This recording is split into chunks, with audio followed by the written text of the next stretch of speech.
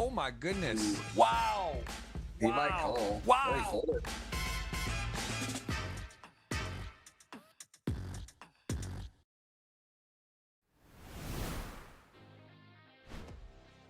Welcome, everyone. We are here for another GG Millions. We got my man Rayan Chamas Beyrouzi in the house. How are you, my friend? Doing great. Good to see everyone again. Great to see you. Great to see another amazing background. You're at your home base there. And, of course, World Series of Poker Online time. A lot of events to play, a lot of exciting things happening in the world of poker. But today, it's another exciting final table. Again, there's some of the biggest names. It's fun always here. We get to see a lot of familiar faces, some new ones, get a bit of everything. And, of course, $300,000 plus going to first. There's a look at the earnings from Mr. Beyrouzi there. A lot of good scores live, including a 600K one. We're going to talk more about the good of you, but also you have a interesting thing we're going to mention about your downswing, which you did do a very cool video on, and I've just started that, but that is we'll be covering that because you do show the down with the good. But at the moment, we're going to go through the last week winner. This guy, if you play or if you've been around online poker, you know him. Samuel Wooston. He is the fourth place finisher in the 2022 main event. He's been around since I can remember, 20 years ago, playing online. Just an impressive resume, about 24 million GG earnings. And here is a look at 9-8 suited heads up, out of position, but hey, you're covering pretty looking hand in the big blind here, if you will, out of position. Hey, why not flop the nuts on the 10-6-7? We see this man, Tobias, there, the Austrian flag. It was funny, Fedor was on the stream last week, and a friend of his, he told him to hop in. He hopped in, he got heads up, had the chip lead, got a little excited, had a big chip lead to start, went for a super aggression, and then kind of got a little bit of a cooler, bad timing when you're betting into the nuts here in heads up. So I think, yeah, Samuel actually raises, which makes sense when you unblock, right, the pairs. You know, you could either have 10x or he doesn't have a heart in his hand, so he decides to go ahead and raise here, which is going to work out well, as we will see that he does get it in. But what do you think about raising here versus calling? What's your default? Yeah, I mean, you unblock all the pairs, all the flush draws, so all the continues from King Jack with one heart and stuff like that. So it's a very easy value raise. You never want to slow play here. If you have a heart, you probably slow play. Hand kind of played itself out, you know. They both have a big piece of the board. There's not much they can do. Well, that is going to be it. You see, very clean, gets it in an amazing position, basically for a head to fade, the 9 to chop, does get it in the D-Negs golf claps, and that will be it, as we see a second place and for Tobias, and I believe a sixth title maybe. I think Samuel had 5 into 6, and very impressive. Going to join himself in elite company there as he does take down the title. How much have you played with Samuel? You're very aware of his game, right? You probably battled a lot online. Yeah, I think he's one of the best of all time, to be honest. I've known him for a while. We actually went to Tomorrowland together a long time ago, so it's a good friend of mine. And I mean, we played way back, micro stakes, and now he's just kind of like holding the lobby and all the highest stakes. So I really think he's one of the best of all time. I love it. Well, that is well said, and I think he is on most people's Mount Rushmore. He does add to his impressive resume, and you can see there on the all-time list, he is sort of at the bottom of the earnings on the top 10, but also with the 6 titles, it puts him into third, tied for that with Ole and behind Adamo and Artur Mortarizian. So very, very elite company there. And those guys, I mean, one part of the things I feel like here is every week. It's funny because some of these guys, they go through waves where they play a lot and you kind of see them every week and then they take a bit of a break. But I think today we are not going to see any of those exact names. We do have a very stacked final table today. We will see some of the best players in the world. Again, we'll see a couple unknowns. And I think that this is why the GG Million is so exciting, because the ICM, although there are sort of the payouts aren't so crazy laddering up, you do see people going for it, and you see a lot of sort of a, you know, it's a nice thing to win. I think you've had, how many final tables? You've had a handful. We've had you on here as a guest. Yeah, I've had like 5. Yeah, I think I've had 5, and I came in chip leader 3 times and never even got top 3. So quite of extensive, painful experience. Well, there's no guarantees out there, that's for sure. It is a tough field, and you have to run well. A lot of players playing at a very high level. There's a look at the second part. This is season 2025 on the second part, and you can see there up top there, Dimov, who did take down that special edition one, took it down for 1,390,000. That will end with, in conjunction with the Bahamas in the end of the year there, which hopefully you'll go to the 25K, 60 million. Here's a look at today, 302 up top, 43K for 9. So everyone very, very nice payday, but a top 5 going to get 6 figures or more. And you play this a lot. When you come and look at this payout, what jumps out to you? What do you sort of say to yourself when you get and look at the payouts and how it is? What's your sort of approach in these final tables? I mean, it's always nice to see like it's kind of a bit top heavy. There's a lot of money for first. The jumps, you know, they're pretty significant where you have to respect ICM. You don't get to just play for the win. So it's very rare to find tournaments like that still exist. You know, a lot of other sites have kind of like spread out payouts, but here it's a good mix of both, I find. Yeah, it's a great point. And here looking at a man named Clickwork who has been in here a lot, 47 entries, only 6 cashes and 1 final table. So definitely in the red, right? On this particular format, you can see he does have a fair amount of earnings on GG, 3 million, but sort of an unknown here at the first time we're going to see him in this particular format. And you can see that, again, for 47 appearances, maybe some rebuys as well in there, right? So that means he's in for at least 470, he's cash 175. Big opportunity here to make up some of that, potentially get ahead if he can have a big score, but he is short with 14 blinds and not super short. 14 blinds, you're in 9th. What are you looking to do here if you're Clickwork? You gotta, I mean, you don't have much pressure on you, so you just have to try to play you know, smart aggressive, because there's nothing to disappoint you. You're already in last place. So I think he can go in, play really, really aggressive, find some really good re-steal spots, and just try to build his stack to a point where he can start laddering. For sure. Gilliam Nolay, who is a fellow Canadian over there with you. I feel like I'm Canadian a bit, growing up in Ann Arbor, Michigan, bordering there. So 1.8 million in live earnings, 3 wins here, no slouch in the GGMillion. A lot of appearances, played a lot of times, 11 million GG earnings. How much have you played with Gilliam, and how well do you know him? Also a good friend of mine. We kind of like grew up playing the same Montreal poker room. So he's been around forever. And I think he's a really good player and a really cool guy. So I'm happy to see him on here and hope he does well. He's one of the shorter stacks. He's had a lot of success both live and offline, so he knows how to navigate these final tables for sure. Awesome. Well, we'll see how he fares, as he is also shorter. And here's a guy, Brock Wisbrod, doesn't need a ton of an introduction, plays a lot on here. We've seen him 22 times, as a matter of fact, final tables out of 118 appearances. Very impressive on a 30% cash rate, 2-time champion of this event. What do you know about Barack? What's his secret firepower? How does he continuously get here, and 15 million earnings as well in GG? What's he do so well? I think he's just one of the best Israeli players in the world, but also one of the best like online players as well. He did a really good transition from cash games to tournaments, which tends to be quite hard, I find. And he's still battling in the highest stakes in both and putting in results. He doesn't struggle with ICM as much as some people would expect a cash player would. So I think he's always a favorite at these final tables whenever he has chips. Yeah, I think, and I respect his approach a lot. It's very different. Like, he still has his cash game background a bit, even in MTTs. For sure. T Mulder, this is a player that is a little less familiar here on exact appearances. He does have only 1 prior cash, so now at the final table with 5 appearances. Have you battled with him on GG? He's someone I'm not quite as familiar with on here, but obviously Tion Mulder is a very well-known pro. So tell me about his game. You play with him live or online? Yeah, I've played with him both live and online. Also very difficult opponent. He's much more on the aggressive side. And I'm not really sure what his age is, but he kind of seems more of like a recent newcomer. And I believe he's been not only just putting in a lot of really good results, but doing it on the live scene as well. Like, I know he was playing the 100Ks in Barcelona recently because I was there and I saw him. Yeah. So I do think he's just like, a name that you're going to see very often, even though he hasn't really made an appearance in the last few years. Yeah, 7.6 million actually in live earnings. So very accomplished, plays Tritons, fires huge, and definitely these guys that, willing to put 100K, 250K into a poker tournament. You gotta give him a little credit regardless. And he is definitely a very capable, willing, and able player. So here we go. 35 blinds. Ravi Garbi, who has been around as well. 19 final tables, seen him a ton. 2 wins. He is capable to close it out. He also took down the online 5K bracelet event and 49 WSOP cashes. Tell me about Ravid. How tough is he? Yeah, I've played with him online a lot, and he's also a very difficult opponent.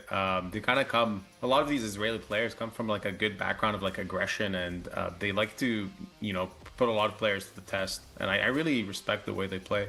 I'm not sure if he's related in any way to Barack, but they play, from my understanding, a bit of a similar style. They're like very balanced, aggressive, and no wonder like he's had a lot of success. And I think he's always in these final tables and big binds.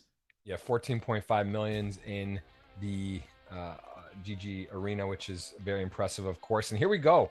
Fat Frumos, this player, I think you said you saw him on the socials and could tell us a little more about him. I know him. I met him a few times, actually playing some cages. And I know Dan, how well do you know Fat Frumos? Yeah, Dan Stavilla, I mean, he's a really good young player. I know he's had a lot of success live recently. I had a couple of deep runs with him and a final table in WPT last year, actually. And he really like cool guy. I know he's basically traveling the world, living the poker dream, and just getting in results. I think he doesn't play too much online, but how can you avoid like a big series during September? Like I think he's in Montreal right now with a friend of mine. So I'm happy that he shows up to Montreal, gets a final table, and I personally bet on the client on him because I think the odds were really good. I know he's a good solid player, so I'm hoping he wins. Yeah, well, you can see the big blinds, plenty of chips. There's actually a lot of chips today, including the top three here. Linus, who has been making his presence felt on the show recently, 3 final tables, all in short order here with 2 of those wins. I mean, that's an impressive stat. When you get here closing it out, that is not easy to do. We see people with 60, 30, 40 final tables that don't have 2 wins, or 20 and have 0. So to go 3 and take down 2, also coming in top 3 right now. So a good position for him. And Linus, again, one of the sort of legendary names in online poker, and has also had some great success live. I got to double check, but I believe, I think almost 9 million, just over in the live earnings, 3.9 of those coming in one score. Also plays the 200Ks. There you go. There's a big score for 3.9 million. What does Linus do so well? I mean, he's just like a machine. I remember playing with him a long time ago, maybe like 10 years ago when he was super young in Barcelona. I was like, who is this guy? He was so good even back then. And he's just grinding the solvers and knows them more than anyone else. Stays away from online attention and just like studies and just gets better and better. I think he's far ahead of a lot of the top players.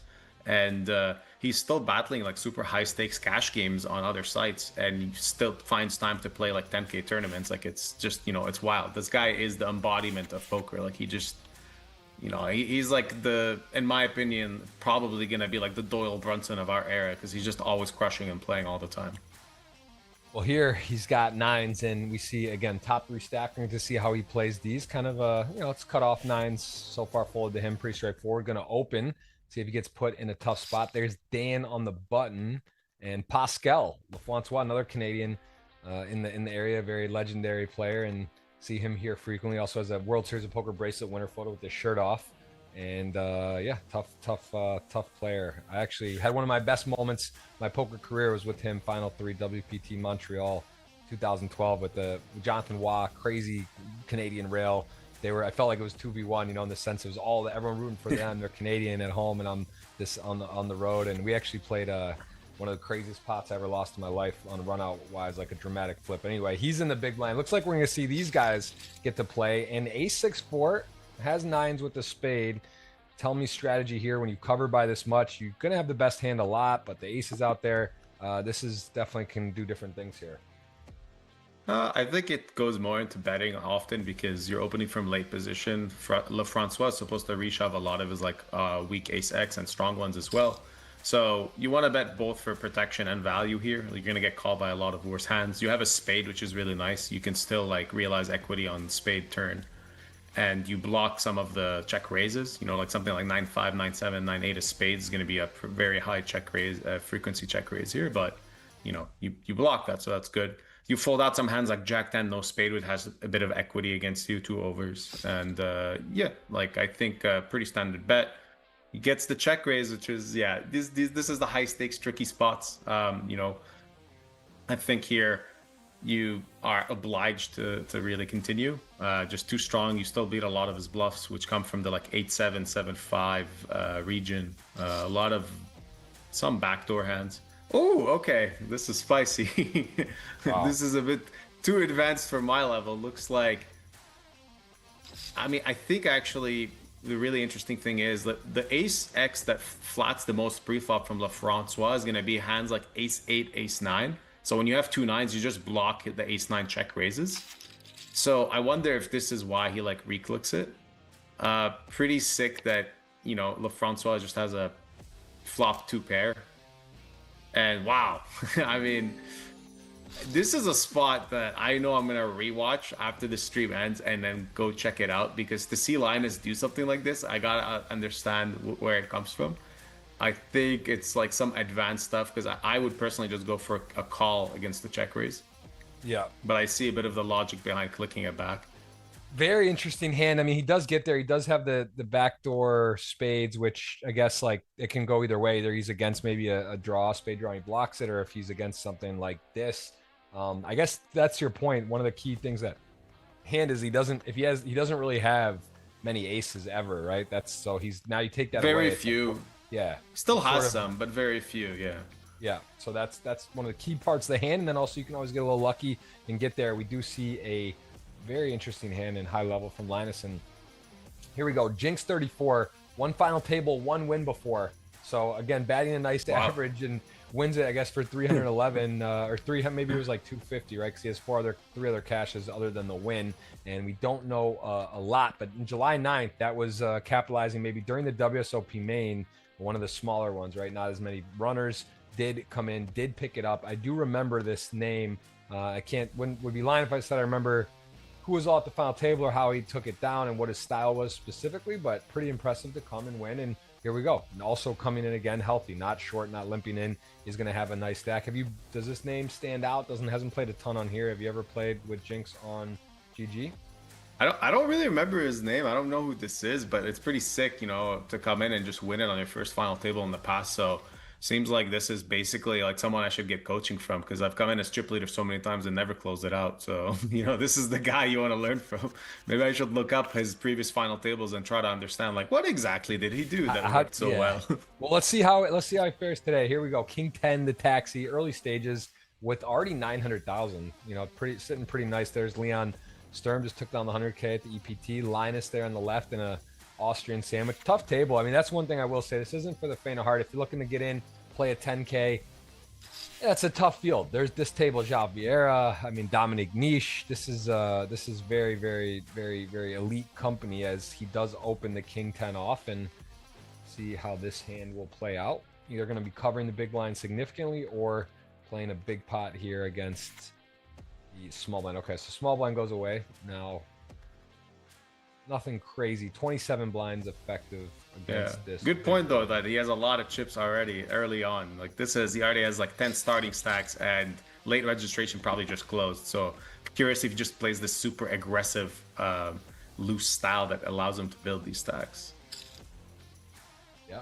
All right. So far, pretty standard, yeah.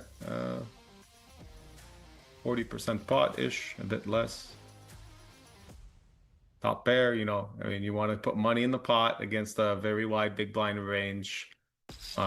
He's defending a lot of worse King X. You have the ability to improve against two pairs with one overcard. You know, like betting King 10 here is a big difference between betting King 7, because you can improve versus King 9, King 8 and get all the money in, but with King 7, not really, unless you run her straight. So I think these little things make a really big difference in the solver world. Pretty spicy turn. Yeah, that is definitely an action card. Facing a check, so you know, oh, checks it back. All right, this is actually like John's range from the big line is basically saying I have two pairs, maybe some sets, 8s and 9s are possible, and then slow played flushes, right? And then he blocks the river. I think this is a clear shove. Too strong of a hand to ever flat. You do get called by worse. John can still have like King Queen, King Jack with one diamond that actually has to call because it just blocked a lot of value. And Jinx's like bluffs can come from some ace-9 with the ace of diamonds, maybe even like ace-jack with a diamond that like bet call flop, yeah, like with the ace of diamonds. And yeah, there it is, like king-queen, no diamond. So just got max value by checking back turn. I think like if Jinx bets the turn small and then shoves the river, he might face more folds, which, you know, it's always good to sometimes like realize you got to protect your ranges. Just because you check, you can still have a very strong hand. Yeah, no, it's well said. It's an interesting hand that we really, again, it's all these points, they matter. There's all these nuances to it and how you want to bet, how you want to block or not. We see a lot of creative bet sizings now on rivers, and it is important to understand where you are and what hands you are, you're up against. And again, good decision there. I think you're right. Clear, although it's a scary board because the block on the river, I think your hand's just too strong and there's too many hands that like this that you beat, and versus like a value hand wouldn't, probably a flush, certain hands wouldn't bet like this, I would think, in this spot. So a nice pickup, nice assertion in Jinx. We're gonna get to see, I think, a exciting style of poker here as this second stack. And this man, Enrico Camosi, he's got the second place, maybe a reminder of a painful moment for him in his career. He also has a ton of earnings. I know you've played a lot with him. 11 final tables, has not won, comes in chip leader today, 10 million in GG earnings. What about Enrico? How tough is he? What is he doing well that is allowing him to go this deep and be so dangerous in these tournaments? He's just a dinosaur of online poker. Like, he's been playing for a long time, putting in a lot of results, and recently kind of resurfaced more in like a live setting. He's been getting a lot of live score results. I played with him in Barcelona, like really funny guy. I really like what they're doing with their, they have a little group called Smart X Poker, and they're kind of showing the lifestyle of high stakes poker and trying to, entice people to like maybe get, involved in the game and see that they can really improve their life. So he's also just not, just a really solid player, but very experienced as well. He's kind of seen it all. He's been in a lot of these situations in the past. I think a lot of people really respect his game, and he's one of these guys that continuously improves. Like, he never like sits back and says, oh, I've already had an amazing career. He's trying harder and harder. And if he's watching, I want him to send a video in the client of him yawning. That would be a really good troll, because he was yawning nonstop when we were playing live. And I told him, Enrico, please stop. I'm already tired. Like, I'm jet lagged, but I can't just play any pot with you when you're just yawning in the middle of the hand. So it'd be funny if he does this on the final table right now. Some emojis out there for sure. Some of the gifts. Well, here 8-6 suited, a good hand that flops very well here. I think was it open a flat, so we go three-way here. Yeah, flats the button. Very deep stacked against Lasuski. Pretty standard play.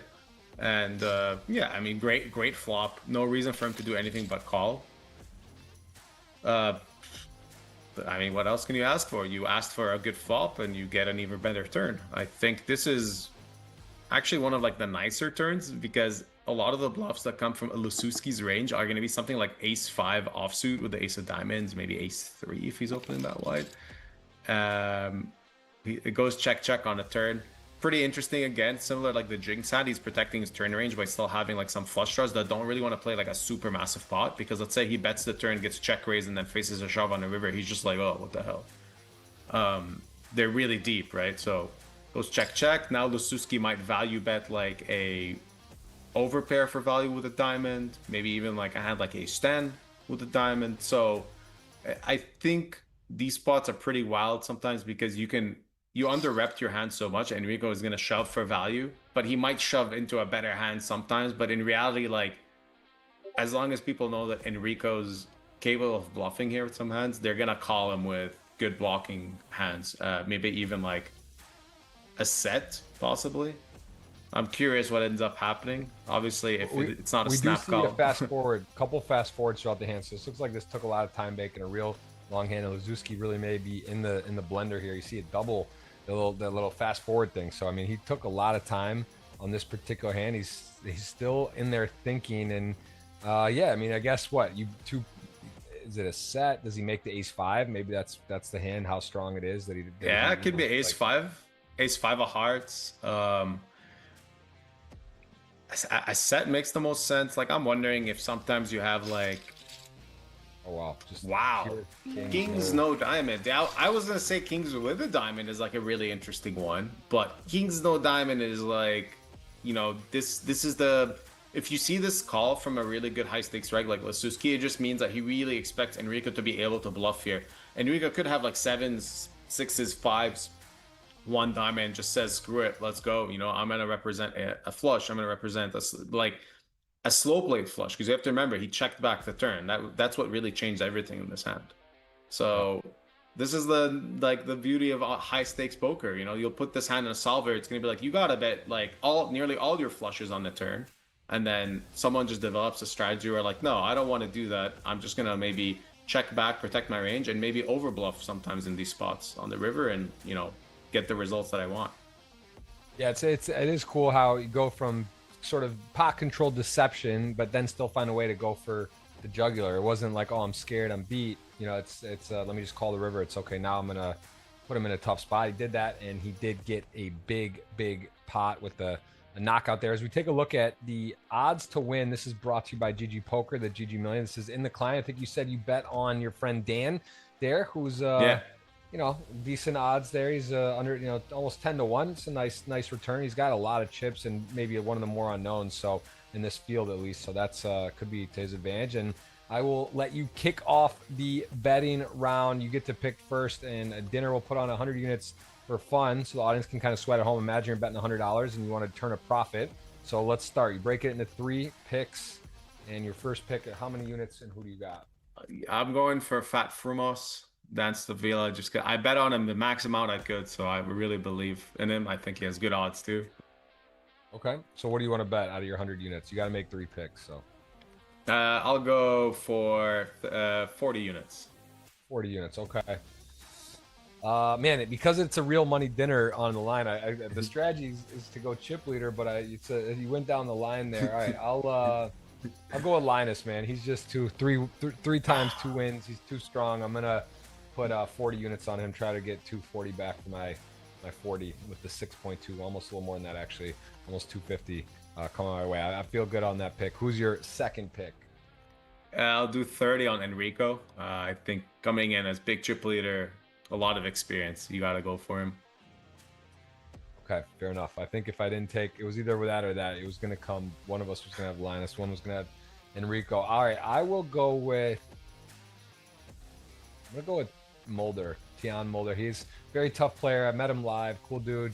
Has some swag. Has 11.7-1 odds. I'm going to go with 30 on him for a nice payday if he can get it done and sort of add to his resume. I don't think doesn't play as much of this, right? Hasn't had a ton of scores on GG within, I think actually his first final table here, 30 big blinds, and doesn't play a ton online, it looks like, from what we can tell with his stats. But your last pick, you get to grab it. Tell me who you're going with. Yeah, you took 2 of my picks actually, so I think I'm gonna go with Barack. I just noticed he has the same odds as Mulder, even though he has like 20% less chips. It's kind of crazy. I think Mulder is definitely the better pick, but I'm gonna go with Barack. I know he has a lot of experience, and he's also like short-handed. I think he's gonna have a huge edge over everyone else because he plays the highest stakes cash games, heads up 300, 400. So I think that's a really big advantage. Okay, fair play. I'll go with Ravid. That is a guy who has won 2 times, knows how to close, and also a very healthy stack, 11.161. So I'll put the rest of my 100 units on him. And again, if you do have a GGPoker client, if you are able to do that, you can go ahead and fire in there, put a little something on it for fun, pick a few people, see if you can turn a profit. I do enjoy that when I'm in a place I'm able to play. And we are going to see an insanely competitive final table. Of course, we'll do the seat draw where based on the chip size gets to go from the shortest to the most. We will be taking a short break here afterward as well. And of course, good luck to everyone playing World Series of Poker events online, 33 bracelet events, and special guests. I don't know if I'm allowed to announce, but I know Daniel's announced for the 30th for the 10K GG special edition. I just hit up a buddy of mine and he is confirmed for the 23rd. I don't know if they put the graphic out yet, but we have a very exciting month of poker going on online, and we will do giveaways. We'll have $350 GG ticket giveaways today, and on my pinned Twitter, Jeff Gross Poker, and make sure you get that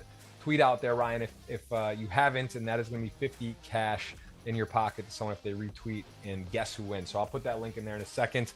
And yeah, I mean, I gotta say, very exciting final table. It's always nice when you know a few people and have someone to root for, but we are going to be literally going to be playing to a winner. No deal making. This is from Sunday and during the peak of online poker at the moment. So I got to say, I think that we're going to have fun today. You got your nice background. You got your bar there. I'm going to come visit at some point. I was supposed to be coming out to Montreal actually they got some big stuff right now, the circuit, right? They had all these events there. I was talking to Playground. I know they have more events coming up. So yeah, I'm excited to get back there. I used to go 3-4 times a year. Now haven't been in a while. So again, excited to get to call this with you. I appreciate the time. We're going to talk about your 800K downswing hour video YouTube production, which looks epic. I've just started it, but I got to watch it. We'll talk about that after the show, and we'll see everyone in 5. We'll be right back.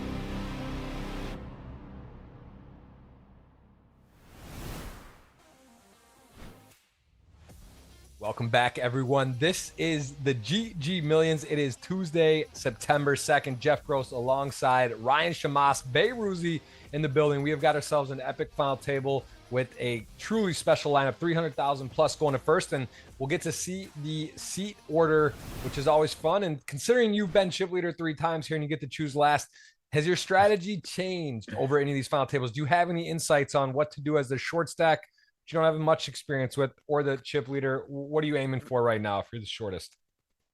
Yeah, I think if you're the shortest, you just go for like cutoff or hijack because everyone picks the button at some point, but like not a lot of people fight for cutoff. So it's always nice to just avoid the blinds. Middle stacks, generally, you just have to start thinking about like what you expect the others to start doing. And it just becomes this crazy mind game because the chip leader has always a huge advantage. He's always going to take like position on second place, nearly always. So, you know, if you're one of the middle stacks, you're thinking, all right, well, they're probably going to do this and that. So I'm going to try to do this. But it just takes one dude to completely throw it all off.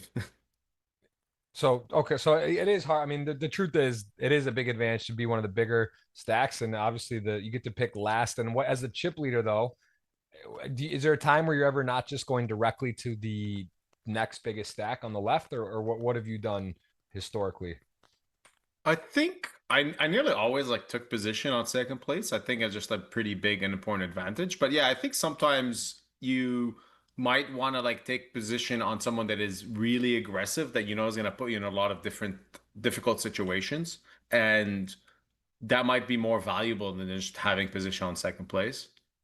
So will be interesting to see here what ends up happening. We see yeah, I mean, Enrico just did exactly what I thought. Went for Jinx, and you see Clickwork was actually the first one to pick, and he picked the cutoff, and he just stayed in the cutoff. No one touched him. Everyone's like, yeah, you know what, little stack, you do your thing.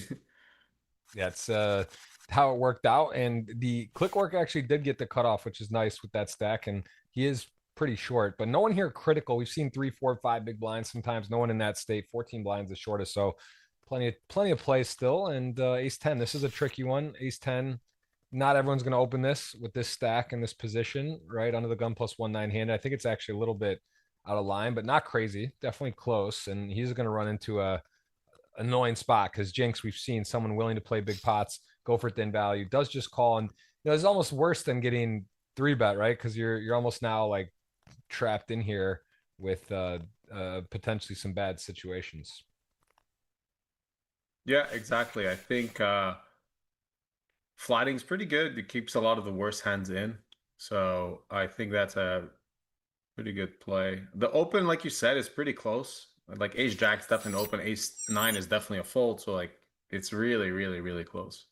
Yep. And here we see the shout out to GTO Wizard, of course, the plugin, one of the great additions this season to the GG Millions, as we see it saying to check almost 9 out of 10 times. And if you don't, bet large, though, on this board. So we'll see what happens. And ace queen suited flops about as well as you can, although it is still scary. And he does go with the recommended high frequency check, as here now actually same thing. The sizing. What most interesting to me about this is the sizing. They're saying to either check or bet big, not like this, bet 20, bet 25, bet 10, 15 spots. So now we're seeing check. Both agreed with what to do. And now it's sort of debating. You can either go about half pot or Yeah. check. Yeah, I mean, opener has a lot of like ace X in his range and obviously has a range advantage. So that's why Jinx was being told to either bet big or small because you're kind of in a up against the very polar range of hands that like automatically fold that are just weak, like under pairs or really strong hands. So you don't get to do this like 10-20% betting in position as much. Also, when you flat pre, you kind of eliminate a lot of the top of your range. Like he definitely has aces in his range there that just flat pre, but I think kings is going to be pure 3-bet. And probably, yeah, like ace king is a pure 3-bet as well. Yep. So Okay. So he it went, does go to yeah, bet cool. small, and now it's saying you can't fold. Gonna call, that seems like the likely maneuver here, as we would then set up a close to pot on the river, right? It'd be 480 in the middle, 556. The heart does come in, maybe saving some money here for Gilliam and maybe even Jinx. Also, ace queen suited though has played, should feel okay. It's scary though. The heart does change. But honestly, what hearts is really Gilliam opening here? Is he, I guess, Queen Jack suited? Is None. he opening that? Does it Yeah. like none, right? That's the Like key. Almost. there's just one combo. Like Jack 10 is probably not opening, Queen 10 not. Like it's just yeah, it's Jinx didn't go for trying to like bluff out a chop, and he shouldn't because Guillaume can still just like be protected and have really strong hand there. So I think kind of well played by both. Nice run out for Guillaume to avoid like a pretty big cooler.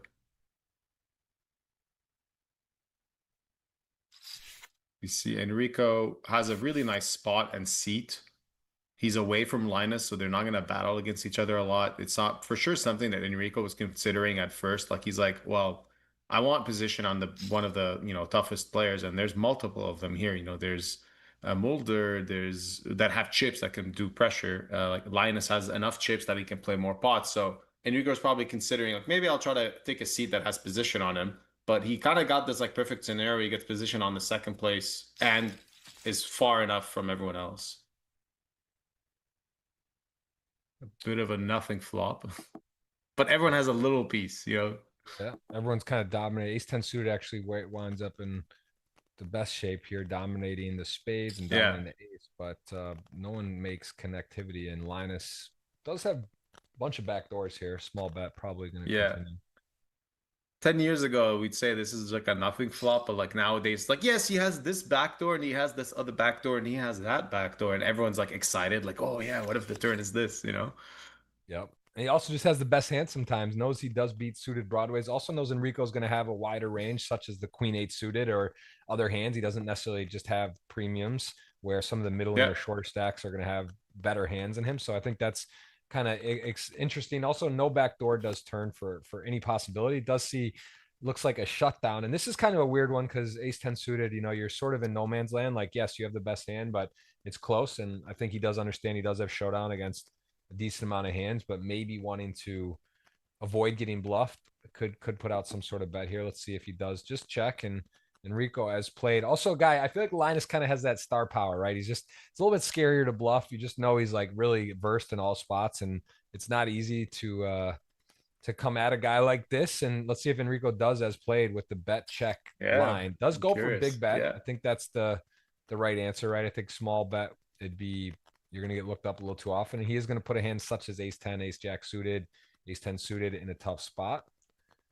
And let's see. Yeah, this is this is a pretty sick spot if Linus finds a call here. I'm trying to even think.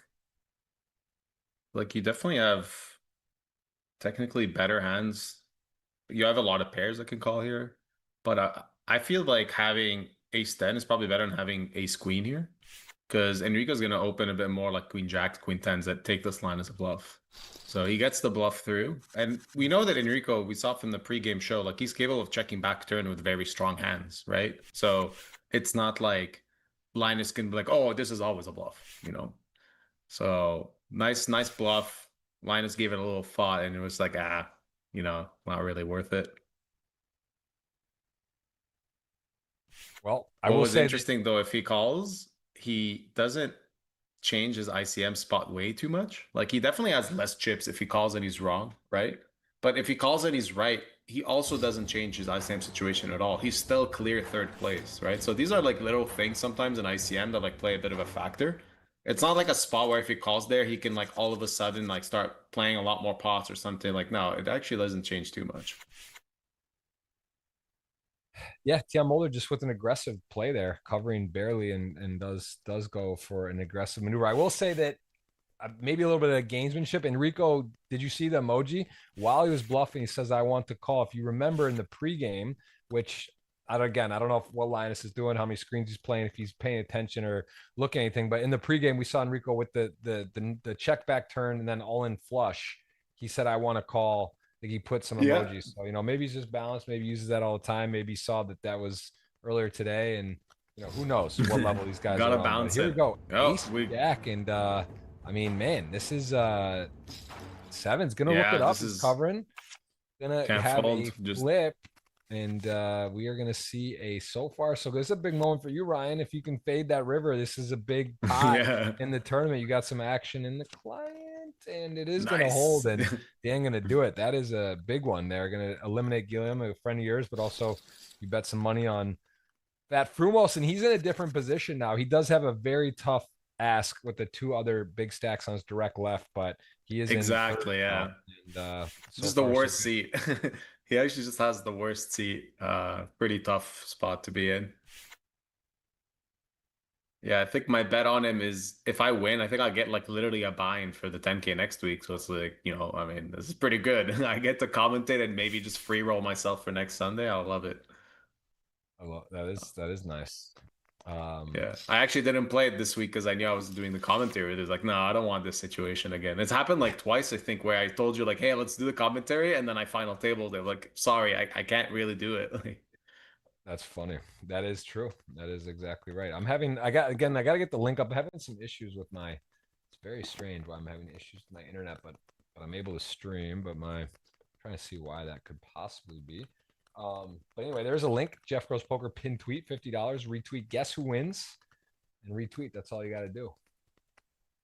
So good luck. I mean, you don't have to be right. So just put your opinion out. I'm gonna try to get you guys this link. I don't know why it's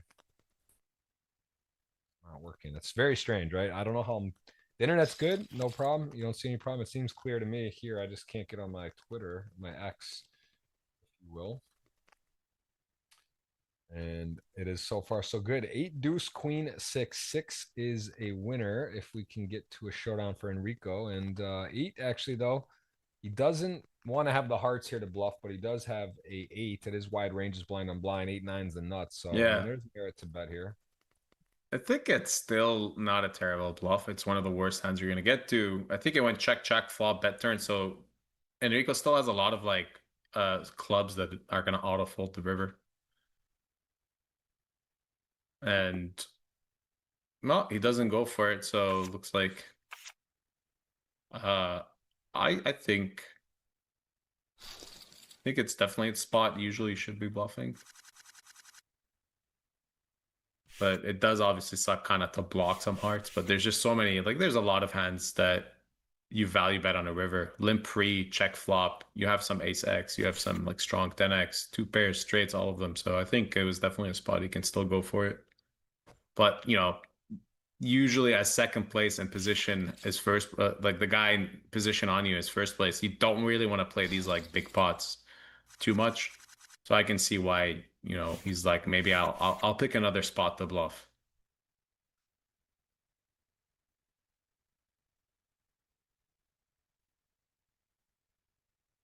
And then now, a bit interesting to see that click work, if you think about it, got the ladder up before even posting the blinds. And kind of goes to show you how important it is to pick that seat where you avoid the blinds, because you're the most likely to bust in a tournament in a small blind or big blind because you're forced to play more hands. And that's exactly how Guillaume Nollet busted, right? Like he has ace jack in a small blind, he just shoved it. And like, what else can he do? There's nothing else you can do. But in any other position, he would open and maybe fold a 3-bet, right? So just showing like strategy of picking your seat is kind of important. You have to like respect it a bit more. That makes a lot of sense. And yeah, Clockwork already through the blind. 650 does have already the knockout, and we are down to 8 as you see the payouts lower left. Gilliam gonna get in a kind of weird spot there. Was there any avoidable way there? Is that hand? It's pretty standard, right? Ace Jack sevens. Is that the stack depth? There's just not much gonna. He's gonna shove hands that sevens dominate as well, like some ace X suited, some under pairs for sure. Like Guillaume's gonna have like under pairs that are going to shove as well. A lot of like jack 10, jack 9 suited. So like it's definitely, there's not much you can do. It's just a blind on blind cooler. Linus giving a tank here, and I think he's maybe considering a 3-bet. I think these are the spots where a lot of the bad king X go for a bluff 3-bet. That's exactly what's going on.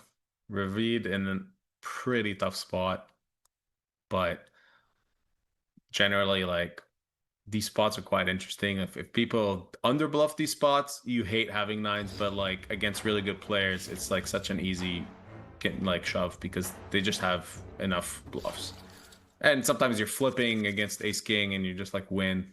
You're good. You're fine with that.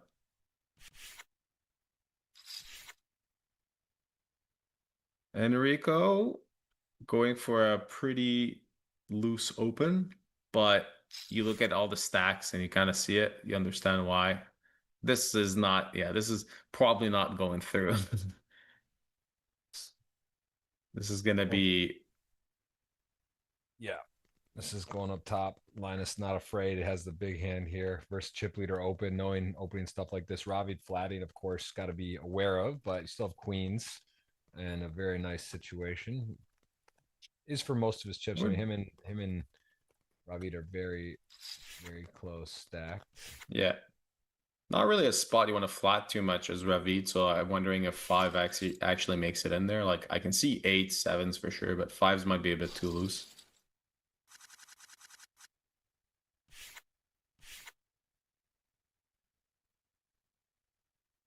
Got a couple of hands here.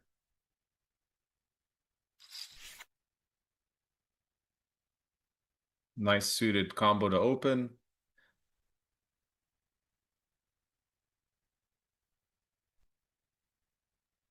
We've seen enough of these final tables where you see people here like holding some nice combos to like small 3-bet bluff as well. Some ace 10, ace jack, offsuit.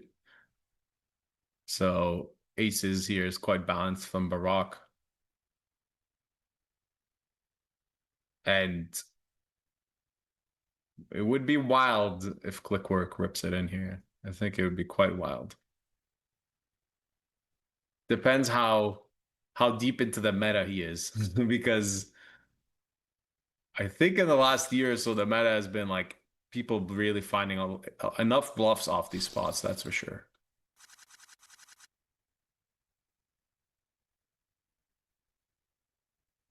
Yeah, nice discipline there. Ace 9 suited, definitely close, but does err on caution, does avoid a pile up there. As we want to welcome everyone in the world. Let us know where you're watching from. Again, we are gonna see a winner today. We've seen a fast start. We see GTO Wizard coming in with the recommendations. Want to give a big shout out to those guys and girls over there who do an awesome event. I was in Vegas for the main. Did go over and check out the GTO Wizard sort of tent in their events. It was very, very cool, and it seems like they're really doing a lot. They're advertising everywhere, and it seems like a very exciting time. Sheena also just signed a deal with them. She won the EPT Barcelona Ladies event. Of course, she took second, first in the women's event. I mean, it's at the World Series. Like I saw the number, it was like $1,074,000,000 to 1 or something to do that, to go second, first in that size of entry field. Pretty insane stuff. Yeah, they're great. They've done a lot of amazing stuff. I'm really I kind of like worked with them a little bit, and I'm very like happy to see a company like that grow and go start from, I would say, nothing. They bought me a cake for my birthday in Vegas for like no reason. Like no, never, I never expected them to do something like that. So that was really, really nice of them. Shout out to Ava. Yeah, it was great. And jacks to tens is a nice spot. This is one of my picks. And Jinx up there with tens needs some help, or else a lot of chips going to shift that way. And there it is, going to draw in dead. The DD, and a new set of circumstances has arisen here as we see a lot of chips kind of balanced out. No one's short other than Click Work and Barak also with over 20 blinds and change. Ravid has plenty of chips. What, 40? Is that right? 40. And this is there's a lot of chips going around. No one's really short. Just Click Work at this moment. We see that was a really big swing in the pot because now Enrico has nearly like twice as much chips. There's a lot of room between him and the others. So it does actually change a lot, I find, in these situations.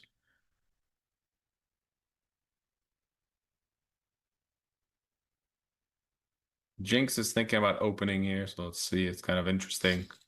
There's actually some spots here where like ace deuce open is a pure fold in some stack distributions. Having the deuce makes a difference because like you block the auto fold. So if you're trying to steal the blinds, like you want them to have a deuce because they're just gonna fold that a lot. Yeah, really nice spot for click work. I mean, sees the open and a flat. I mean, again, there are some traps from Enrico, I guess, but like at the end of the day, you have ace jack on this stack size, and this is going to be an insanely nice pickup for him. He's going to pick up like he gets like 50% stack increase. Actually, Yeah, if shoves exactly. 540, he's going to get that back, and really, really nice timing there. As we see, like continue Yeah, eight Mulder handed in. now This is has more chips than Linus, so also a big little small regional war going on down there. You kind of had Enrico and Jinx like having their own little spot, but now you have these other three stacks all next to each other. You know, Mulder covers Linus, but then Mulder is covered by Fat Frumo. So somehow like all of them are just covering each other one by one.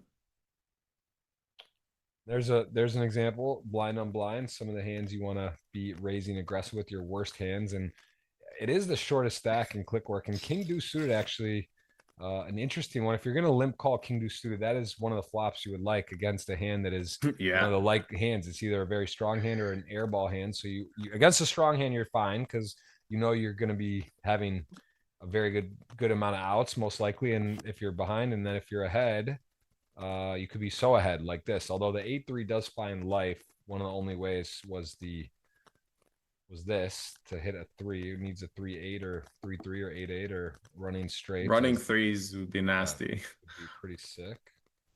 Yeah.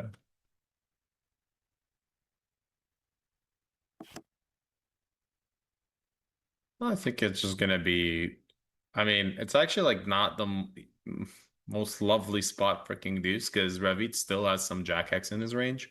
He's gonna isolate some like offsuit Jack X, Jack 4, Jack Deuce, Jack 5 pre-flop. So then, and it kind of has to check them twice also because it's not good enough to bet. So not the best spot for click work, but still, I think a pretty clear value bet with King. Ravit has, I think, an easy fold.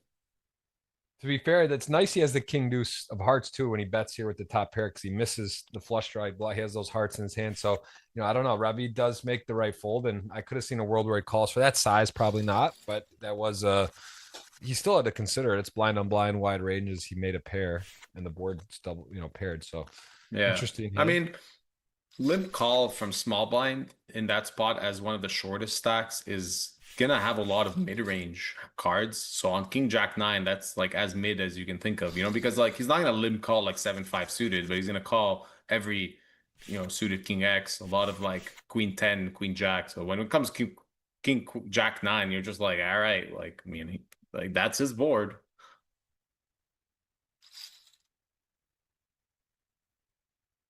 Click exactly. work, finding a nice little spot to maybe, yeah, I mean, he's gonna probably get to steal the blinds here.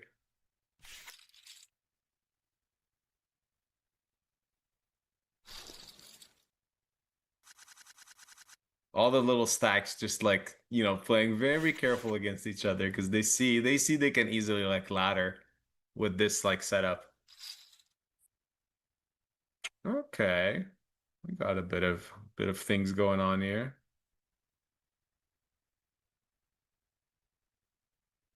Let's see if Clickwork woke up with a bit of a bad hair day today and chose violence, because this combo and this spot is very close between just fold or choosing violence. There's no flatting. It's basically 3-bet fold. I've seen some players just shove this combo sometimes. I don't recommend it, but it's not in these ICM situations. But yeah, he chose violence. He knows Enrico's opening really wide. Just super unlucky that he kind of runs into it here. Enrico opened 8-6 suited earlier in the spot. He opened a bunch of other spots, wider spots too. So just unlucky to run into it.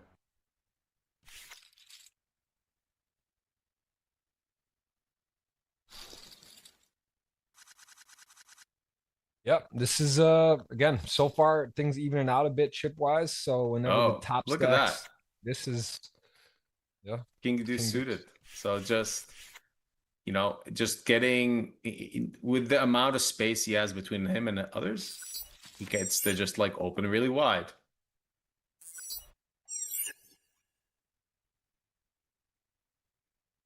And you saw like Ravid had ace 10 off and folded. I think Linus had like a hand he definitely would usually play on the button, but he folded. So this is the power of someone having a really big chip lead and having a lot more room to play aggressive.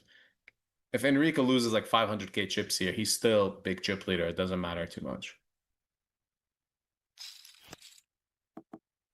Yep, Dan gonna avoid a king or deuce on the turn. So far so good, ace nine. And this is saying to actually aggression is asked here most of the time. All but 20% telling him to bet. And if he bets not small, it'd be big, you know, half pot to overbet even. So Enrico may recognize that, right? With that king, he's got a key card as a 2, and he also doesn't have any spades in his hand, or you know, jack queen in his hand. So there's some hands here to put nice pressure on. He does find the big bet, and this is actually saying very split. It's about 60% to fold, 40% to call. Dan, again, not afraid, kind of living the dream, but knowing this is you're going down an interesting path if you call, because you're now setting up a huge river spot, and there's a lot of guessing, right? There's like stuff going on, draws. If you're behind, you're buried, and if the guy has a draw, so he does stick in, he does get a brick, and now it'll be interesting. Does Enrico? It says to either check or go big yet again. And man, I'll tell you what, to bluff here when all the draws miss, a little bit scary. I think you probably would have preferred there's some cards to maybe bluff on, but let's see. I mean, Enrico's not scared either. Yeah, this is wow. He just gets it through. Enrico doesn't really want to go for it. Enrico actually has he still beats some hands like king, jack, king, queen of diamonds and stuff. So he actually has like a bit of sneaky showdown value. Yeah.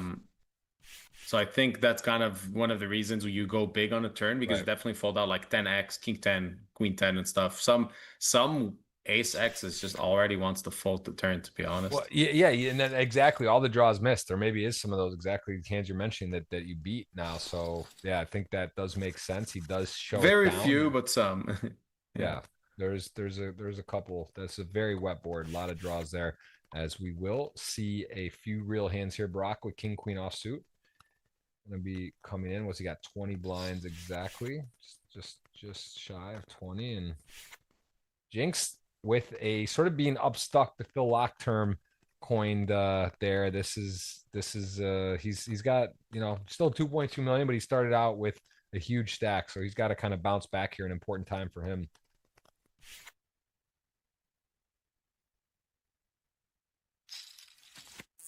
Barack opening a bigger size into the chip leader. Little note, you know, like chip leader is gonna get to defend his blind so much, so you don't want to always min raise in these spots. So you went 2.3x, and that's just like something you would do with your whole range.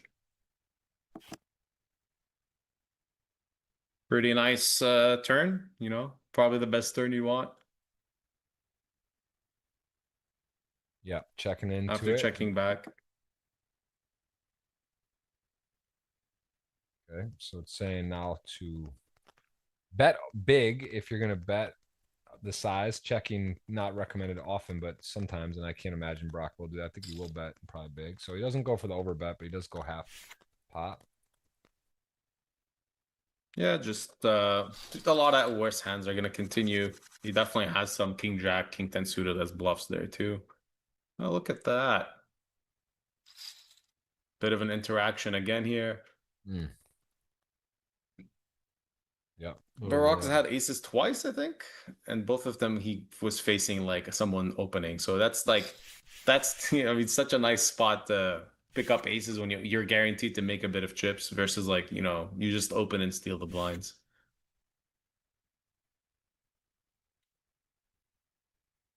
Yeah, under the gun, king queen off 8-handed. One of those hands could 4-bet, but that's not a good spot to do it when you're under the gun +1.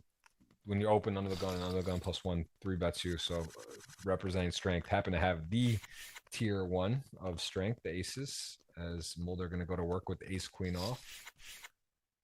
And not much to contest with him. All right, we got to ask, Ryan, your YouTube video movie short, you said it took a fair amount of work. You were down on an 800K downswing. What point did you hit the 800K downswing and then decide you want to do this? How did this project come about, and where can people watch it? So it's released on my YouTube channel from, it's been 2 days. It's an hour long. Basically took around 7 months to make. Really passionate about this because it's not just about me recovering from my downswing, but just like some ideas and approaches I've had to poker that I think are really beneficial for others to, maybe just see a different point of view. Especially players that play tournaments. I've been playing for 17 years. I have a lot of experience in tournaments, but I've just navigated the poker world a bit differently than others would. I've always invested in other things. I've prioritized family and having a good support network around me and traveling more than playing poker. And the video is about this approach, about, choosing not to gamble and play higher and bigger, but actually just like taking a step back and figuring out what I was doing wrong. And yeah, I was on an 800K downswing when I was streaming for GGPoker, and I played a lot at that time. I stopped working on content. I stopped playing as much poker, decided to use whatever money I had left from my bankroll to just travel the world with my wife and play a bit of poker here and there. And it paid dividends. I had really a lot of success. I felt much better when I was playing a bit smaller stakes and then eventually working my way back into the higher stakes. And I fully recovered from the 800K downswing by having a lot of small results and then finally actually making the final table of this 10K twice in 1 month, a couple of months ago. You commented on both, and yeah, I just had really good results then. And that's what the video is about. It's just, it's really, I think it's a fresh, different look from poker content. That's very cool. And I mean, obviously that's a nice cherry on top. Is there going to be a sequel? So you got out because the other version's kind of dark, but the fact that you did recover is nice. If you had just, kept going on the downswing, was that going through your head about it? Or was that like your motivation? All right, I'm going to get this and I got to have a good ending here. It was, I mean, I started with this idea when I was at the peak of my downswing because I wanted to really, if I was ever going to recover from this, I was like, I want to document it. And then hopefully I can like, do some good out of this, show the tough and dark side of poker to others. And then like maybe help them to not go down this path because it was really difficult for me. And, it's not like this super happy, joyful video. Like there's some really dark and difficult moments in it. And I think that's what I like about it the most is that Michael Bailey, the guy that helped me create this, is really good at just showcasing some things. And he did an amazing job at taking different parts of my life that were actually just, not as cut and dry and simple as I thought they were. He would just ask me some simple questions. I'm like, oh man, he's okay. That's a good question. We got a bit of a spicy play here from Jinx. Yep. This Jinx is may be watching the show I want to regularly. comment on this. The computer hand, queen 7 off, not your typical 3-bet selection to come at it. And Team Boulder is going to go for the stuff. And Jinx is going to just relinquish that. And he's at 2 million flat. So he has got chips going the wrong direction here. See if he can rebound. And that was a big moment for him to try to make a little stand and get one through. And gonna have to get out of the way there. So big, still 2 million though. Still hanging in there. But he's got a tough situation going on. Yeah, I mean, pretty cool to see like where Jinx gets his chips from, right? Like he does have some tricks up his sleeve. He found like a pretty interesting 3-bet against a really wide opening range. Just ran into it. But yeah, now we get to see a bit of a 3-way pot. We haven't seen much of that at all. Yeah, nice to flat ace queen suited there. Get a great flop. Again, 3-way though. You got to put a little bit of a different slice on. It's different 3-way. You got a little more opportunity, more going on. This is not you don't see too many multi-way pots. It's not very normal. So if you're gonna see it, it's a cutoff button, big line makes some sense. But so far that's it. Mulder isn't interested in this situation, even with the over. Easy little win. Pat Frumos getting closer and closer to first place. Pretty sick upswing from him. He came in like middle stack, won one big flip, and just like been winning a lot of these small pots, but grinding it closer to Enrico.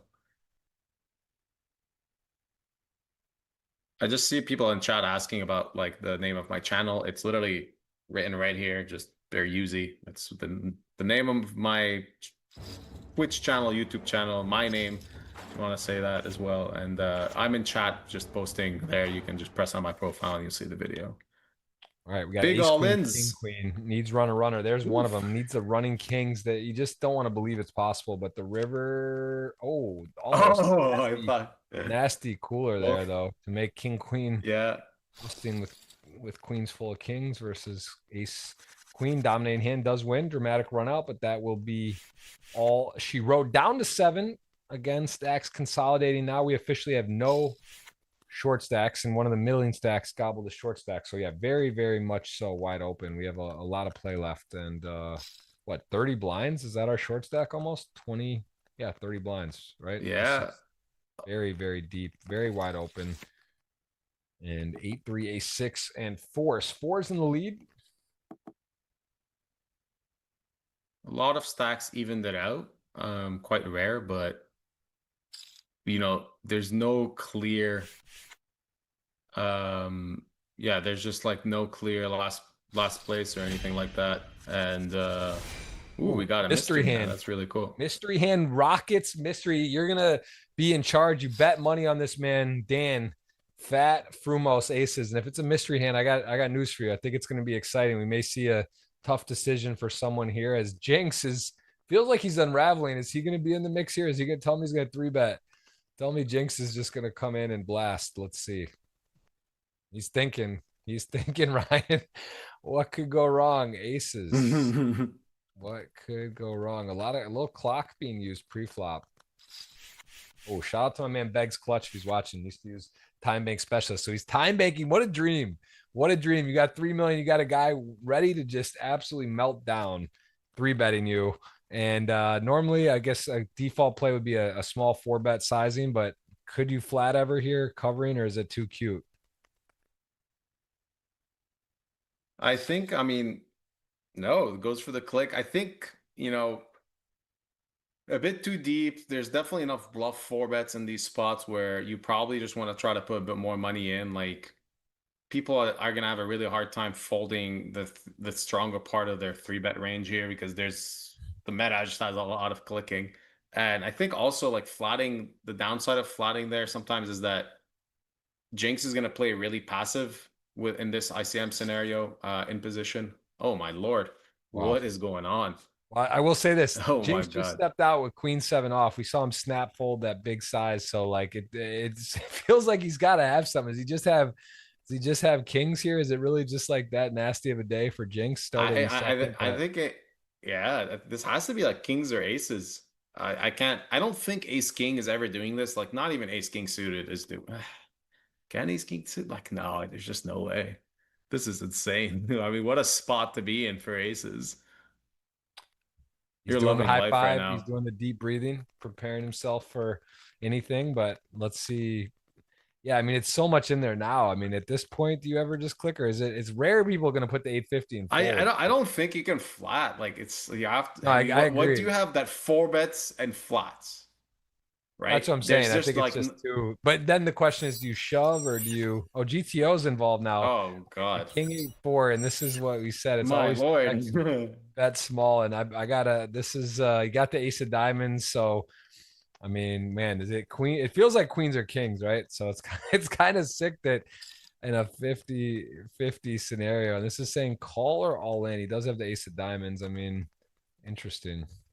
This is wild. Yeah, I mean, these two ranges are so condensed. It's unbelievable. Like they basically both have ace king suited, aces and kings in their range, and then yeah, I mean that's all Fat Frumos has. Like he doesn't have queens at 4-bet spree. Well, it's saying Like literally he check 74% of the time. Like, so would he ever check? That looks like he wouldn't have that kings looks and like check kings. with the diamonds out there, right?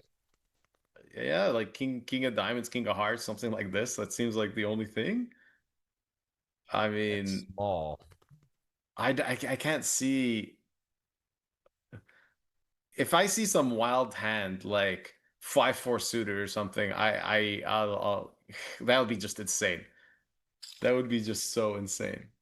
I got news for you. Jinx is I think he's one of the wild card guys. He's capable. He's not afraid. He's shown us some moxie. He had that 800K stack in the pregame show at the early levels. He's just ripping on Team Mulder there with Queen 7 off, and we are not. He don't. Normally you'd say it's kings or queens, but now it's probably not queens, right? and the bet small. Here we're gonna get to see it. There's just no way. Oh my Wow. goodness, it Oh, really is. man. It is what we thought. That's It's so sick. so cruel. Kings to aces, river card 4.55%, and that's a 5. But that is Jinx's.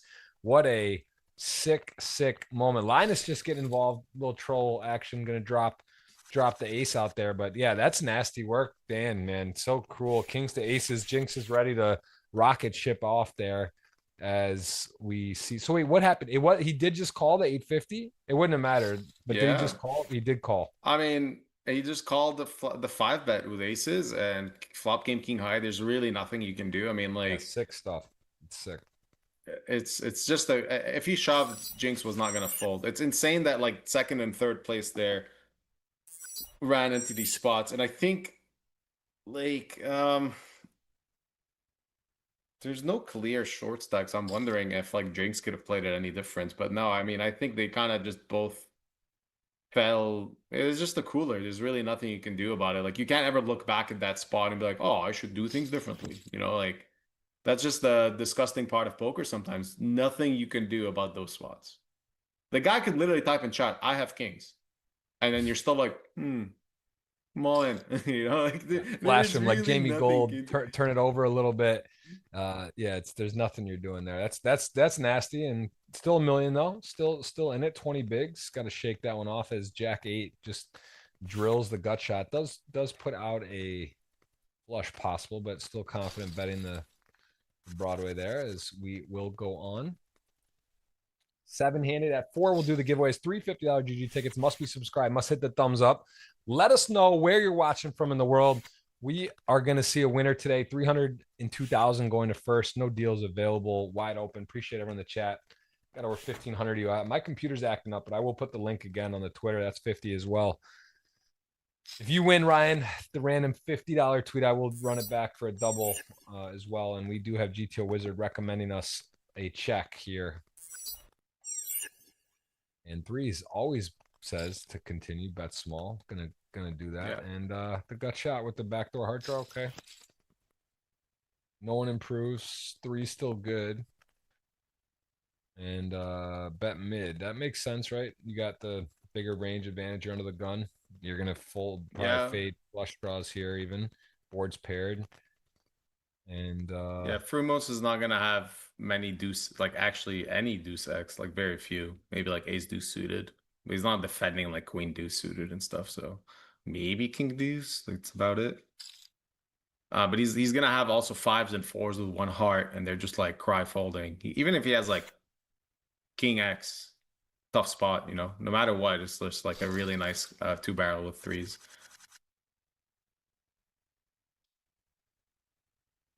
Yeah, Jinx right back to the power pole position there with 4.5. Started the day in second, so he had 3.7 million. So a little roller coaster ride, but back up to peak 4.5 and gets the walk. Everything working right now.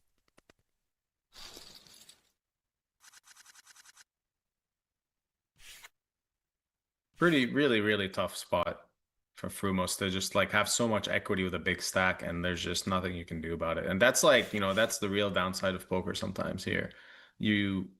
Let's say if this was a really big spot for him, let's say somehow maybe he had all his action in this or something like this, and this could like literally change his life, and he just gets screwed like that. And there's not, you know, you gotta like look back on it and be like, all right, well, I just gotta make sure I keep getting myself in these spots, and like eventually it's gonna be fine. We'll peek at the jack, 2 4s there.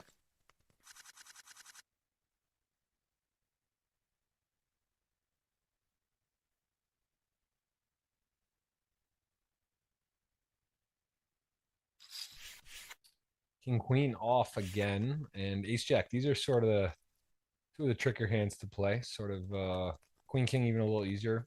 Sort of blocking some bluffs and getting to tell a story. Ace jack on the button here, offsuit, early position raise, one of the short stacks. He's gonna assert himself with the raise. That's not ace jack suited, ace jack off. So I mean, a little more decides to go for the sort of semi bluff, take the lead and rock with I don't know. I mean, I'll be honest, this is tempting. The risk premium the lowest, you're the shortest, tied for the shortest essentially, and you got Jinx who's getting a little saucy, but he does err on caution, get out of the way. Dan gonna have to still continue as a short, and some real hands here.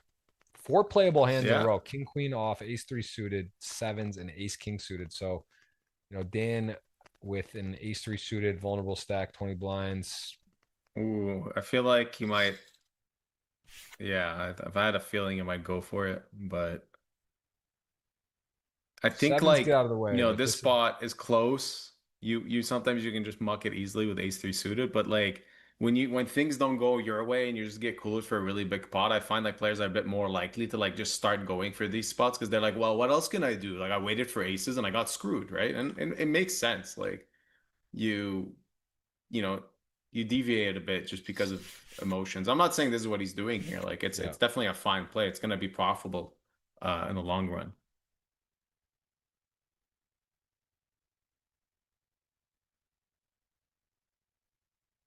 Now, if he shoves here, that's insane. Yeah, that's just like, hey, I'm going for the 30%, try to get back in the game, and maybe once in a blue moon a fold happens. Okay. Does get out of the way. Okay. Inviting. Yeah, that would be like I would say that's like tilt, That's definitely more towards the tilty approach.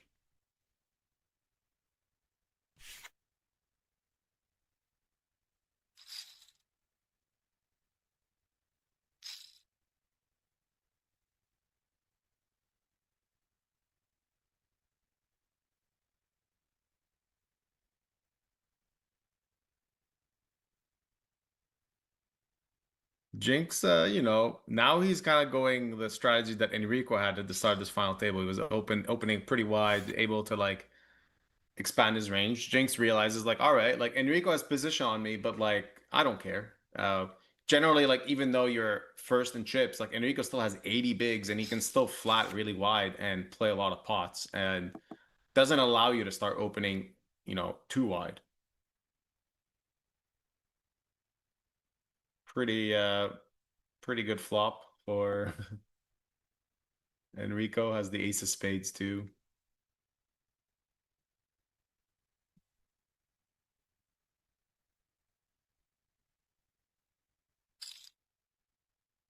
Yeah, it looks like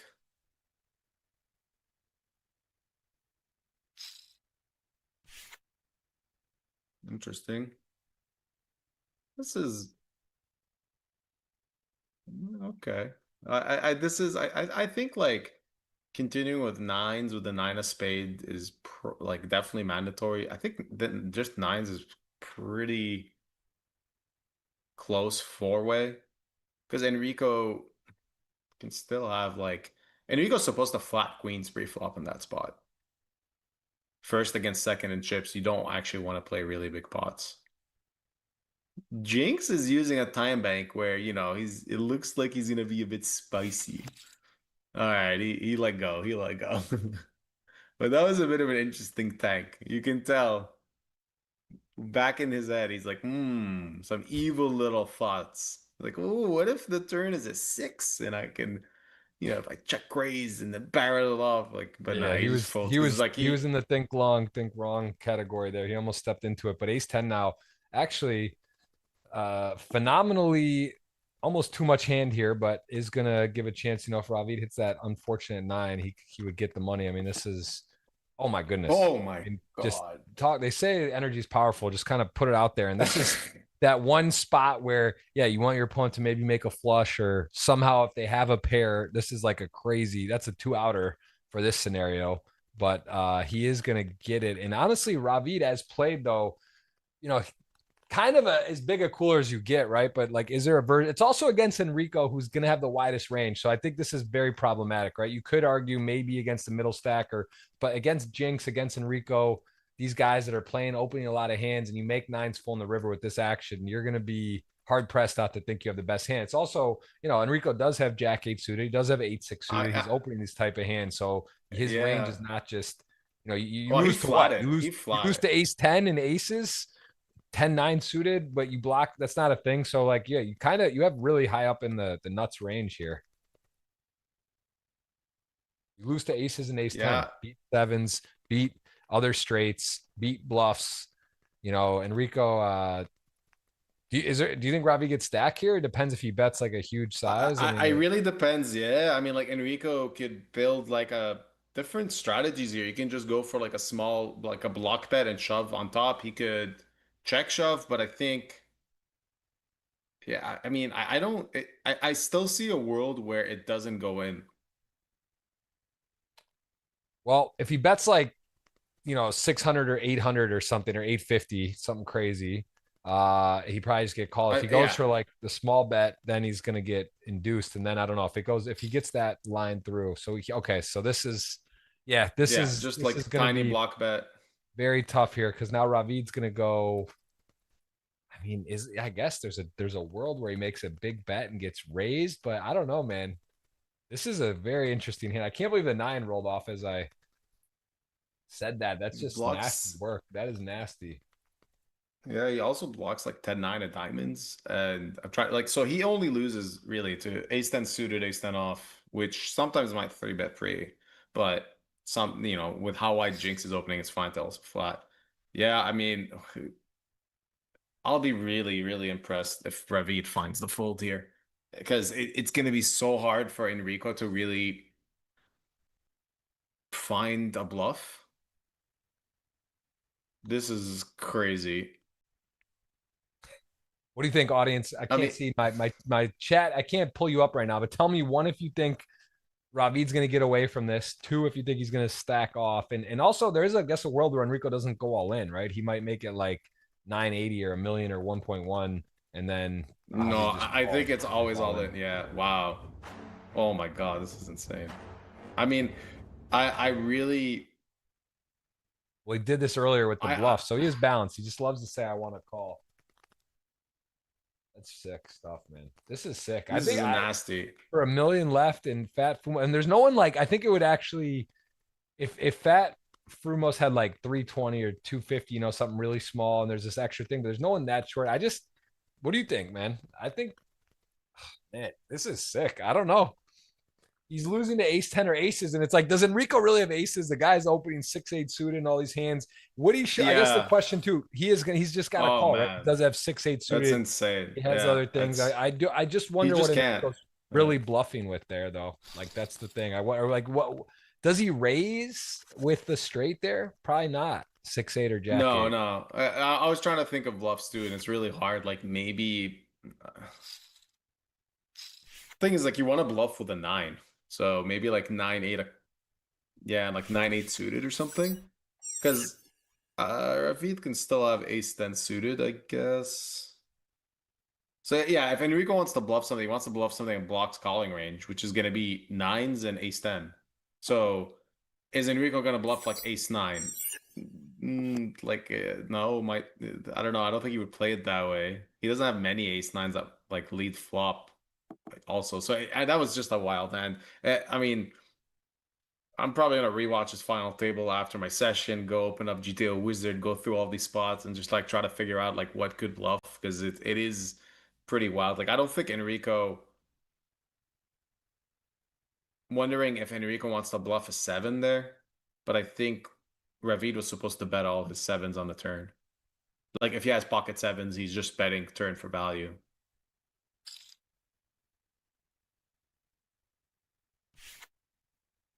Crazy, crazy. Yeah, guys. That was a really spicy hand. That was an absolute Yeah. spice. And that's just unlucky. I mean, like it's just a disgusting run out. I remember on the flop, I was just saying like maybe we don't want to continue 9s without a spade. I also want to check that because let's say it's hard to run these solver spots with like 4-way. So with ICM, it's just like way too much computing power. Like you can only do it on Pio Solver, and that's it's a topic for another another time. But I feel like generally I would only continue the flop there with 9s with a spade. I just think there's still two players that all have 10x in their range that can check raise and stuff. You don't really want to keep calling with 9s. And you're already losing to a lot of hands. Enrico now has the big chip lead. He's like, doing a bit of like getting away with murder, opening really wide. Linus finding a good 3-bet spot. People in chat saying that Ben CB folding boats in the past. Yeah, I remember that hand. I've seen it. He's definitely, yeah. I mean, I think it was a bit of a different spot.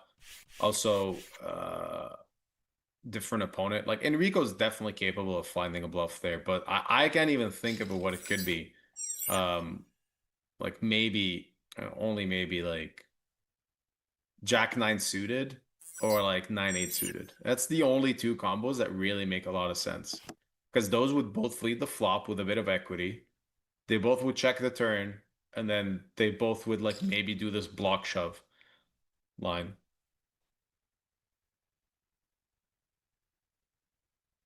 All right, Jinx and Enrico going for a bit of I mean, this is a pretty wide, this is a really wide defense from Jinx pre-flop. 8-5 offsuit against the chip leader. I think that's quite loose. Wow. So actually 8-5 with Yeah, it's in good shape. +10. Enrico has a kind of a must bluff combo. A lot of his like check back is gonna be king queen, queen jack, king jack, and stuff. So like he's gonna bet all these on a river. Saying to check about 50% of the time here, but with the ace eight high and 500 in the middle, but he is going to go for the bet and saying 19 out of 20 times to fold. But Jinx, I have a feeling that's not the case, although that is still likely a just a fold, but I quick- don't think 19 out of 20. I think he's got a little more Yeah. hero cape in him, but maybe not 50-50, but Yeah. Oh, we got. Yeah, Frumos is gonna have just a natural shove here. Gets to steal the blinds. Unless Enrico misclicks calls again on the final table. Actually, no, he misclicked shoved, I remember. When was this? This was like a couple of months ago. He like misclicked shoved 10-8 suited or something. 610. So it's 6.2 million. Enrico running away a little. I mean, Jinx and Enrico Yeah. with over 10 million chips. These other players are starting to get a little shorter here. Linus has been quiet. T Mulder had a nice pickup with the ace king, got to stuff on the 3-bet of Jinx's queen 7 off button versus big line. And he's also had a pretty clean day so far, chipped up. But we are in it. We are in the thick of it. Yeah. Nice spot for Enrico here. Like he gets to just play very aggressive as chip leader when there's 2 short stacks.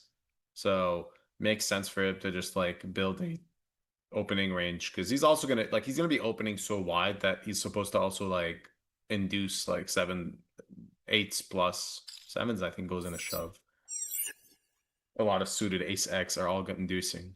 When we saw earlier, like Guillaume Nollet had ace jack off with 18 bigs and he just open shoved, right? And just shows you the difference that like it does matter how much you have compared to what the effective stack is.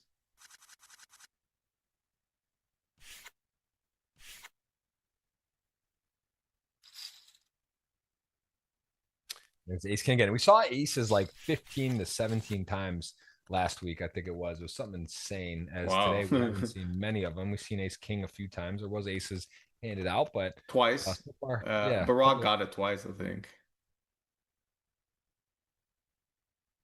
Yep. Yeah, Enrico just, flatting really wide is the right play to do. Jinx realizing also kind of interesting here.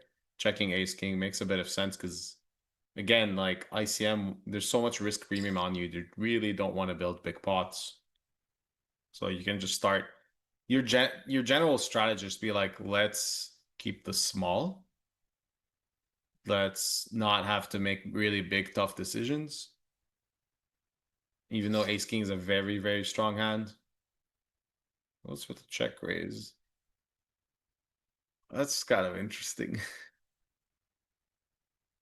I like it with the ace of spades. Actually, just blocking ace 4 and ace 9 of spades. That's pretty cool.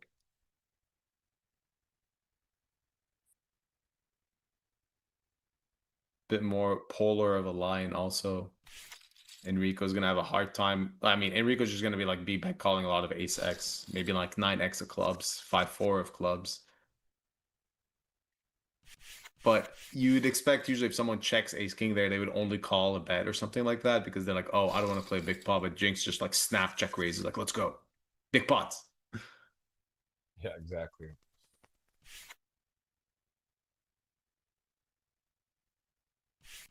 Oh, someone in chat pointing out we didn't put the 7th place finish yet. They're correct. It was Ravid Garbi who just like rivered a boat and lost a better boat. Very unlucky.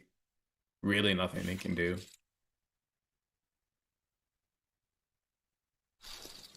Aces. There we go. Starting to heat up. There was Linus stays quiet. Didn't get a customer. There we see jacks to tens. This is a good situation with a raise in front. I mean, this could actually be really nice for Dan Fat Fumos with gets the flat and gets a very comfortable jam here and gonna get a nice situation. Gonna have to fade a 10. Gonna be getting called 10s pretty high up in the range or flatting and then getting the jam from the short stack. And this is what you ask for. This is all you can ask for. He did get a 4-1 before. It didn't work out. With aces to kings, that was an important one. This one arguably is important because it's for your life for less chips, but still an important one would be up to.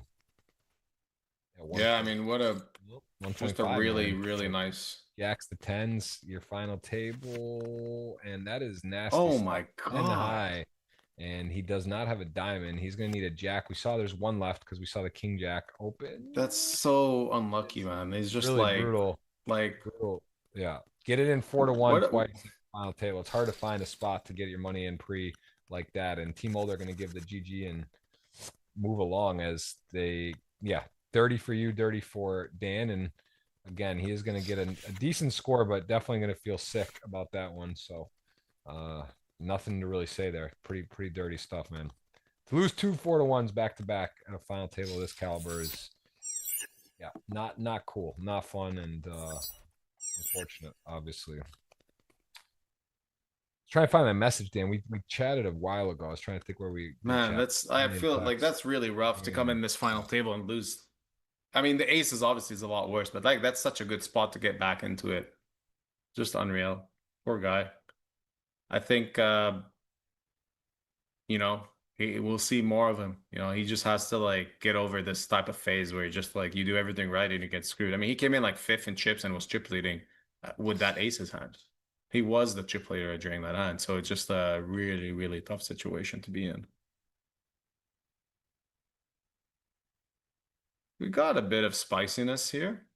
Linus opening, mid-betting flop. Barak going for a check raise with a backdoory McBackdoor hand. That's what I like to call it. It's like a lot of backdoors possible, especially when it's offsuit. Jack 9 ace 3 suited, and gonna go ahead and put pressure on Mr. Linus. And we saw Linus on the 9s betting 9s confidently on the ace high and going on this type of board, and this time top pair. Although it's a little different, is different. This be like if he had 9s with the 9 of hearts. Here, this is ace 3, so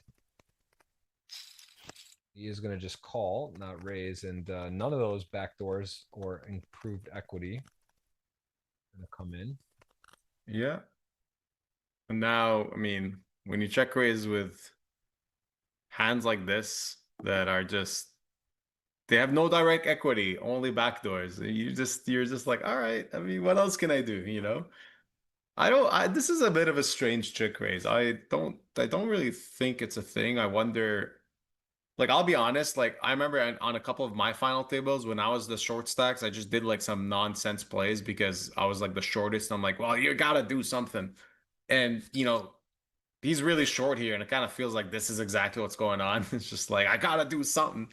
I mean, he's down to 5. He's so short, but he is down to 5. Yeah. He's the shortest by far now, and all right, that's a start. Yeah, I mean, well, the other thing that I find interesting is that I feel like you want to do that type of play against a range that is wide enough that has a lot of folds. But Linus opened in as second in chips. Second to last in chips into all the bigger stacks. So he's gonna have a very like tight range as well, right? Like he's not gonna have a lot of bet folds on that flop. A lot of his opens are gonna have an ace in them, or like strong pairs or broadways.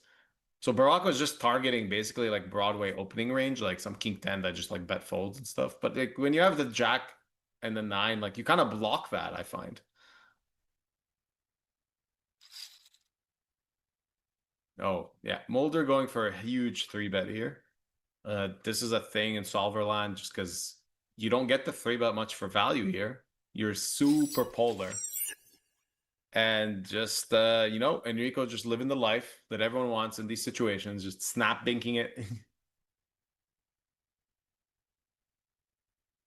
I think like Mulder is only supposed to 3-bet for value there, kings, but queens, like jacks is definitely just a flat pre-flop, 100%, and queens is probably like maybe like 20% of the time a 3-bet, but I think it's still a flat because there's such a small stack, Barack, and the pay jump is pretty significant. You don't want to play out of position for a really big pot, but you also don't want to just cooler yourself 50 bigs deep against like aces and kings and all that. And that's why he gets to go really big size. And then, yeah, just a 6 spot, like, well, they're just, this is like, I mean, it's just like I hate these spots because like, he has an ace, he knows that and then you're just like there with kings, like, just take it, like, small bet, here you go.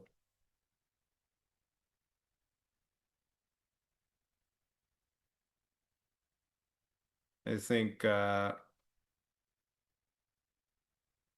Enrico has a bit of an interesting spot too.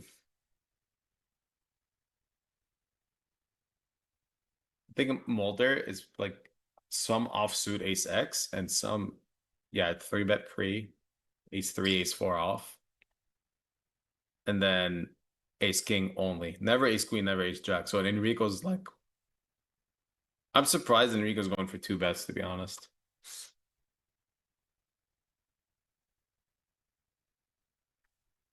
Yeah, I think Mulder's gonna have like just a pure fold here, I would assume. I'm curious what the GTO wizard recommends. Tell us. But it's just like there's just like it's really hard for Enrico to like find bluffs that call 12 big blinds pre and then bet the flop, bet the turn. Like probably like hands like sevens and something like that are finding it sometimes, but that's about it. All right, Jack's button Linus again, another big pair. Gonna get a favorable situation versus Jinx. We know he's not gonna fold. Those have the live queen. And Linus is one thing we know, not deterred by the ace high flops. See if he goes small bet, ace 6-3, no flush draw, not too much of a drawing board there. Yeah, just a range bet 25%. Jinx not going too crazy here.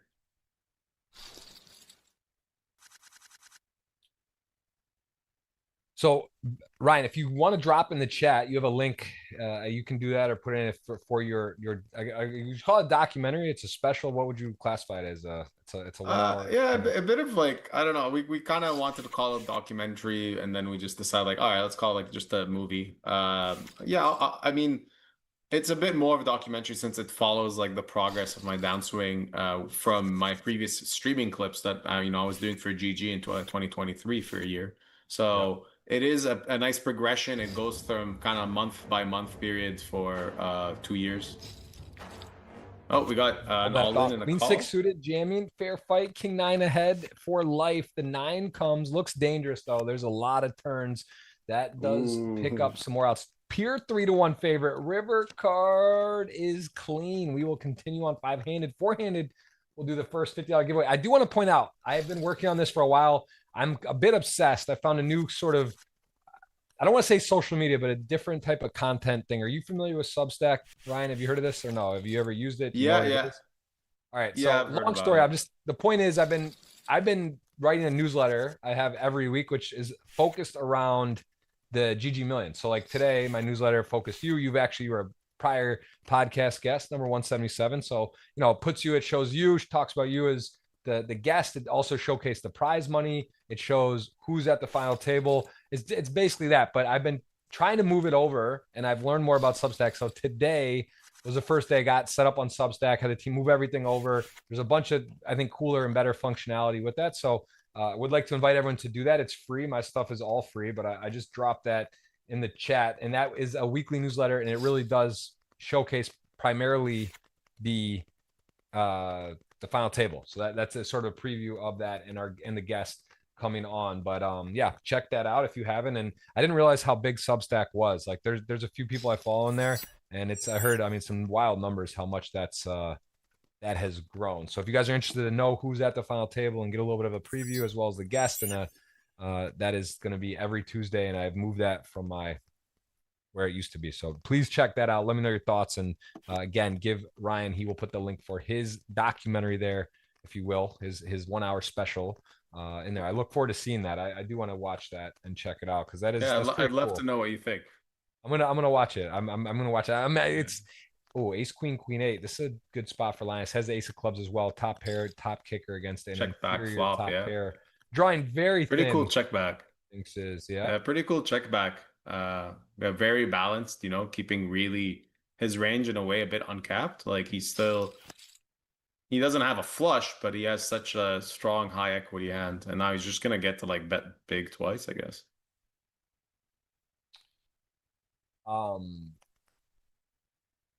Yeah, I'm gonna watch. I mean, obviously, I've streamed for years on Twitch and before having kids and whatnot, and now living pretty much mostly in the U.S. So that was sort of out the door. But yeah, I mean, I'd love to see. I know that grind is intense, and it is. Sometimes you got to step out of it, right? Because it's like you can get in this sort of just warp. You're losing, or things aren't going well, and you're streaming. It's a lot to keep up with. You might not even notice it, or not notice you're playing bad, or playing too many tables. There's a lot of stuff that can happen in a short period without even realizing it. I say that all the time, and this is going to get likely shot up, right? This is a nice spot to raise because you're never getting re-raised, and you do beat a lot of hands. I don't think it's interesting. It went check call on the turn and then lead rivers, but I think he's just going to go like 460 or 540 or something, 390. He's going to bet. He's going to raise, and know he's never getting re-raised, I think. Did Jinx lead the turn, or? Yeah, I just feel like he's going to make the size every time because he's not getting raised. And he does have the best value here. It's not, I mean, I love that size. Okay. Wow. Thanks. Nice fold. Nice high level above the rim play right now. Things are getting serious. Barack back in the game, 1.2 million, 20 bigs, shortest stack all the way up to Enrico, and Jinx back to 4 mil healthy. Wide open today. Really let's take a look at the title race here. Enrico would be his first time. He came in chip leader. He is holding that position. Jinx has a title, 1 for 1. Don't forget. Linus is 2-time 1. And Ravid is out. Barack Team Mulder has not won, and Barack is a 2-time champion. So kind of a mixed, could be a first-time champion, but several of these players have won. Actually, everyone, is that right? Everyone has won, but Jan Mulder, I believe, if I'm not mistaken, that is left. So we'll either see. I'm sorry, Enrico and Tan have not won. Tian, and the other 3 have. So we'll either have a new champion or a repeat, as Barack with the 3 deuce suited. Get out of the way. Okay. Doesn't even peel there as the shortest stack. Interesting. Suited, connected, but very low cards. Yeah. Are you surprised at that, or is that not too crazy? I think it's like maybe like opponent dependent sometimes. Like if you have someone that like c-bets 100%, it's harder to like try to realize your equity with these lower suited connectors, right? So yeah, you probably want to like stop defending some of the lowest ones, and that makes sense to let go of it there.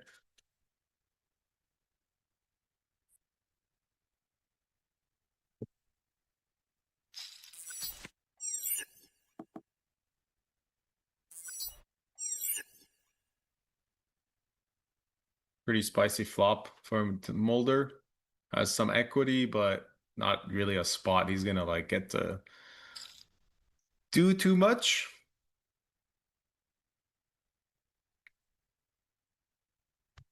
GTO does recommend some raising, but mostly going for the call. But in this specific scenario, a raise would just get Enrico to fold, which is pretty cool because, I mean, Enrico just kind of, I mean, I'm surprised that it wants to call 100%. I feel like, yeah, I mean, he just like turbo folds. It just like, it sucks that like jacks block jack 10, which is like one of the main jack check raises. So you don't want to block the bluffs, but yeah. He just found the fold. I think he would continue with the jack of hearts though.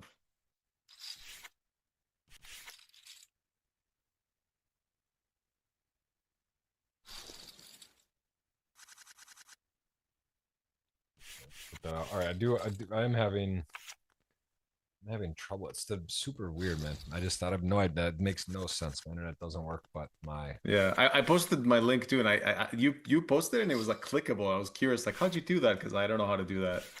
So what on the when I dropped just now in the let me see. I could post. yeah.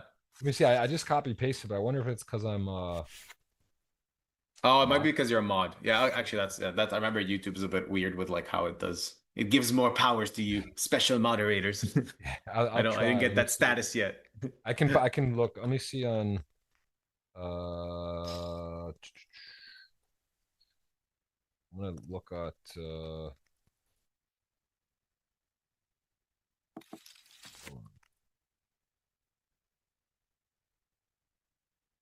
let me just see. I'm trying All to right, find. Let me Barack went for a limp with ace king. Sneaky, sneaky. try Has to the ace of hearts, starts betting. All right, I'm gonna put it on via my phone. Let me put your link there. I'm gonna drop the same guys as well. All right, I just put in the link for Meruzzi's hour special. Yeah, I will say, yeah, this is sneaky and at the moment not gonna work out so well with the deuce pairing and kind of a frustrating board. It's obviously when you get the Yeah. ace high, king high, and kind of dominate pre-flop, maybe keep a king deuce or and ace four gets in there and is in trouble and you hit, but as it turns out now he's not loving the board and gonna have a losing Yeah. hand here. And now he's gonna do like a check and know that he's probably gonna lose. Or I mean, guess you can also bluff it. Like there's a lot of deuce X that are just folding, a lot of 5X that are like in some tough spots. But it's also like it still has enough showdown against like some of Linus's like king highs with the king of hearts.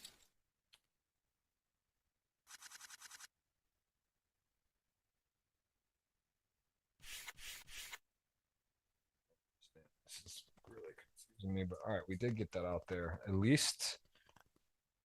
And we are seeing five-handed play. It's going to make it a little annoying today. Put the giveaways because I have to do it via my phone. So apologize to be doing that, but we will get you those $50 tickets. And also on Jeff Gross Poker Twitter or X, if you will, please go to the pin tweet, retweet. Guess who wins? 50 cash out of my pocket. I think. What do I think? I guess yeah. How would you bet against Enrico? He's going wire to wire. He's got 6.3 million. He's got a lot of chips, but this is wide open. He also can taste that. There's something about getting that first title right off his back. Does he just get to pick it up? Does he get to get it done? Get on the board. Tion Mulder, very storied poker career live. Doesn't have a ton of, GG earnings or reps, if you will. He doesn't play it as much on here. He's 10 suited on the button. Good spot. And Barack going to get shorter as the blinds are up. Upper left of your screen tells you when that goes up. 13 more hands. As we're five-handed, it goes quicker, so blinds go up faster as there's less players. The table, the hands go quicker, the blinds go up quicker, and that's just how it goes. Chess clock for all players. That number you see, if it hits 0, you get 5 seconds to act. You're not out of the tournament, but There's 9, a 10, flop. that's a action jaction right there. 95% of the time saying check on the 7, Yeah. 8, 9. Very interesting. That's made it easier. Yeah, too much equity. You don't want to get in. You don't want to bloat the pot. Also, such a nice hand to protect your range. 9, 10. Saying to check here too. Hearts come home. You do have top pair, weak top pair with a 10 kicker, but very wet board. And Enrico is chip leader with the 2.2 million stack. He's going to start betting, and this is nice to raise, is being said most of the time with the nuts. I mean, very wet board. Yeah, you unblock pairs. Could be some two pairs out there. Could be a set. Could be a straight now. Someone slow played straight. So I do see the warrant to raise, but you do have the nuts. I mean, you don't necessarily want to shed your opponent, but you also kind of don't look like you have the nuts if you raise. So let's see what size he goes with. And he does follow suit. And here you go. That's the reason why you raise. The hand is weak as 9-10 here. Drawing dead. Can't fold. Yeah, and exactly. And Mulder's going to have some like broadways with a heart that bluff. Yeah, I think he just has like definitely has bluffs on the turn, and you just can't really fold as Enrico. But I think river is probably just going to be. I mean, such a nasty river because it just pairs the board. All the like those broadways just don't really improve. Enrico looks like he's like thinking of a lead here. 10% lead. Enrico's got all the range, man. He's just got every possibility, you know. It says 100% check. He's burned a lot of clock. You might just see 2x overbet stuff. Who knows what he's doing? He's got he did it with a boat, right? He could rep that. He could realize he's losing to flushes to straights. He's got the 9. But yeah. I mean, it'd be ambitious to make a bet here, and if he did, I wonder if like this is a spot that like GTO Wizard hasn't inputted that you can build a 10% leading range. Right? That's the cool thing about GTO Wizard. If you go in their AI solver, you can put your own sizings. Like, what if you want to build a leading range here? And if you think about it, Enrico has like 8-4 spades, 7-4 spades, all these suited 8-4, 7-4, 9-4 that like I kind of want to lead here as a block and then shove against the raise. He also obviously has all 8s, 9s, and 7s. So it is kind of like that's that's why he took a long time. He's thinking about it. You know, he did do a lead with a boat, similar spot, went 10%. And Mulder now also has just this like pretty wild spot where I mean he's definitely gonna raise, but you know, similar to what happened to Ravid, you're like raising and then you get shoved on. You're like, oh my god. So now it's saying to actually call 43% of the time with this raise, which is this is a crazy hand. This is a fun one. This is one to jot down, put it in your notepad and discuss it. But yeah. And honestly, this would be deja vu because this is the funny part. So in this spot with the hand is weak, as if you will, with the nut flush, whereas versus the other one where, I mean, it's different, but the other one, he did have a way higher up in the range and got shoved on. And it would be one to argue is does Mulder fold there if he gets shoved on as played? I mean, if he shoves it. Yeah, I mean, I think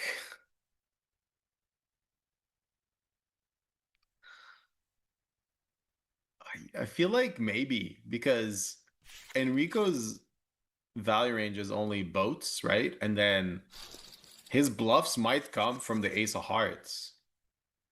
Maybe like ace 7, ace 8 with a heart, something like this.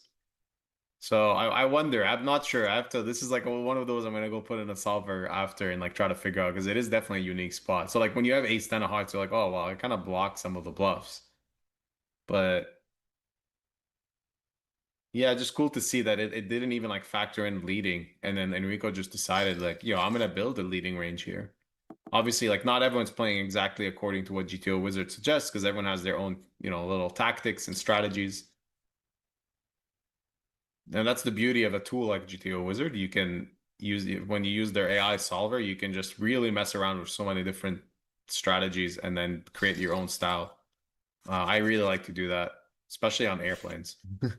When I have nothing to do on an airplane, I just buy the internet on Air Canada and I'm just like, all right, let's go. Yeah, does make a trip go fast. And again, learning, I think one of the best things about learning and plugging in these spots is it's like you get to learn a lot in one spot because you get to see a lot of close situations. You're not going to necessarily get the exact same spot, but you get a similar one, and you get to kind of plug and play from that. Is Brock saying, hello, I'm not out yet, fellas. I'm dangerous. I'm lurking. One double, and you got to really take me seriously at the moment. He still has almost 20 blinds, 18? Something like that in the mix. So he is not out of it by any means. Five-handed. Things happen fast. Jinx did a good job rebounding. Wide open. 6 million though. Enrico in the driver's seat at the moment.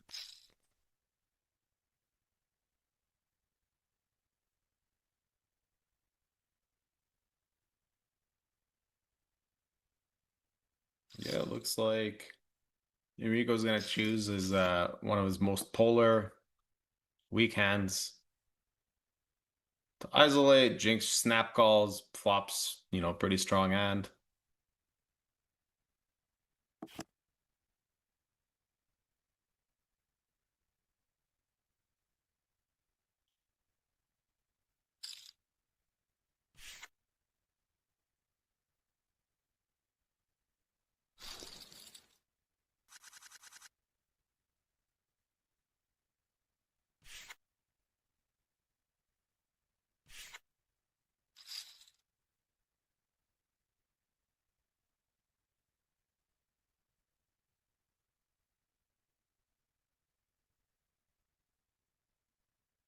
All right, Queens button A6 Enrico. Just never know what mood you're going to get. Also, Jinx has been super wide. A6 by all means not a bad candidate to 3-bet bluff here, right? You got not a great hand, but it's an ace and it's against late position. He's just going to avoid a pile up. That would have been bad timing for him. So good discipline. Again, Enrico's kind of a feel. He's got an interesting game to him. He definitely has gears. He's definitely creative. Definitely likes playing pots. He's in there flatting a lot with these 6-8, 5-7 suiteds. Not afraid to do that when deeper in position, and he's capable. Yeah. He definitely seems to have an interesting game.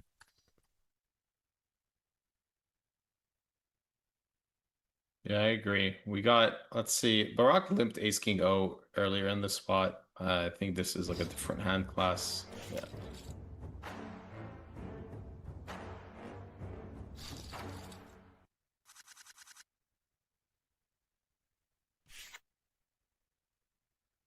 And then, Suited. again, doesn't have much pressure on him, so he's been kind of getting these. Oh, I was gonna say I thought he was just gonna steal a blinds here, but this is probably even better. Yeah, it seems almost too good to be true. Almost worried that he's gonna get cooler or something because Enrico but he is just with the air 7-8, 7-8 also. He's opening so wide.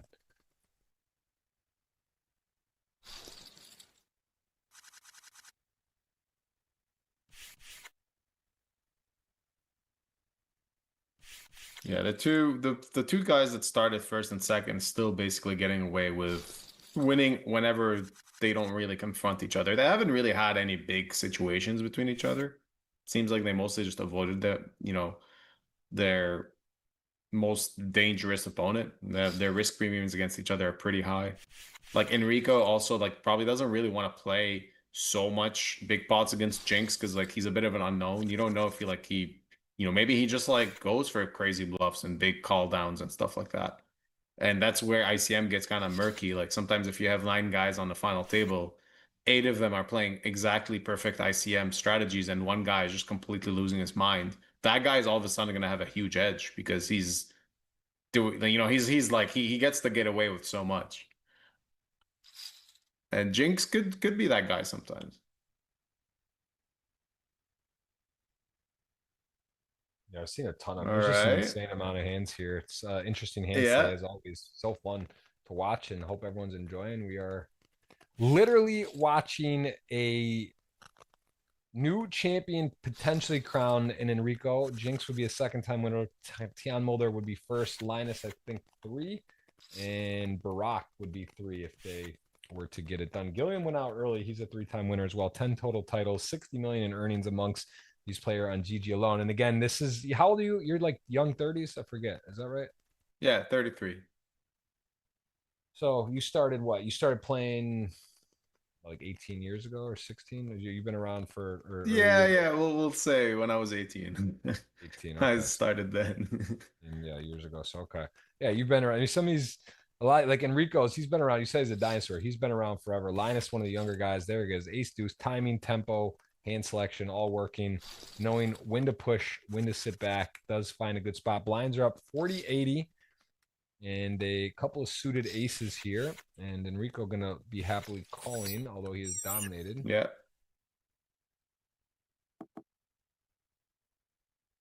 Yeah, I think Enrico's been playing also for like 12 years or something like that, maybe even more. So he's been around for a very long time. I mean, even Linus, I think he just started at such a young age that I think he's been around. He's a bit of a dinosaur as well. I mean, he's 30, I think now. So I'm wondering, I think this Jinx guy might be like the youngest guy.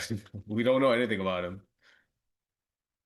We know he bats 1,000. He's at the final table. He takes it down, and he is here again in the good position in seconds. And he has the best hand here at the moment, but not a board you feel super good about with ace queen suited out of position. You lose to all pairs. Flushes now. I mean, you do beat the broadways, a lot of broadways, and you beat some of these type hands. The ace suited that is ahead, but let's see now the 8 on the river. Oh. This seems too hard to win this Just one. get there. This is going to be.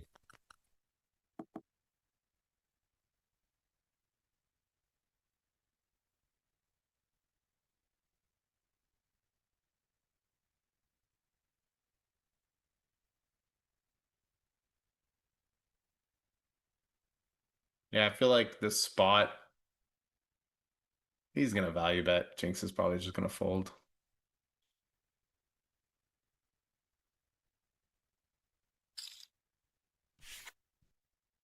Yeah.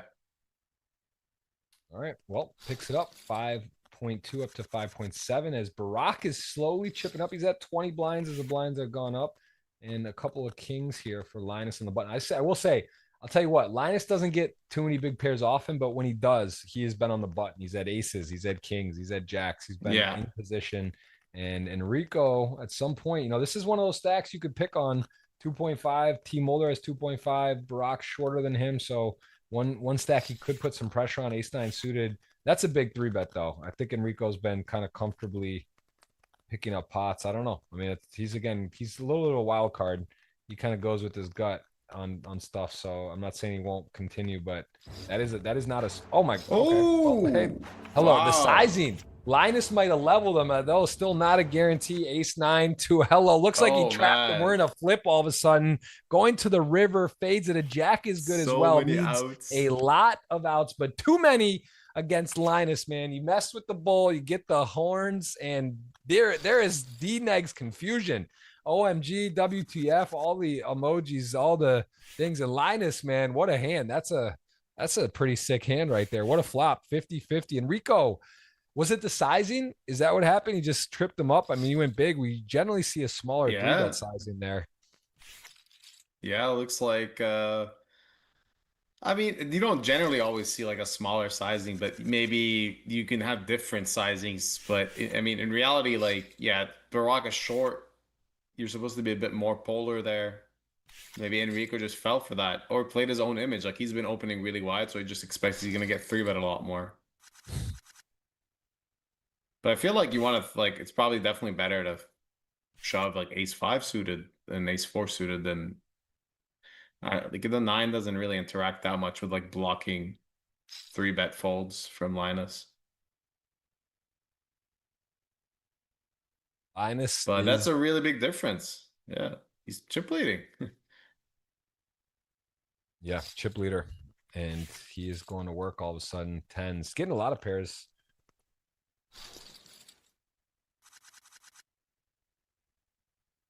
As ace 5 suited will be playing. And 30 bigs. I don't know if I feel like that was unnecessary. Had a good position, a lot of chips on second place. Could keep kind of like getting away with, winning small pots here and there. I think interesting board. 5-7 suited. What a flop for 5-7 suited. And nothing but call here. 6 is the dream. Hearts would put him into a winner. And I'm gonna call. Not improving. Okay, so ace-5 now saying to check. You have got called the big blind. Just gonna have some stronger hands too, but Jinx is not interested in the GTO wizard at this moment.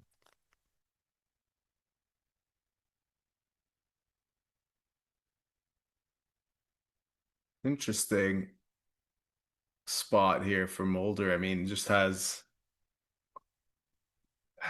pretty good equity.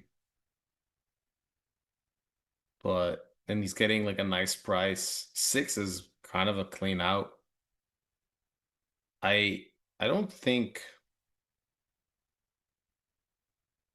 It's actually saying the only thing to do is to raise mid-size here, which it's is yeah, crazy. yeah. He's gonna get it. He's gonna find that exact moment of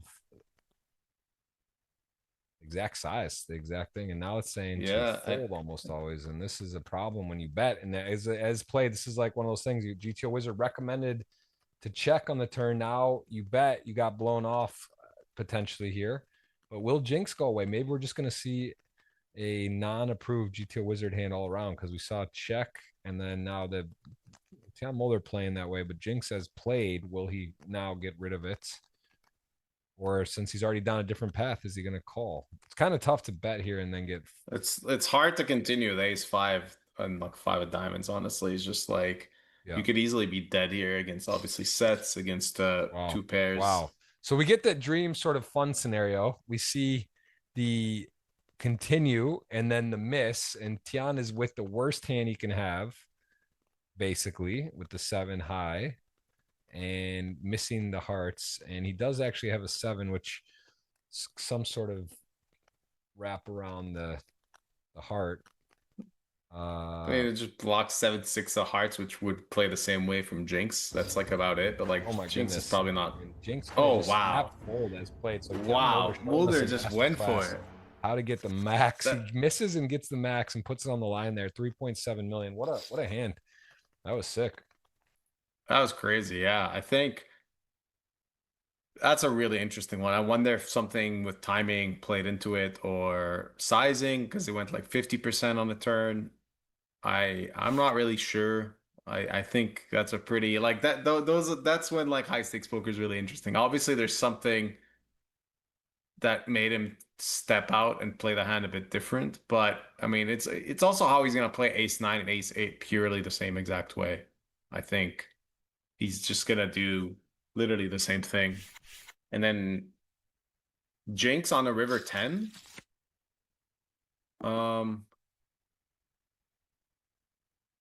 Like only has like maybe a queen jack of hearts and like ace 10 that calls, and then obviously like some slow plays.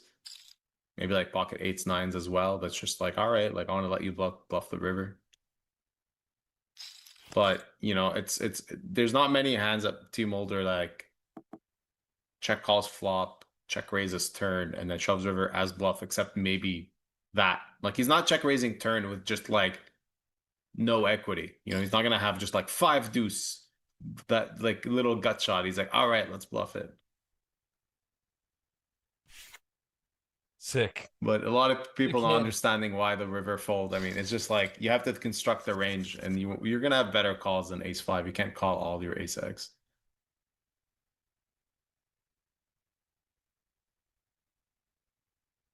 Barak gonna get like a nice little spot here, yeah. Big shift in, you know, chips all of a sudden. Enrico's in 4th place. Mulder is in 2nd. Linus is 1st. Yeah, someone in chat saying that turn call was wild because like that's why you kind of maybe just fold the turn. Because if you're calling turn and like folding all rivers, might not be like the way you want to really like build your strategy. Like maybe against players that don't bluff the river, you're like, yeah, I can do that. But like, you know, it's Team Mulder. He's playing 100Ks live and he's very experienced, like crusher. It's not like he's not gonna like fire the river with a bluff. And Jinx might have like put him, let's say, on like 7-6. It's very possible. And then on the river, he's like, well, you know, I lose to a straight now. So that makes a lot of sense as well. Like if the river, let's say, is a king or something, I feel like we'd see it very different. Or a king or a queen. King or a queen would make a lot of sense actually, because Jinx probably opens all Jack 10 off there. Probably c-bets all of them on a flop, and then c-bets them on the turn and continues because he had nut draws, and then like just, you know, it makes Team Older have like less ability to bluff the river.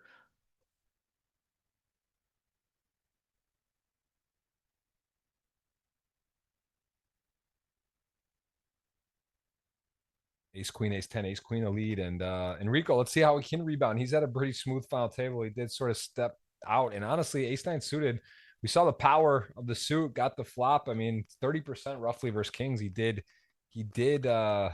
flop a very, very live hand. And Linus knew he was fortunate after the flop to win. It was basically a dead coin flip, as ace queen going to get a nice run out here. Queen plays, and as played, going to feel confident. Probably going to be a nice pop for Mulder. I think he's going to be able to win some money here. Yeah, I mean, let's see if Enrico builds another 10% river bet here, or you know, just goes for like a bigger-ish sizing. I mean, kicker is kind of nice. It's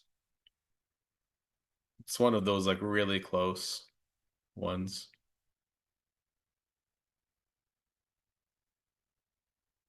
Mulder like opening and checking twice has every ace king ace queen, so that's what makes this like kind of a weird spot. Sure, he might also have. I mean, Mulder was the technically when folded to in the cutoff here, he covers everyone, so he can definitely open wider. Like they're definitely gonna be open like ace 4, ace 5 offsuit and stuff as well. So, you know, that maybe plays into Enrico's mind that like he should be pure value betting here. And now, yeah, like he just goes this size. He's actually value betting, but he's, you know, we call this value owning yourself, but it like in reality, it's like a perfectly fine play. There's nothing, even if you bet value bet and get called by better, that's okay.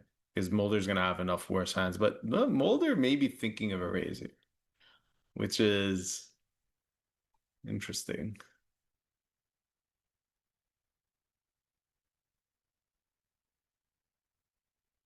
He's wondering if Enrico ever has like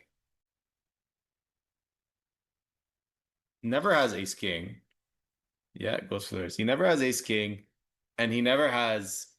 He could have ace jack, and he could have eights. So that's why. But it's like, you know, probably like.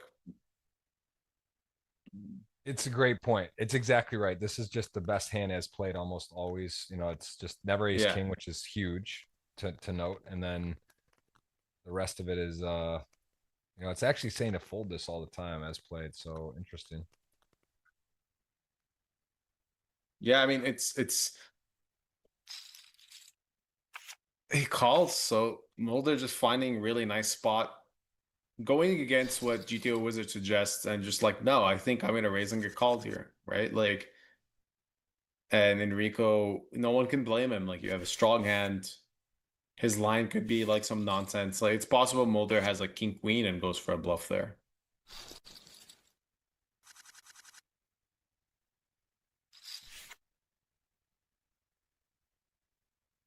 Ooh, we got some hands here. Hello. Now we got 9 to some. 10s to ace jack suited, and Barack is in that range, that sub 20 here against Jinx, who's definitely going to be opening wide. And actually, this could go what? Bet could go shove, and then I guess 9 is Yeah. going to get out of the way, and we'll see a flip. I mean, If Mulder puts in nines here, yeah.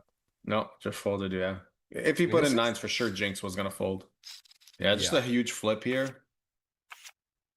This is definitely a big moment. Ace jack suited to 10s. The ace comes, and Barack out of the depths now has to fade the 10, and Jinx is giving the thumbs up, and that is not a great result. Barack is going to be looking for his third title. It's a conversation now that is relevant, as we see a Jinx started out the day in second, down to 1,000,000, 40-80 short, going to be through the blinds here. Queen 8 off.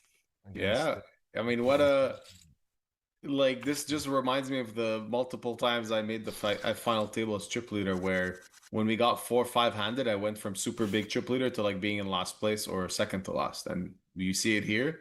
Enrico was chip leader, he's second to last. Jinx was chip leader and nearly always second in chips, and now he's the shortest. And somehow, Barak is in there fighting Mulder, like all these middle stacks just chipped up and are now, in a bit in control 5-handed.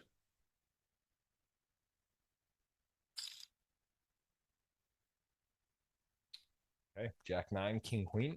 No one with a pair, both with potential favorable runouts. Jack 9 suited seems a little more nice on the runouts, but actually Queen King high in the lead here, although that isn't how poker works. The best hand doesn't just get to win. And Linus, does he want to go ahead and shell on a sticky Enrico? Does he want to take another shot here? He doesn't pick up any of the many turned better equity outs that he could have.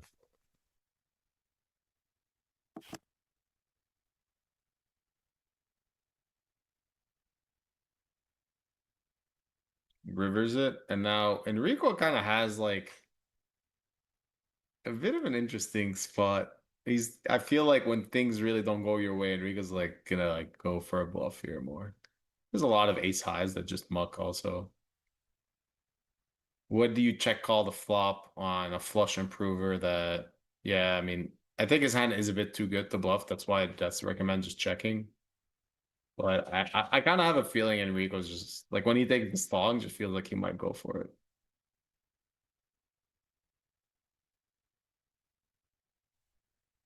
Could be a nice spot to also go like 15%, a block bet.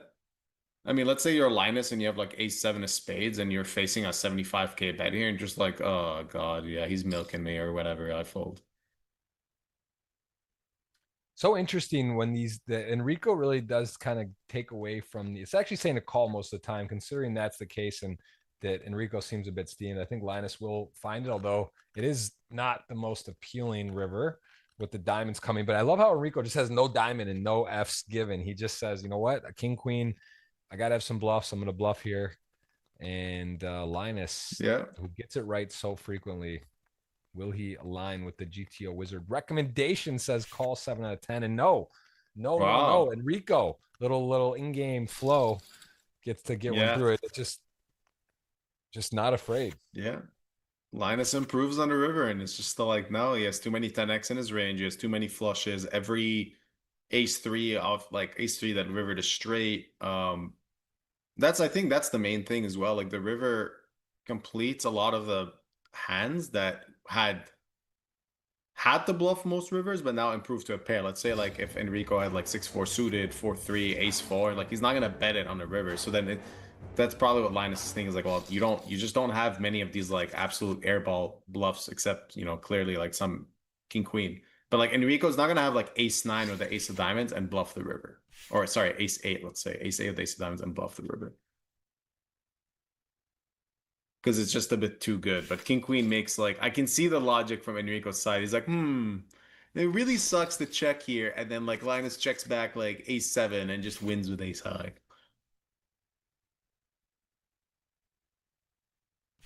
I'm just gonna grab a Coke or something. I'm really thirsty.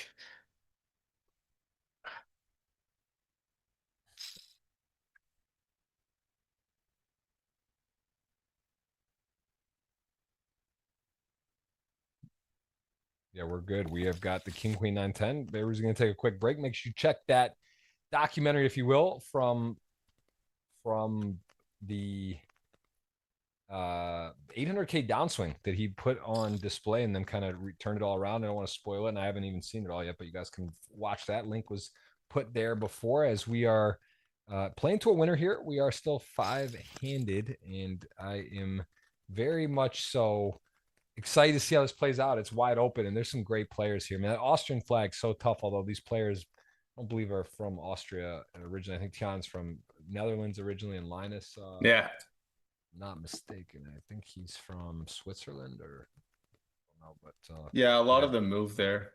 it's nice place to grind. Exactly, for sort of similar. If you're living in the US and you want to play poker professionally, you might go to Canada or Mexico, get set up where you can have a residence there and play. comfortably as the 9-10 versus king queen. It's a very interesting turn here. 10-9 open-ended, hits a pair, does check back from Tian Mulder, and a club both player have. Queen king, also queen 9 would be a straight, but as played, is there any merit to bet? I think Linus hands is nice to check.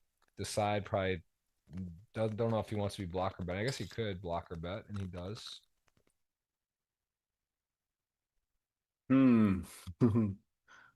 Let's see. I love when they go into time banking. I can just like see all the thoughts like, can we do something crazy here?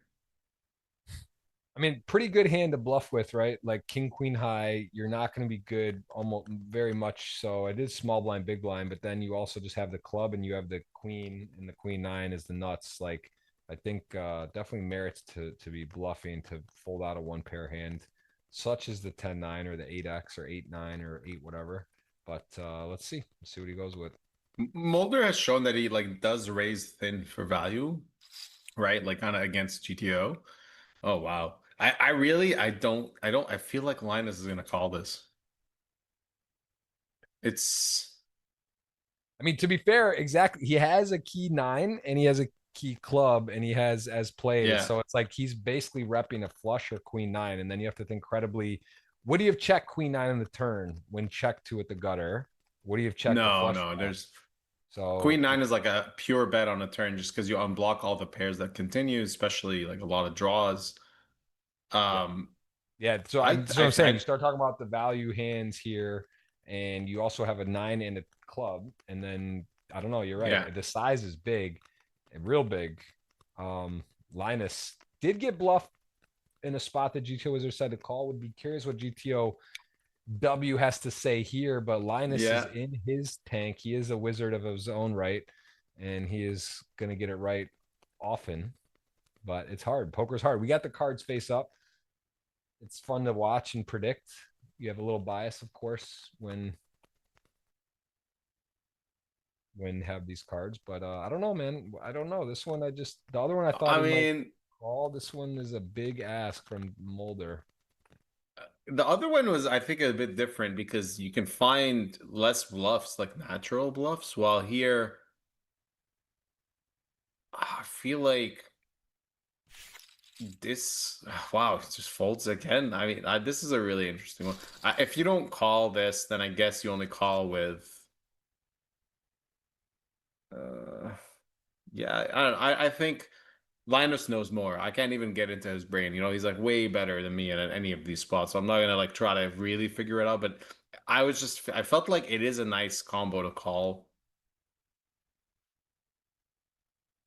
because of the size he took. So that was pretty interesting spot. And Mulder has clearly shown that he does raise thin for value. So I wonder if Linus was considering that. Like, can Mulder maybe have a really thin value raise with two pairs? Where he's kind of like that. Yeah, I mean, he definitely has nut flushes on the river and really strong flushes, so you can definitely add in some of those like two pair merge raises.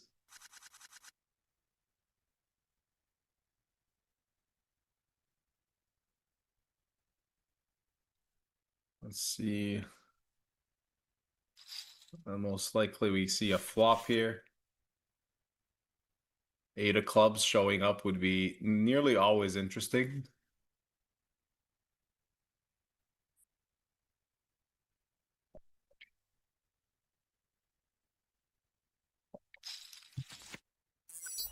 Oh, that's gonna be easy. I spent some time recently in Barcelona with my friend Alex Panakovs, who plays this 10K all the time. He's had many titles, wins, final tables, and he was playing really high stakes in Barcelona, like the 100K, 50K, and 25Ks. And he was playing against Mulder and told me, he's like, "Oh, I picked a table. I have Mulder on the table." And I asked him like, "Oh, like, is he on your left or on your right?" And he just like said like, "Does it even matter?" Like from his point of view, he's just a really tough opponent no matter what. And we can see like he's found some really interesting lines and situations here where, he's kind of going against whatever the solver was suggesting. Just like, nope, I'm gonna do my thing and it's gonna work, and too bad. You figure it out. That's hilarious. Yeah, he's very, very one of the more talented players who's here frequently and is very capable. As we see the ace eight gonna call Barack with some chips, ace two. So big boy poker going on here. Both players gonna kind of miss the ace eight Huge suited. pot. Yeah, big pot, big moment, and ace deuce is out here just completely two-stepping guessing. As ace eight suited though does sort of flop without hitting is around that, right? He's sort of wrapped in there with the again, we'll say that the BDs, the back doors, but at the same time, sometimes that's not so relevant when the pot's big. He's going to be checked to here. He has the best hand. He can't necessarily think that. I mean, I think he's well aware though. There are some ace five, ace four, or sorry, some hands that are messing around. Ace deuce off is in here, so there are some hands he's beating. King queen. Yeah, I mean, and the way Barack's gonna construct it, like range pre, is just gonna be a lot of weak ace X that Mulder dominates, and then like ace king basically, and maybe ace queen suited. That's about it. Just because Jinx is so short. Mulder just getting away with a big chip lead now all of a sudden. But yeah, I think Barack's range is going to be like sometimes like a couple of offsuit king X, a lot of the ace deuce ace three off, and then Mulder is like, yeah, I have a suited ace. That's pretty nice. That is, I mean, This flop is very nice. One of the bigger, sweeter things you'll see. And it's actually starting to bet mids, very much similar to the last hand last week, the winning hand we saw with the 8-9 suited flopping the straight against this exact scenario where you're against a pair or other things. This a little different when you actually have the flush draw to go with it. And even the a6 off, though, it's saying to call here. So this is some of the, again, merits why I'm surprised, yeah. I'm surprised that even a6 is still calling here without a spade or anything. I'm surprised it's 100%. I would think, yeah, call sometimes. Yeah. Not all the time.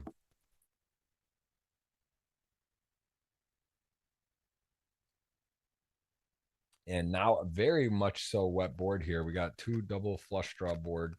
8-9 suited is saying to go large often, but actually bet small 60% of the time. Kind of interesting. I mean, you're straight flush open-ended. Yeah, it's very curious what to do. How big? This is why poker's so beautiful. This is like, okay, so he's actually, yeah, he's gonna go for the large size, and that'll do it. Yeah, the ace-6 off on this board. Yeah. They realize this is just that easy fold. Yeah, he could be getting semi bluff there, but nothing to do. He can't hang on. Levels going up. Everyone's a bit shorter. 50, 100K. It's been a long five-handed actually. They've been going at it for a while, and pretty much nearly everyone has like been trading chip leader, except Barack, I guess. But everyone was chip leader at some point in this. Yeah, chips have really shifted around. Jinx actually started again second, was very healthy. He got short, then he got the kings to aces, coolered our friend Dan. Yeah. And then he played that big pot where he continued light-ish on the turn, and Mulder just bluffed him off. And pretty cool to keep that in mind, because Mulder is now chip leading because of that crazy bluff. Like, it was a 50% bet pot, 50% bet all in on a river, and he got a snap fold. So makes me rethink a bit, like, not even, the guy wasn't even thinking about it. So I was like, man, should Mulder bluff here? But, if you got a snap fold, maybe you should always bluff there. Bit of an interesting run out, but I mean, I just assume Linus is probably going to bet, and he's going to get called.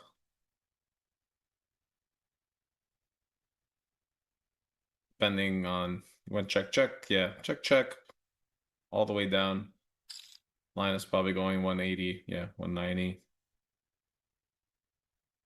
Like, if Mulder calls here, we kind of just call it the respect call. It's just like, you don't want to call, you're like annoyed.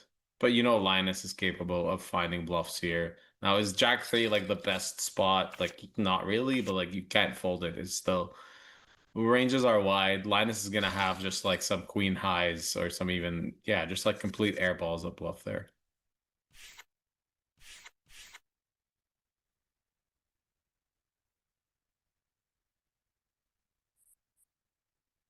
Jinx putting out the emoji with a hand that is obviously gonna fold. Always funny to like have a bit of like a emoji game on GG Poker. You put Yeah, the like, gifts too, right? The gifts get to put out. yeah, There's yeah, some people are very active with that at these final tables, and again, I want to welcome everyone in the world where they're watching from. Don't have my normal. I don't have it up on my screen, but please say hello. Let us know what country or city you are repping from. We have got ourselves a very exciting final five here. Again, playing a winner, no deal making. What do you think about that? Do you like that feature with the GGMillion? Because I know most in GG cameras deals, but not here. Do you like it or? Is your question based on experience or just what I would prefer? Yeah, Because what do you prefer? I would definitely prefer a deal because I've been triple leader every time 4 or 5 handed and never finished in the top three. So like I wish we could deal. I would definitely would have made a lot more. But I do like that it forces you to play because it just shows like, this is like at the highest level of poker. Like this is a really serious tournament. Only the best play it. It runs every week. It's a 10K. It's not like a joke buy-in. And you have to work on all parts of your game. You have to play on short-handed, ICM, and then heads up. It's like the most important part, really. So I like it. I want it to stay that way. I think in the really big ones where it's like 10 million guaranteed and stuff, like yeah, maybe a deal there would be kind of cool. Yeah.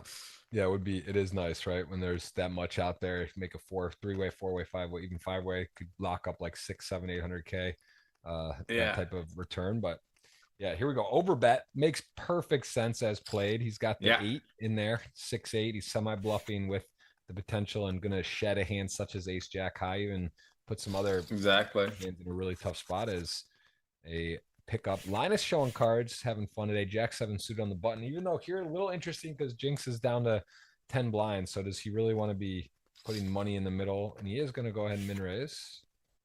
Maybe a bit of a player profile, thinking that okay, Jinx going to call, and this is going to set up an interesting situation with bottom pair versus a gut shot and over. So as played here,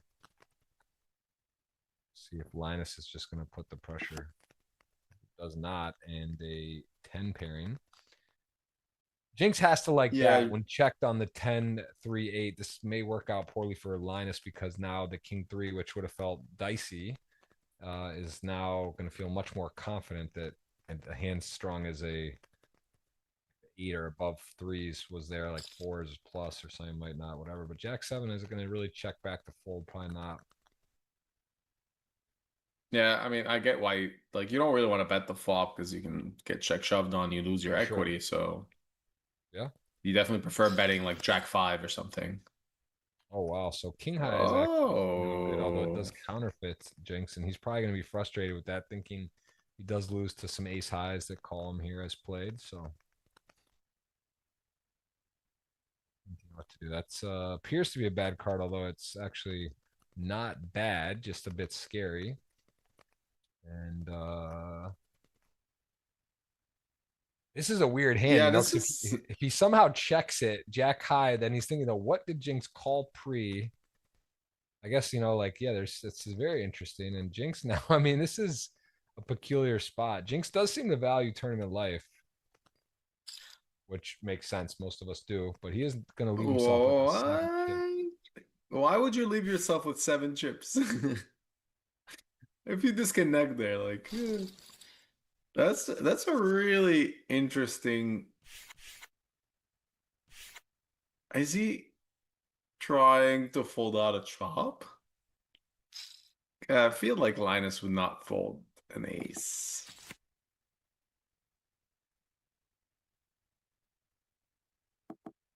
That's kind of interesting, yeah. People in chat asking, by the way, why we see their cards. It's because it's on delay. We're not 100% live. We're live, but we're watching it on delay, so we get to see their cards and commentate. It's the only way you can do it. Welcome to online streaming.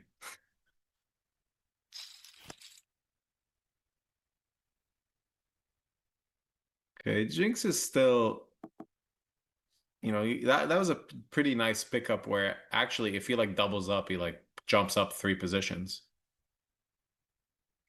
This is super tight right now. Jinx is, yeah, down to a 1.2 million stacker. He's got a good flop here. Flop double gutted. This is not a great card pairing the board, but he still has a 9, 6, 10. Although it was a double gutter with the no club, right? So that's not a pure out. 9 high is no good. King 8 would be good. 5. Here's a bluff.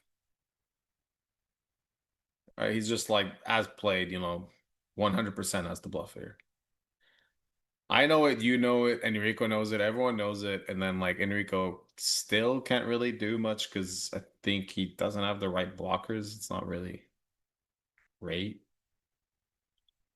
Having an 8. Like the 8 is so what do we think? Probably like a 400k bet. You don't really want to go like too polar where you're just repping a 7. But I think is Enrico gonna, no, he did go a bit polar. But he's still like, I mean, check call flop, check turn. He does a lot of 7x. He also like, I think if he has like traps, even a jack is pretty confidently betting the polar like that on a river.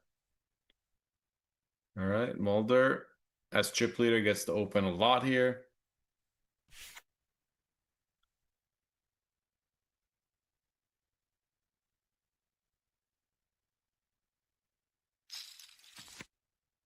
oh, hello. Houses. Like this is like those spots where like it's a range C bet, so you're just gonna see a min bet. Yeah, exactly. You just min bet your range. So he's like, damn it, like why can't you have something that continues?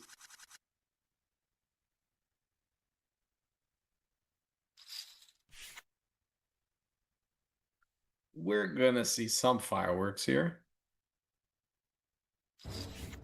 I feel like, yeah, just shove is the only thing with king queen suited.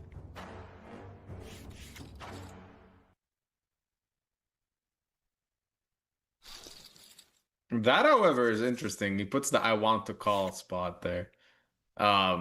When he shoves there, his range is a bit polarized, where it's kind of like those type of hands and like maybe ace queen, ace king.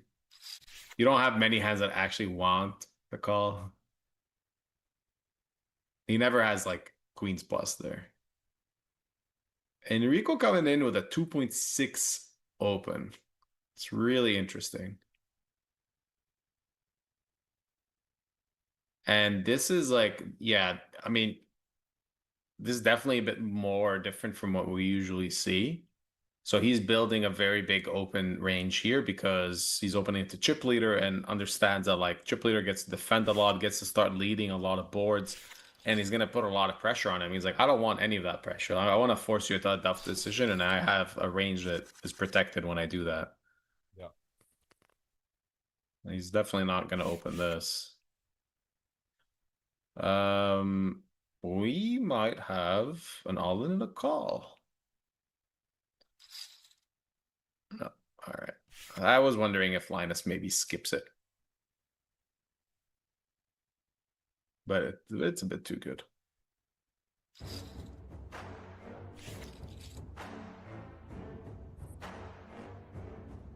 Okay, Jinx picks it up. Back to 2 mil, 20 bigs. Yeah, exactly. And 2 kings, Linus. And if he doubles up. Gotten a fair amount of pairs today. And Rico was your chip leader kind of to the, I want to say wire to wire. We're still 5-handed. So it was like a long way. Yeah, it's been a while. And this is almost deja vu before he did get in the ace 9 suited to kings. This time, key diamond for both players. Kings saying to bet small. Could check even sometimes, but gonna go ahead and. I feel like every time we do this show, it's always the longest. This feels like it's gonna be another long one, Jeff, because we're still 5-handed. Definitely could be. 3 hours in. There's no one. We're not 3 hours in, are we? No. I guess I guess 2 hours. 2 hours. Yeah, that's true. Yeah, I'm thinking of how long I've been sitting on this chair, I guess. Yeah, the pregame adds some. And look, man, Enrico's just like, you know what? He's like, one of those things. It's like you mentioned, this could be Linus. You said in the pregame show, could be like the Doyle Brunson or the legend of our era kind of thing. And do you wonder, is there a little bit of that? Just like Enrico's like, I'm a dinosaur. I've been around. This kid's, I'm newer on the block. People are talking about. Let me just attack him, and I happen to pick when he's top of range with kings. Matter of fact, each time. And Linus with a nice just call, and Ooh, this is either all of this it or most is of it, and this is a this bad is why I don't. spot for I Enrico. don't think you can ever see an all in here. Uh, but you can see the wheels turning in his head. He's like, wait a second, I picked up a gut shot. I block ace high diamonds. Like I feel like he actually doesn't know what to do exactly because I don't know either. Well, I'll tell you what, I Linus knows think what to do. Linus is gonna snap well, him out of his chair. Although it is a very connected big blind board, but still, kings as played, just but called. Wizard, yeah, GTO Wizard is just saying 100% bet basically, like bet mid or all in. I had a feeling it's gonna like we're not gonna see either of those. Like, yeah, I mean it's a check because it is a confusing one. Like you block ace of diamonds, which is pretty important. Like Linus might bet continue like ace high ace something of diamonds, right? So when you have that, that means he just has mostly flush draws, over pairs, or like a ace eight, maybe like king eight suited or something. It's saying check actually 100% of the time, which is curious to me. Yeah, just Why would it check always there? Just because the board is bigger? it's everything is like, yeah, I mean when everyone's playing different strategies, like GTO Wizard's just like, I don't know what's going on either. Yeah, this is exactly. It's like when your friend tells you a hand from like a cash game, like a casino live 1-2 game, and people are opening this 17 or 25 pre, and they're like, "What do you do here?" And you're just like, "Well, I have no idea because I would never play, five five Those five stakes, two yeah, suited, call exactly. 30 pre, and then get on the flop Ooh. 5-way and have a pair and a flush draw, and yeah, it's hard." This is a very interesting. I think Hello. Barack should have folded there. Well, Barack I'm pretty knows sure Queen something we Jack don't is know a because fold, but he flops a straight. But I'm pretty sure Queen Jack off is a fold there. stone colds, although everyone's going to be a little wary here. It's a pretty connected board. I mean, Yeah. Ace Jack does have key card, but I don't know how much blasting you necessarily want to be doing here. I mean, I guess there is a story to tell, but But the way those two opening ranges and the flat call is constructed, I think like Queen Jack is supposed to be a pure fold because it's just so dominated by the calling range of Mulder that you're not really like happy even when you flop a jack or a queen because like he has all the better kickers. He has every king queen, he has every king jack suited, even maybe king jack off, ace jack, ace queen. So like queen jack off becomes more of a fold and like you kind of prefer defending like 7-6 off. Like it's just like it's gonna be a better defend. But when he flops straights, things are different.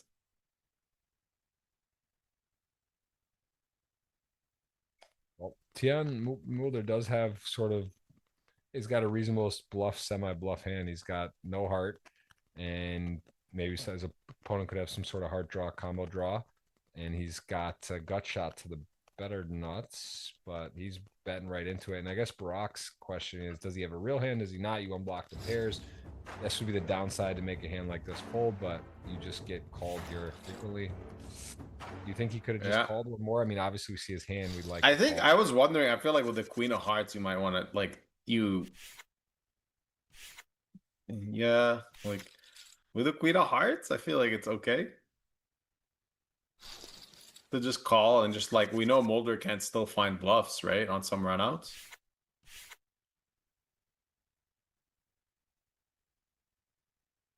Yeah, let's see what Barack does opening into chip leader. Is he min raising or is he going like 2.43x? Is he going 2.5x?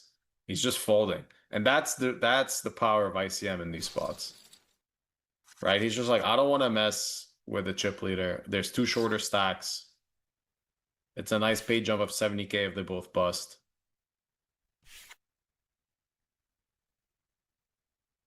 Yeah, you're at that stage where that is just so prevalent. It's so important. ICM, it's like you're just making so much money by moving up, you know, from this stage from like 3 to 12 or whatever stage. There's just a lot of money on the table at this point to get up, and everyone's tight right now. I mean, this is sort of evened out a bit again. Mulder, yeah. Mulder widening his range up a little bit. Is he gonna just lead? No, there's no way. I wonder if there was like the jack of hearts if he like leads. It's like backwards actually. It popped up. You see that? It said bet large for the other one. Now it's on Enrico and it's saying to check or bet mid, but it's on for. Oh yeah, yeah. There. Put a note. Yeah, it doesn't. Yeah, it didn't figure out which one is first.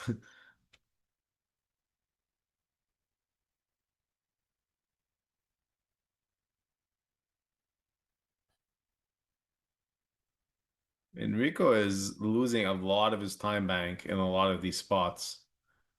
And as a victim of these situations. Oh, yeah. See, it's doing it again. So it's showing the graphic. Yeah, all right. So a little glitch we have here. It's showing the graphic of Mulder on Enrico. Yeah. We'll keep an eye on it just to see if it might explain some of those other decisions that made no sense earlier. Where it's just like bet shove all in. Yeah, it's also that is important to just again do your own sort of thinking and reasoning, because there are times where I've seen stuff I'm like, this doesn't seem right, and you can't just take everything for what it's worth. There's a chance there is a glitch, and like there, that was a little confusing. Sorry about that, but I think generally we know we're aligned, and GTO Wizard does a lot of really good stuff and shows you a lot of interesting spots. So that's again a great addition to the show. I've been liking that. Originally, I think people were kind of worried about it, like, oh, that's like cheat. It's like, no, it's on delay. They pick hands out to showcase that, and this is a big part of the game nowadays. I think solvers were sort of taboo, or you know, it was like when early on and people were using them and it was like hard and no one knew what they were, what's going on. But now it's like a lot of people are learning and studying, and doesn't mean you get to just learn and you're like great at poker either, right? You have to know how to exploit. You have to know when to use it. You have to know what stage of the tournament to use it. So there's a lot to unpack with it. And if Brock finds a limp here, or if he's just going to go for a raise, he's slightly covered. And I think Linus definitely a player who could raise a hand such as his worst ones, the 3-6 offs, these type of hands. So he's just going to come out 3.5x and not make a meal of it. Jinx 3-bet last time, king 4 suited on the button against cutoff. So he's kind of like moved up from 800K to 2.3 million without a single showdown. So a bit of a red line warrior, like finding nice bluff spots, attacking like wide range of Mulder. Let's see. Yeah, this is also interesting. Tens, second in chips versus first. Linus going for the limp.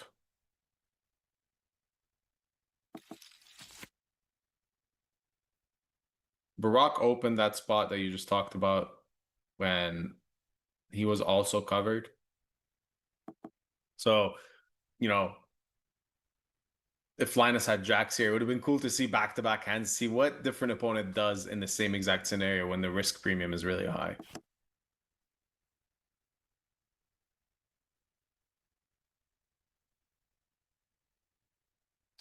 So tens gets not a dream flop, but still wide ranges, blind on blind, ace, king, 6, 7. Still going to feel pretty good as played.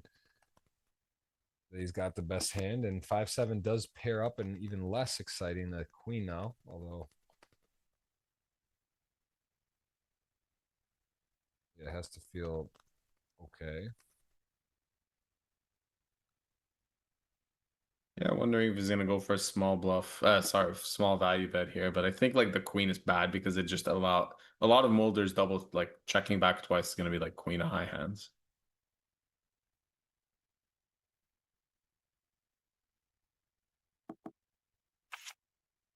All right, nice little pot. Also shows Mulder that, like, you know, Linus, obviously we already know Linus is very balanced. He's gonna limp some strong hands.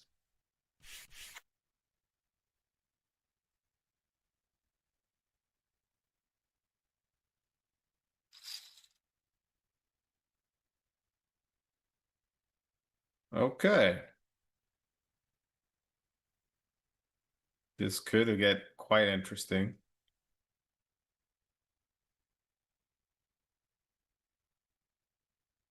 Mm, 820 or something like that.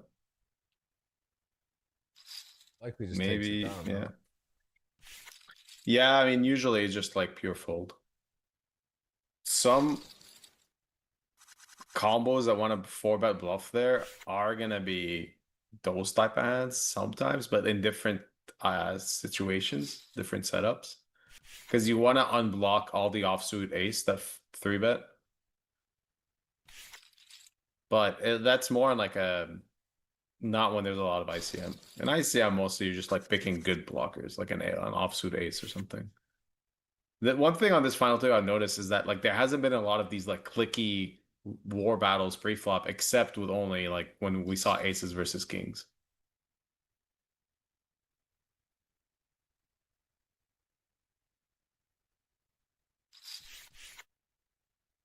Ooh, Jinx going for it again with ace-5 suited. Small size. Uh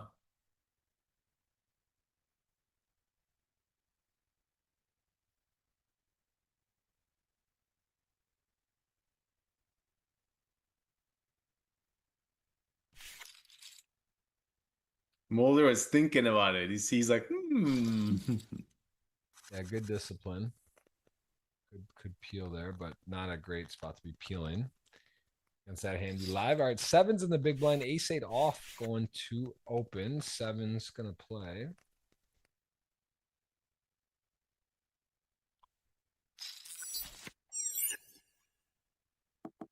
Okay, so this is a spot two where sevens are gonna get outplayed sometimes. Small bet, ace 8 off, completely whiffing. King Jack 5. yeah, it's just gonna. Sevens. I think Linus might just let go also.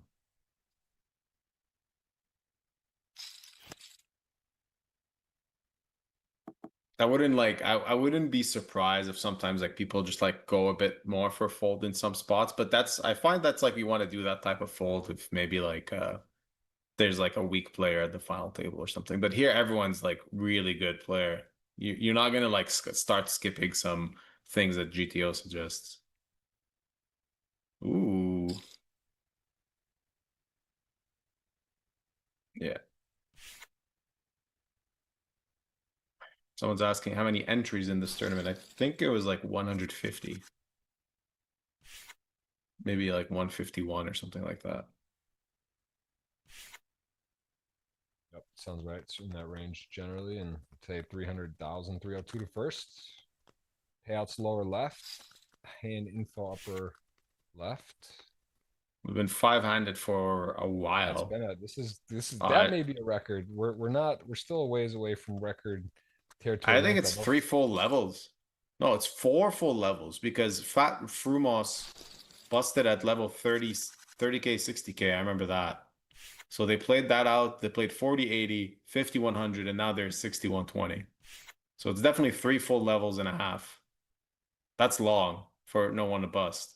And they've been trading chips back and forth too.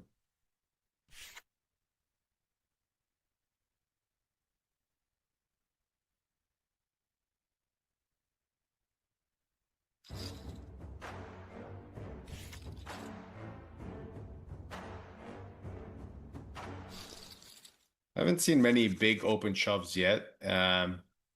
We might start seeing them a bit more soon because when there a lot of like small stacks get closer to each other, like chip leader or big stacks get to just start going a bit wild.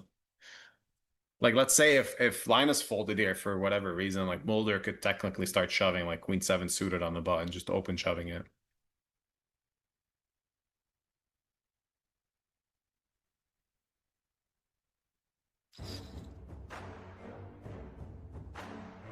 And Linus frustrating because ace 8 suited, a real hand, playable, cut off 5-handed, and I'm gonna run into it, but nothing he's gonna do here.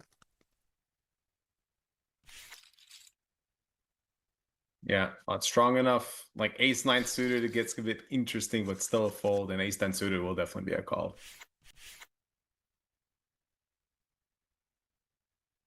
And 7 off, weak holding against a tough player out of position, but it's gonna come in for a limp and ace 3 off. rock options here. Some people check these back often raising, and he's just No, yeah. You might check sometimes like the middling ones that don't mind like playing post flop ace eight, stuff like that. Mulder with a real hand, I doubt Jinx is gonna go after it. This is not the same spot as before, yeah. So Jinx looks like he's like really aggressive button versus cutoff, but then cutoff versus hijack, he's like, no, not this one.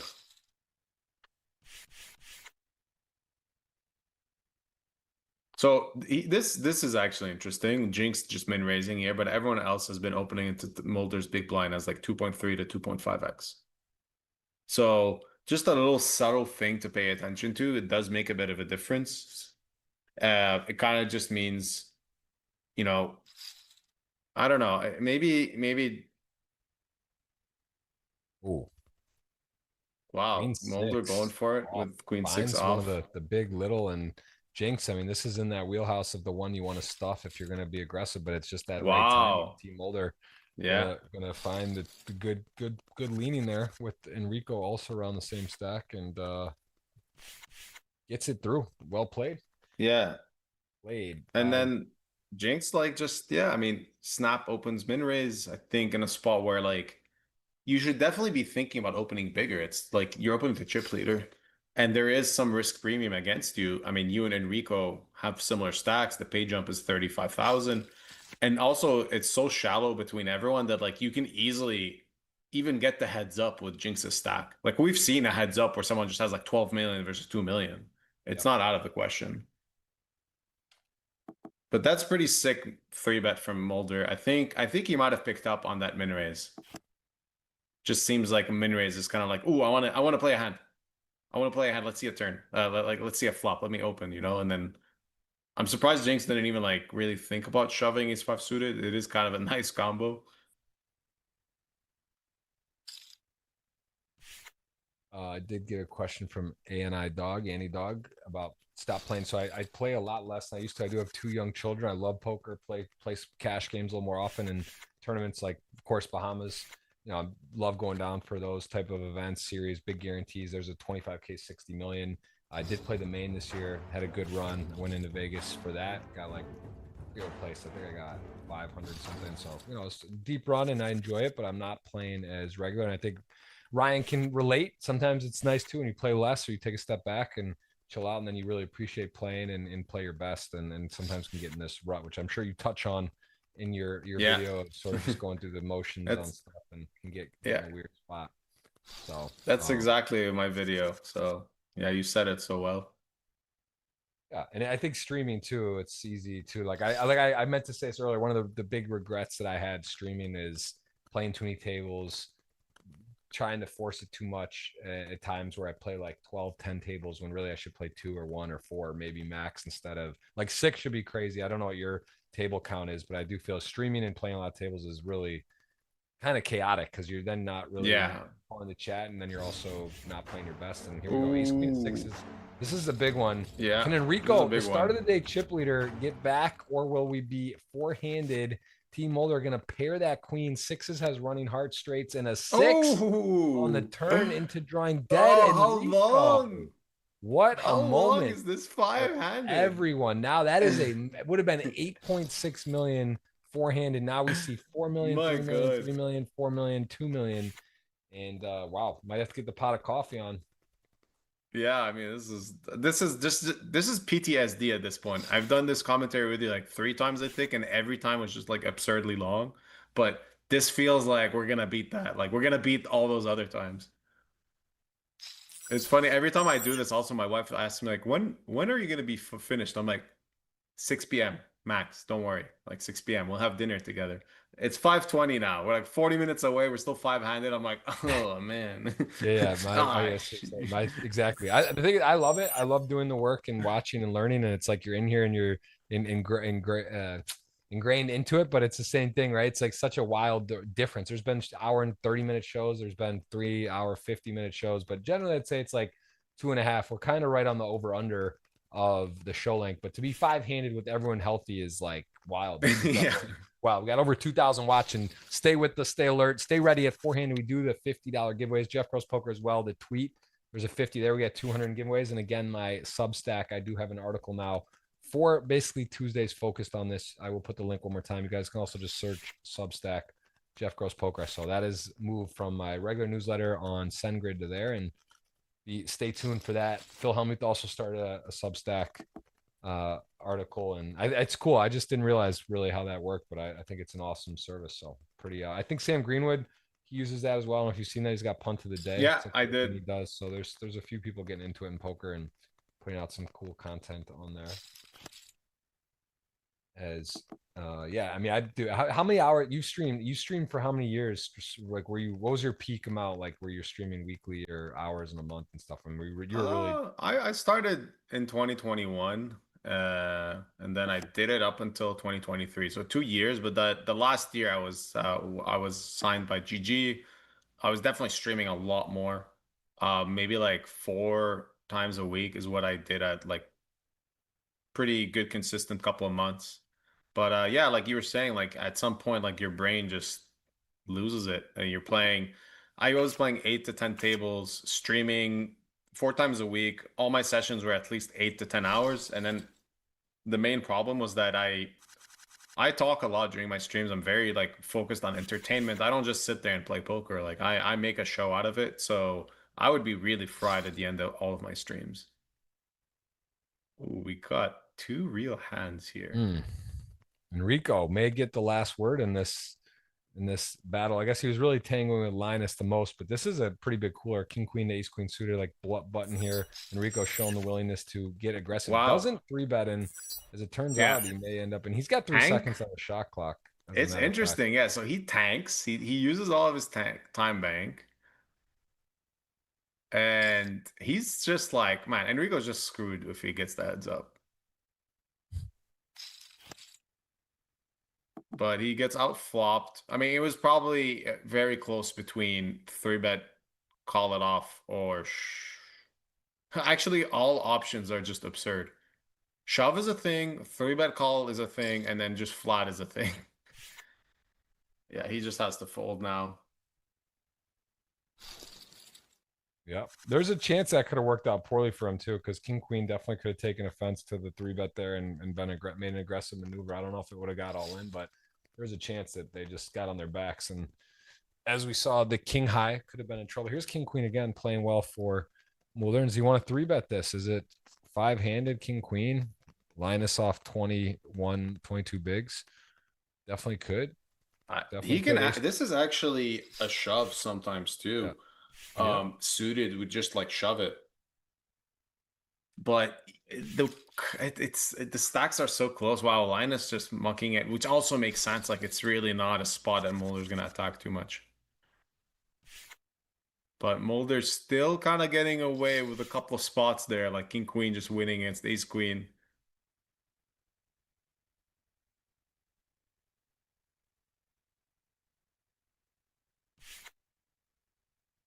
Wow, King Jack folds from Barak. Linus has King Queen. I could see also this going either way, like flatting or just shoving, because you definitely fold out these type of opens.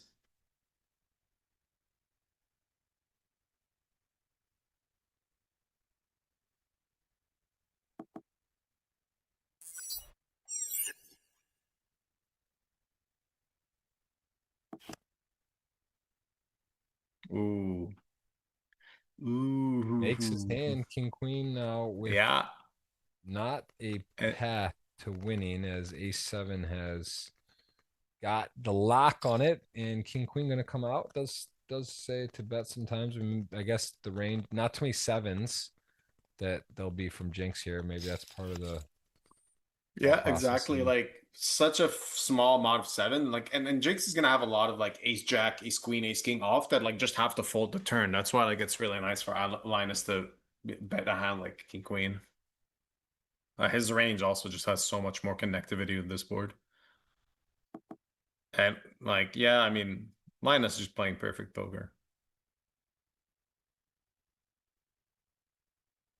I think that's not the first or last time we'll hear that. Linus does get a lot of credit. He's young. He's got 9 million in earnings. He's one of the wizard sorcerer online cash players that also has now dipped his toes in the tournaments and done well. And 2 out of 3 times making this final table, he has won, and he is here on the GGMillion. He is in contention, although one of the shorter stacks as a call here is wild. I guess no club, no jack, no 10. But yeah, it does seem wild that it's that high, 4 out of 10 times. Yeah, I'm because I guess Jinx is not supposed to bluff ace highs ever. But Jinx opened as the shortest into a lot of shallow stacks, so like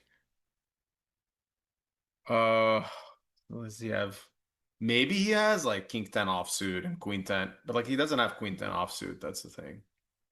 This is I'm really surprised this is as high as it is. But I understand why. He's just not supposed to be bluffing ace highs. So then his bluffs are going to come from all the worst Broadway region.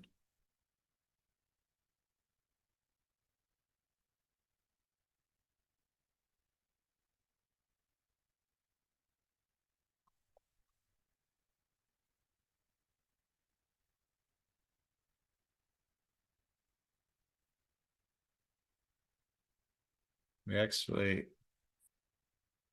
my buddy that did the documentaries in chat, Michael Bailey, just want to say hi. Big shout out to him.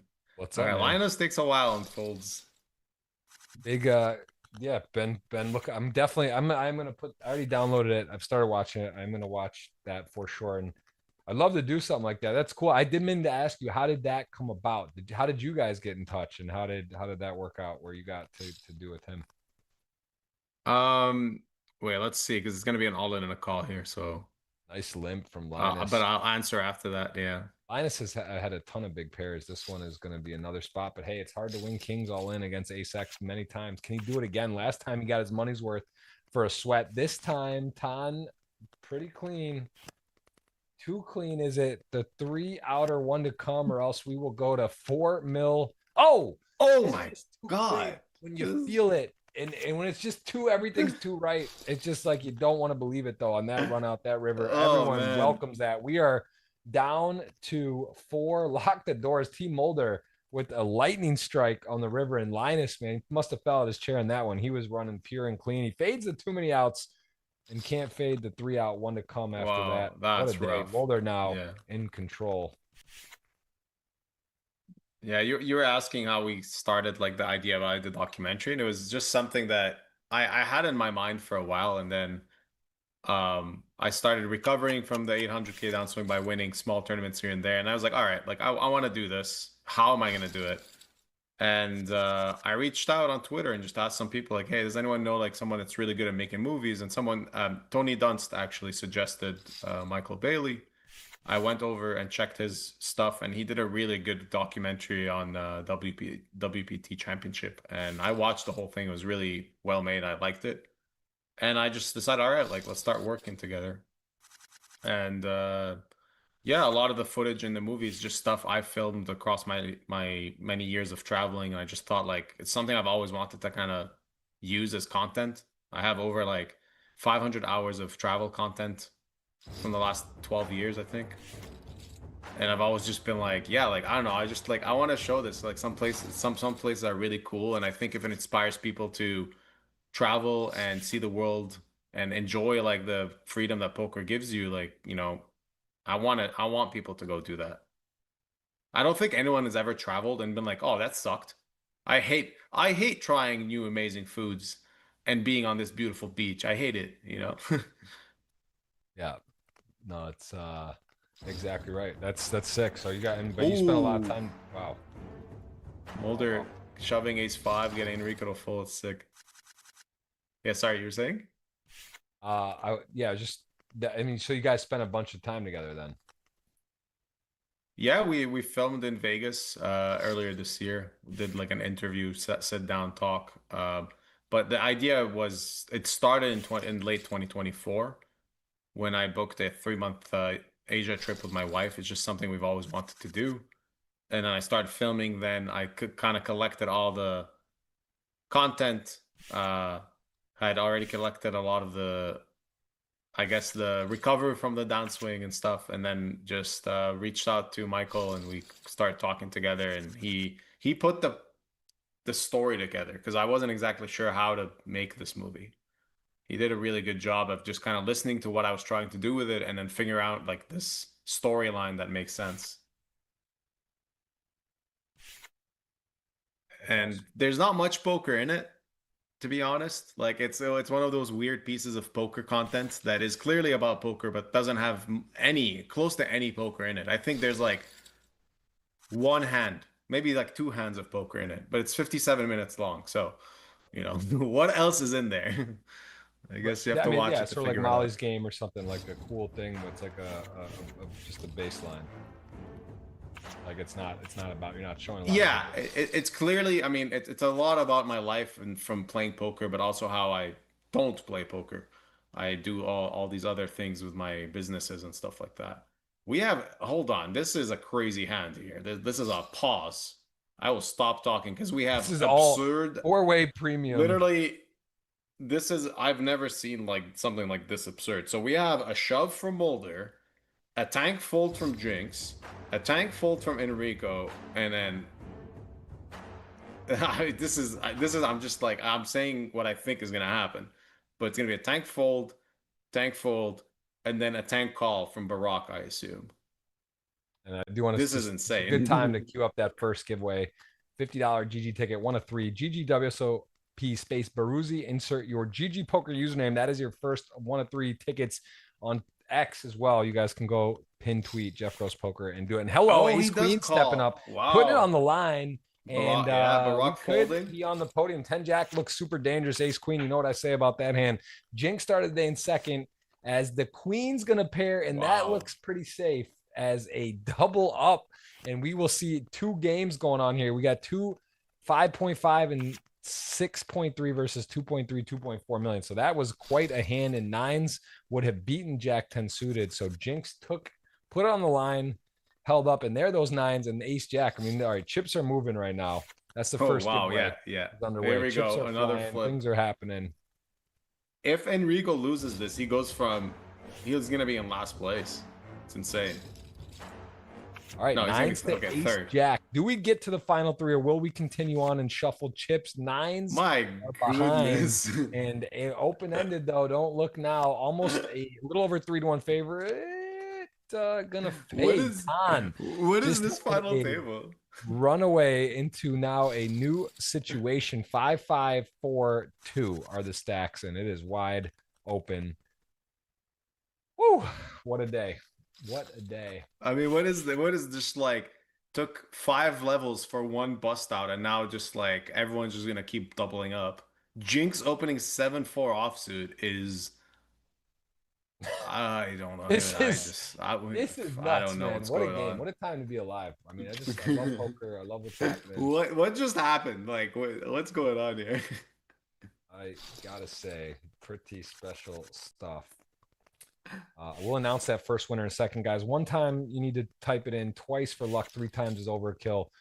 4 is not, that's frowned upon. Just don't need to repeat yourself. Good luck out there. We got 2 more after this one I'll announce. And I do want to get the tweet. I'm having computer issues. It's crazy. I honestly don't know what's happening, but we're trying our best here. It does work now. Somehow I got the stream now up finally. But anyway, we got a special one, Beiruzi. You always come for a nice FT, man. You come in with for the long ones, yeah, exactly. The long ones. You get your money's worth. I'm glad I don't have anything planned for once. Usually I always have like a dinner or something, or I tell my wife I'm gonna make dinner, and then she's just upstairs tapping her foot like, God damn it. It's like it's been 4 hours and he's still talking to Jeff. God damn it.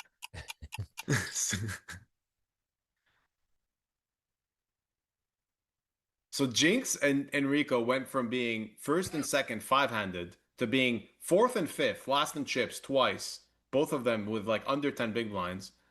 And now they're both chip leaning again. It's just like, yeah, it's just nuts. The swings in this like 10K just shows how close the game and how complicated it is, where good players just trade chips and back and forth because the edge is not that high.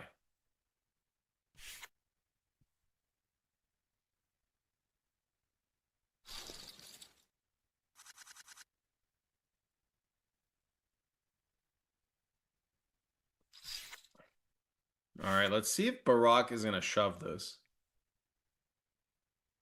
This is one of those combos that just like wants to shove because it's just like pretty terrible to play post flop. If Tian if he gets shoved down here, he's gonna. He just folds. That's good. That's. I mean, I do think like shove will outperform a call, and fold will outperform a call. Call is just like annoying there. But I think he's just looking at Mulder's stack and thinking like, yeah, he's opening into the 2 chip leaders. Well, now this is a different spot. It's Enrico opening wider. Enrico kind of has a tough one as well. I mean, it's like 14 big blinds.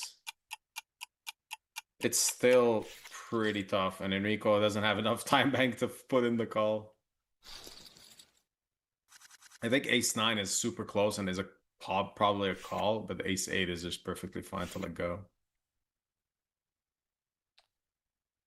All right. Well, I'm gonna announce the $50 first of 3 winner for a GG ticket right now. Also, did just put my link to the Substack again. You guys are gonna want to check that out if you want to get a breakdown of each final table and the guest that is on. This was today featured with Rayan, who actually was on the podcast, my podcast as well. That was number 177 from a while ago. We did that probably about a year ago. I don't even know now. It's been a while. So that it's been a while. Yeah. The tweet is now up. That link is up there. Pin Twitter, Jeff Gross Poker. And then right now, there's winner number 1, Joe Harris. Congrats. $50 ticket coming your way. We'll have number 2 in a second once we get to 3-handed. And there it is. 145 for 4th, all the way up to 302. So a lot to play for. Going to be a 64, 66, 65, 66K heads up match. I think Barack will take a shove here. It depends how much he's watching the stream. No, yeah. He folds ace-6, shoves this because it's against button, against someone that's been opening pretty wide. Completely different scenario.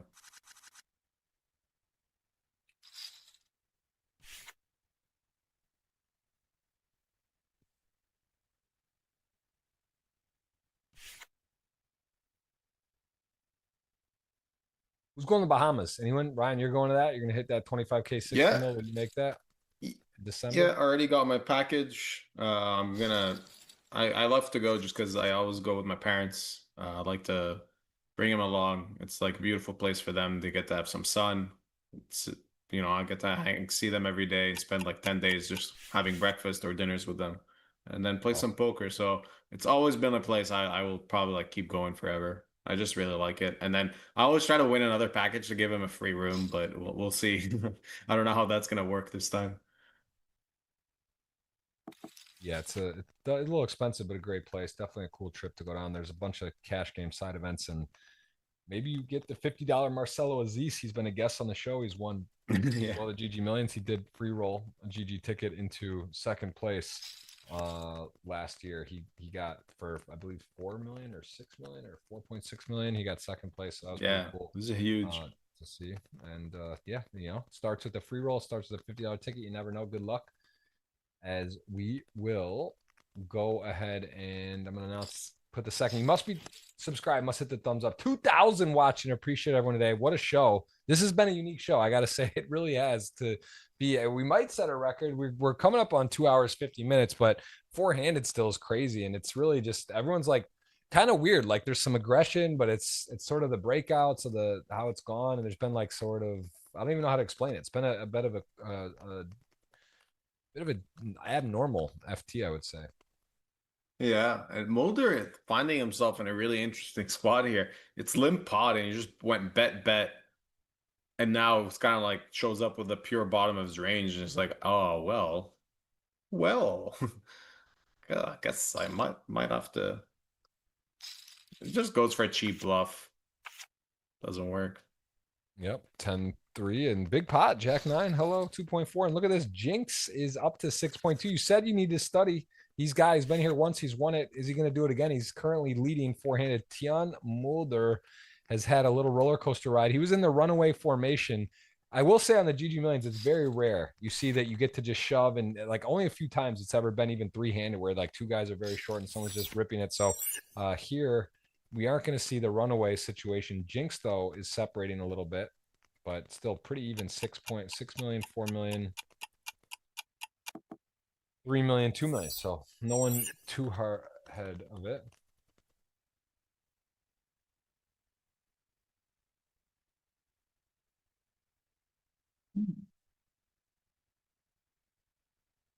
Enrico's debating a lead on that flop. And now he's gonna, yeah. I mean, I think this is one of those other spots like the other one when Linus had King Queen. Like where you can lead and just put these type of ace kings into just like folding spots. Yeah, I mean just a pure fold from Mulder.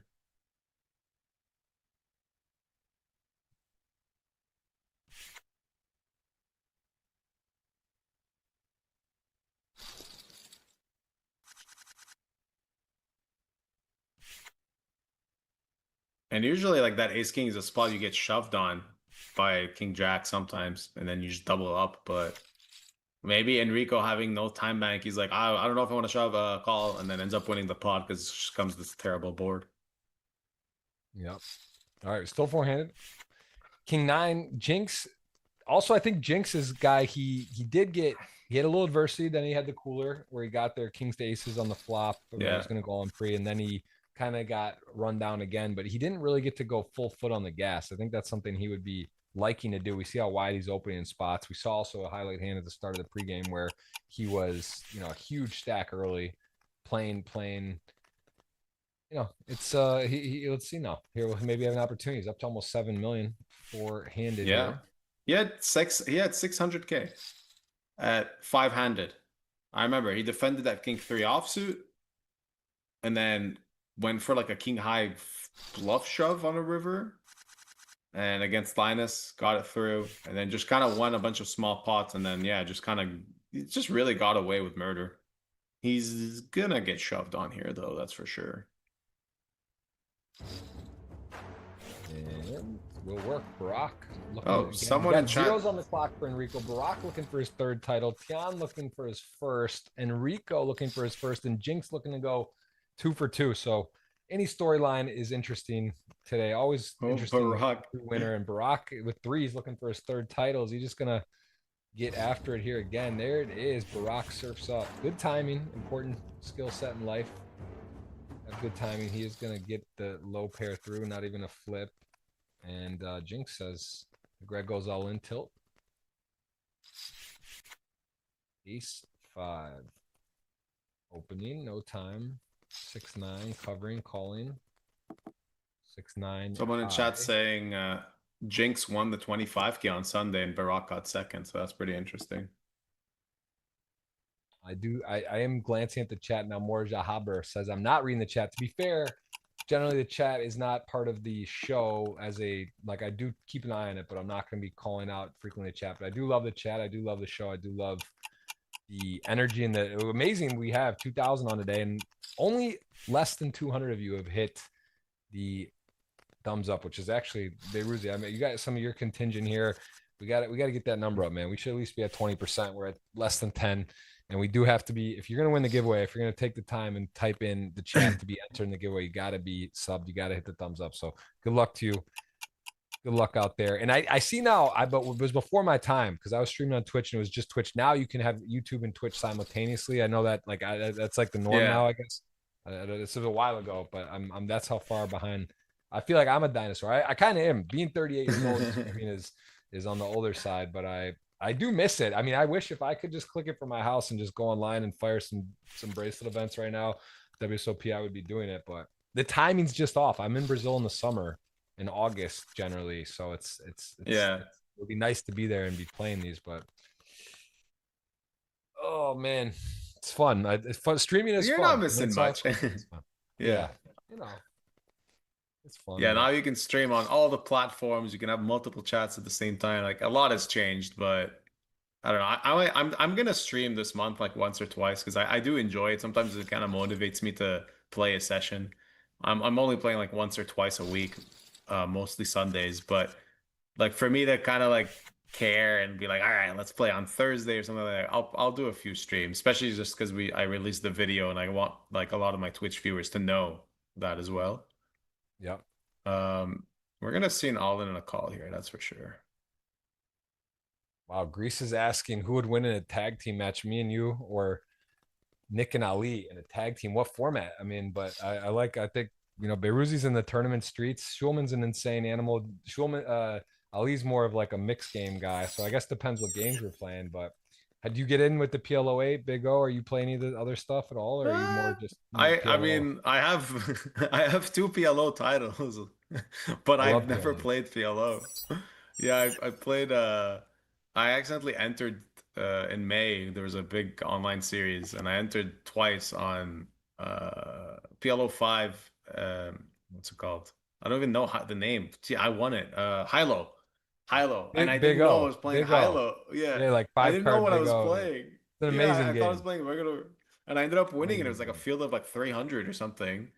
And then I played PLO 4. I know how to play. Like at least I know somewhat how to play, and I won one as well. And I was just like, yeah, this is cool. Just like accidentally enter tournaments and win them. Just hoping I do that in a Triton or something one day. But it's kind of hard to accidentally enter a Triton, like go all Yeah. the way there and just be like, oh. Yeah. Yeah, for sure. Mulder mint 2.2x raised blind versus blind with queen deuce suited, avoided busting because if he shoves, he gets called and he's out. So that's pretty interesting. He's still surviving.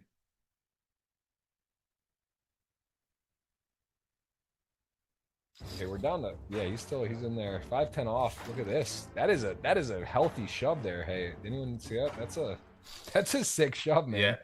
that's That a is pretty sick. sick shove. Yeah, That is sick. that's That pretty. that He's might be the just wildest shove I've seen on show. Just like risk wise. That is a big risk. yeah, with 10-5 Probably offsuit, like not even like suited. I can see with suited, but like offsuit is pretty wild. Oh, Barack, I think this is actually 8 big blinds, right? Yeah, you can't fold King 10.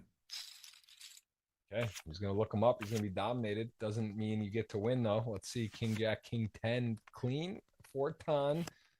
Turn is interesting. Now they each don't want each other's outs originally, and okay, Nice. It's surviving. Just handed. We will continue on. I'm gonna get ready to queue up the second giveaway when we get to 3. oh man, it's such a long stream. I love it. I just so used to it. Oh, he just open shoves here. That is a tough spot.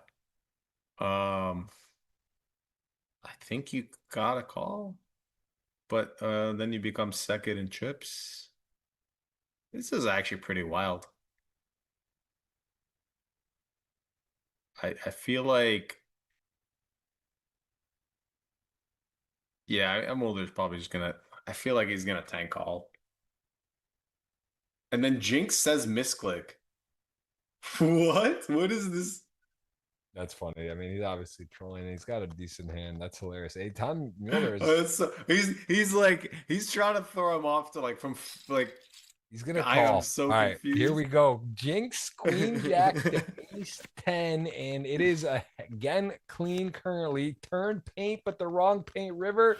Can he fade? Are we just gonna keep it going? We will. We will keep it going. Yes, we can. It is actually three-way about even, and then Barack dangerously Oh in half of the man. stacks. And Barack, tell the wife to order some takeout. I don't think you're having a hot dinner tonight, my friend. We will continue on. I gotta I 2000. I'm gotta gonna stretch my legs, not man. even gonna hit the what's it called? I can't even do the second giveaway yet. We're gonna keep it rolling still. At the first, I did that one. We got all kinds of stuff happening here. Ace This 4, is Queen so 10. wild. This is wild. Are we in record territory? Let me take. I can't get on my Discord. I'm over here. Let me see.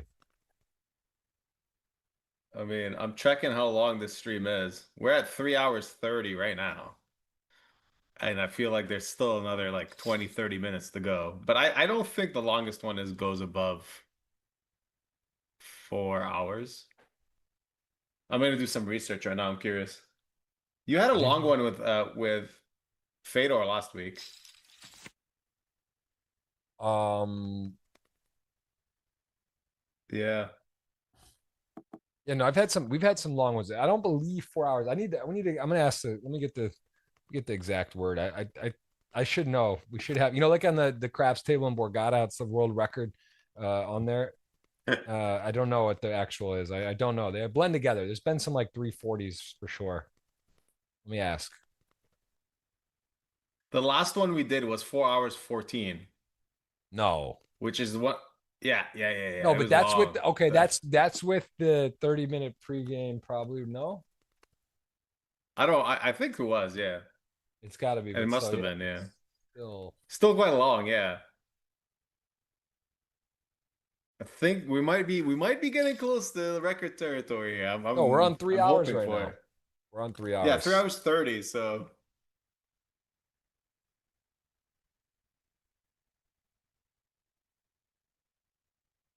okay, so Jinx ISO'd, check, checked flop, turn two pair. Mulder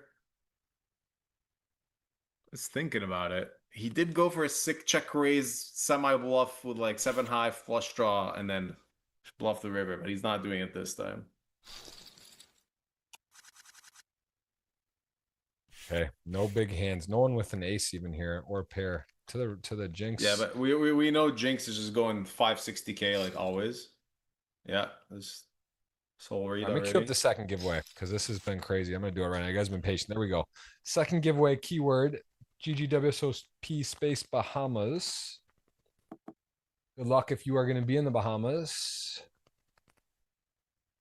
And Pretty excited for Bahamas actually. yeah, I am too. I think that's my next like officially poker thing that I'm trying to think. Maybe I'll go to Montreal November. I talked to him about You that. stole me the dinner from last time, so I want it in Bahamas, Jeff. Ooh. I hope I win today. Who do I have? Who do you have right now? uh, No one has Jinx. I have I took yeah, no Barack. one is Jinx. Or I no, have did I take Barack? No, I took no, Robin. I took Barack and Enrico. You took Mulder. All right. Tian against the So world. yeah. So Jinx is just gonna win with 10 high possibly here. No, he's got to bluff this. I No, mean, I mean, Enrico has no got the no time. low. He has He's got no no time. He's time like, I bank. have to bluff. He's Yeah, like, I he's have like, to I have bluff to bluff. Jinx. I hate my life, but I'm doing it. Yeah, Oh, okay. Jinx. He's a little make him The sweat it a little. panic. I'd love to see Enrico like a real life camera of how that spot happened. He's like, I don't want to bluff, and then just sees the 5 second timer. He's like, ah, Yeah, into oh, first. all in and a call. Let's go. I mean, is someone gonna bust? I don't Oh, think it's Enrico Rob. delayed his I want to call this time. Timing tell, emoji timing tell. Usually when he wants a call, he snap puts it in, but this time he took a bit of a time. Brock gave his luck. Oh, this time he folds the taxi What? as the shortest blind on blind when he called before. I guess he was covering. I don't think you can fold that. I That's don't crazy. think you can fold that. Yeah, I'm really surprised by that. King four deuces. The fake flip. Calling off with the deuce is never fun, but how many blinds? It's like 10. No, it's 2, 12, 13. 1.160, 1.6 plus 480. Yeah, 5, 13, 14. The fact that no one busts, it's not fun either. He's just like, man, if I call, I'm doubling them. No one's going home. We'll just keep trading chips, or do I fold? This is worth a consideration. Hard to make a pair. He is gonna call. I don't know if that's a Wow. book call or not, right? Book would maybe I don't say know fold either. chance, so let's I'm roll the pretty sure dice. deuces is a fold there. Yeah, it seems close, but probably a fold. I would fold. But then again, Tian is, flicking and trading 250s and playing great, and he's covering, and he's got Maybe 4 million. I He's mean got to gamble a little. maybe he's Maybe just also annoyed of how long this final table is, He's just like, yeah, just like someone has to end it, but all he's doing is actually making it longer.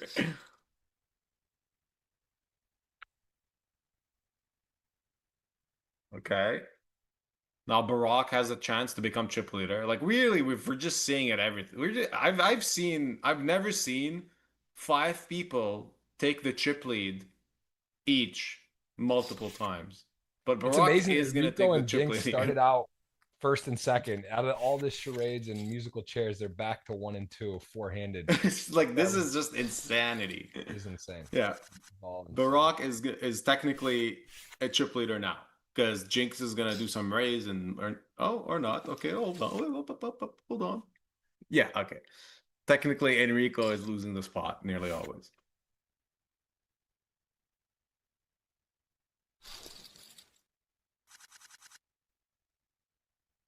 And now, officially, we've had technically 6 different chip leaders on this final table. That would be cool to find out, Jeff, if we can ask the team to check if there's ever been 6 different chip leaders on a final table. I really doubt that. Because Fat Frumos was chip leader at one point, and Linus was chip leader as well. So that is the first. I think this is the first time ever. This is like some Guinness World Record thing. Okay, 4 hours 11 minutes is the actual longest like playtime we've done here. Playtime. Okay. What that would mean with the pregame show, we're at like 35 minutes plus that, so almost 5 hours. But yeah. Okay, big hands are around us. Jacks, ace, queen, and are we seeing a 9 mil chip pot? I believe. Yeah, I think so. I think we are. Which I is, mean, where the I good feel news is like we're going to be three-handed almost certainly because whoever wins this is going to be either out or critically short after the hand because they're very close in chips. And I think Jinx is debating what he wants to do. He is going to go for the non-all-in. Rock's thinking, man, this has been fun. I finally got some chips, and now I'm about to be potentially just all yeah, exactly. He's like, oh, God damn it. And here we go. 9.5. This is a worth note pot, and Barack is covered, needs help on the river. A 7 would be especially insane just to chop it up and move on. And a 9. That is going to be jacks. And we are down to 3. Finally, podium time. Mulder's short. We might get heads up soon. And I will. Barack was chip leader for like 1 second. Yeah. Poor guy. All right, we got the second giveaway going. You only need to do it once. People are absolutely going nuts.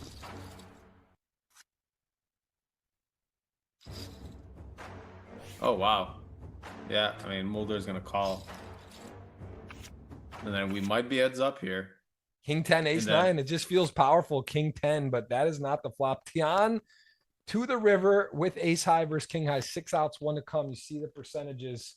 And clean. Tian is just clean living. That Dutch clean air, natural hybrid, getting rid of the cat. They're moving to all electric. Biking to work every day, biking to everything. Completely healthy, clean living.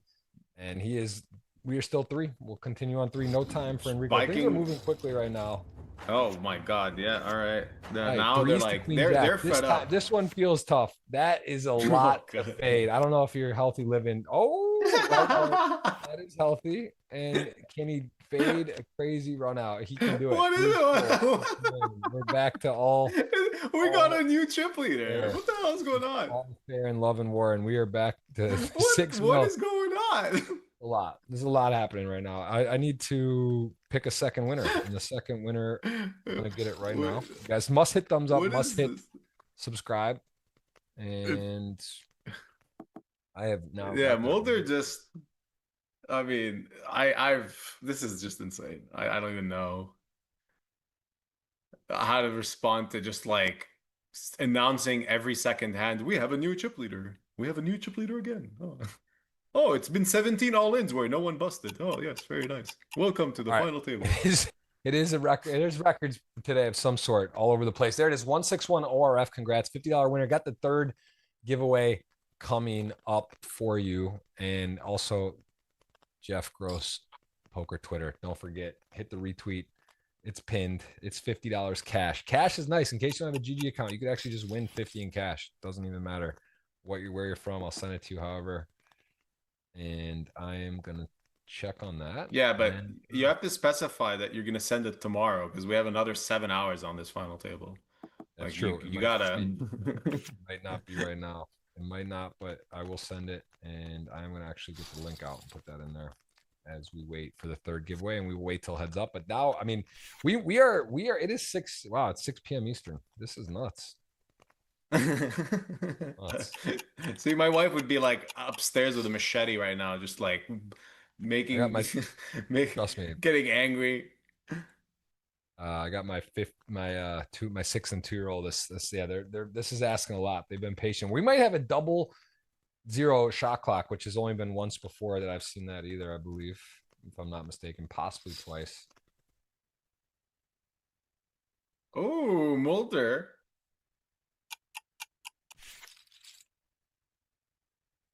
Going with the 3-bet with Queen 8, getting it through.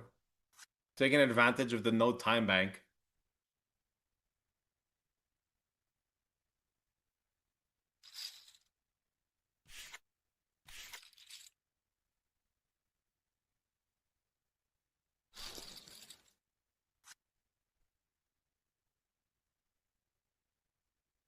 All right, I'm actually planning a max last second bullet into the 5k6 max as well on GG because it's a World Series event. So you see me a bit busy because I didn't think it would last this long. And then, I mean, it's really cool though to we've seen quite a lot of weird ICM situations so far in this final table, and a lot of like different plays. And then some people that just don't care about ICM. You know, Jinx has been kind of like, hey, 7-4 offsuit, like let's go. But he's been mixing it up too. Shoving and saying misclick was pretty cool. I have to do that. I have to respect that. By the way, we do have a lot of viewers. I just want to say you better press on the like button because technically you've pressed more buttons to get to this point than just pressing one more button to just like, you know, let GG know, let Jeff know that like, hey, this is good shows.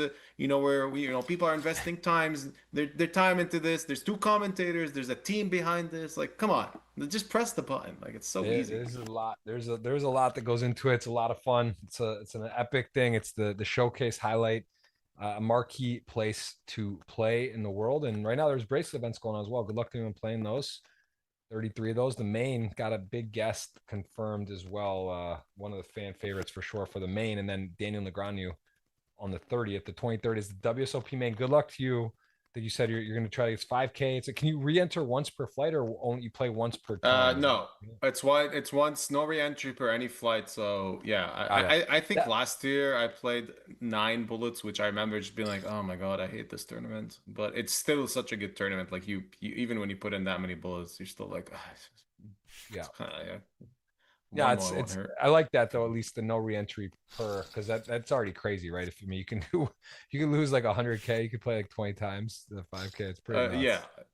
Yeah, exactly. And like I'm kind of going into grind mode soon. I still have like a bit of travel and I'm going a few places with my wife for next week, but after that I'm gonna like bunker down here in the bar, just put my hoodie on, and you're gonna see me playing like twice or 3 times a week, maybe a couple of streams here and there. But like I'm excited for this series. There's a lot of really big tournaments coming up.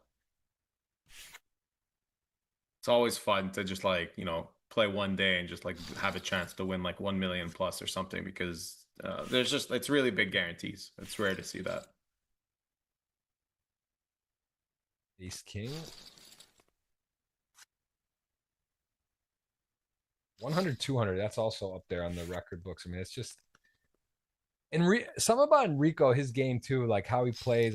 There's certain people in a mix of like, obviously there's some luck. I mean, Jinx is on the higher wilder side. Some other players it just you can kind of tell when it's going to be a long show. But also the shortest stack was 14 blinds. There's like a 3 blind, 6 blind stack, that type of stuff, or someone has a huge stack. The chip based on I mean, we had 100 blind, 100 blind, 54. It was pretty tight actually. Everyone had a bunch of chips, so just kind of looks that way, but you never know. Queen 7 here is a winner. Million going his way. And also the breakouts. It's been crazy. The breakouts of chips and the all-ins for sure.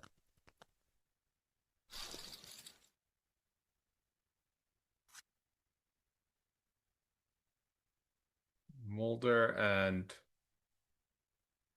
they're definitely gonna play a pot. We might see a shove from Enrico.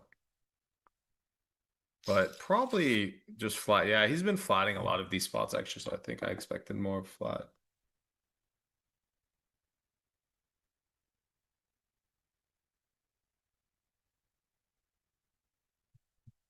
10, e6.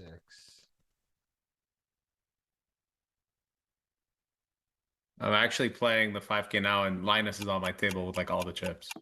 So kind of Warmed up against him, interesting. though. Warmed up. I love Yes, it. I've studied his play. Yes. The secret against him is get it in with 3 outs and get there on the river. That is relevant. The king is a big card here Yeah. for making the top pair, as he is going to bet an ace-6. Hard to make a pair and hold them. Gonna call. River 7 of diamonds. Both players with the diamond. Pairs the 7. King 10.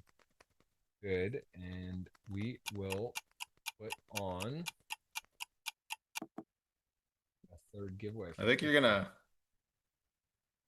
If I tell you my table draw in the 5K right now, you're just gonna laugh. Because it's just like just the best players in the world. I'm just in there like, oh, okay. Nice. Good job, Ryan.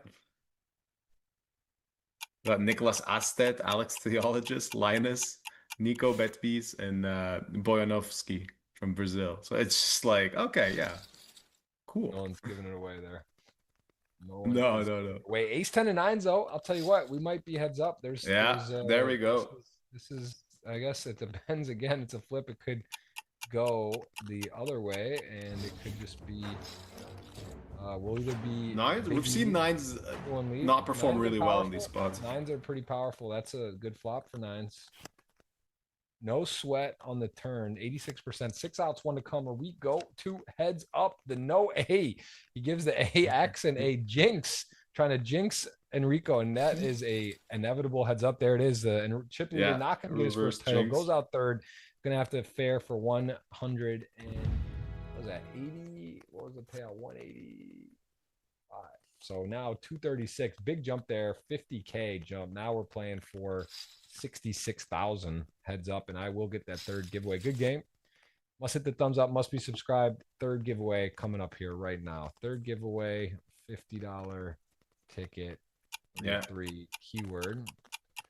Must also go watch my YouTube video. Yeah, yes, you we're have gonna to put in. Force them. Yes.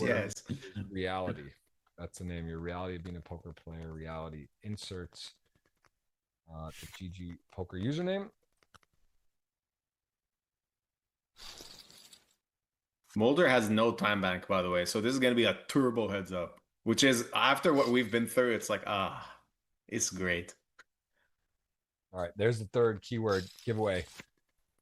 GGWSOP space reality, and then insert your GGPoker username. That is a tip of the hat to Beruzzi here, who has got his documentary, if you will, about an hour long, 57 minutes on the YouTube channel. You can put that link one more time in there. And again, please Substack, search Jeff Gross Poker, get your newsletter weekly on Tuesday. I moved it over to Substack today. If you haven't subscribed before, that's every Tuesday. It does showcase who's at the final table, the payouts, and also our guest, which does have the link to our. You're the number 177 podcast guest from my show about a year ago now. So that's also, you can check that out if you guys want to search that on YouTube and get to know Ryan a little bit better. And we are gonna see a winner today. No deal making. 66,000, 65,000, I guess. About exactly 65K and change for this match. And do you think these players know each other well? Probably not. Jinx not on here much. Jinx is some unknown. No one really knows. Jinx is out here two-stepping, having fun, and he found his way to the top, and he could go 2 for 2. So we're gonna see a new champion, or we're gonna see Jinx 2-time champ and 2-time final table, which is impressive. I probably think no one's ever made the final table only 2 times and won both times, right? Like that would also be a first. Yep, that's true.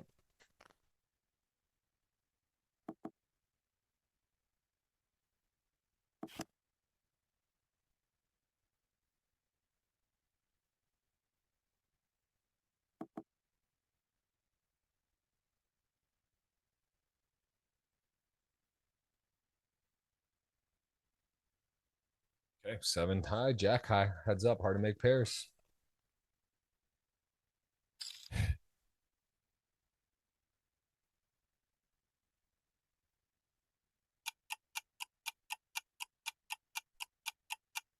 Oh, is he gonna call?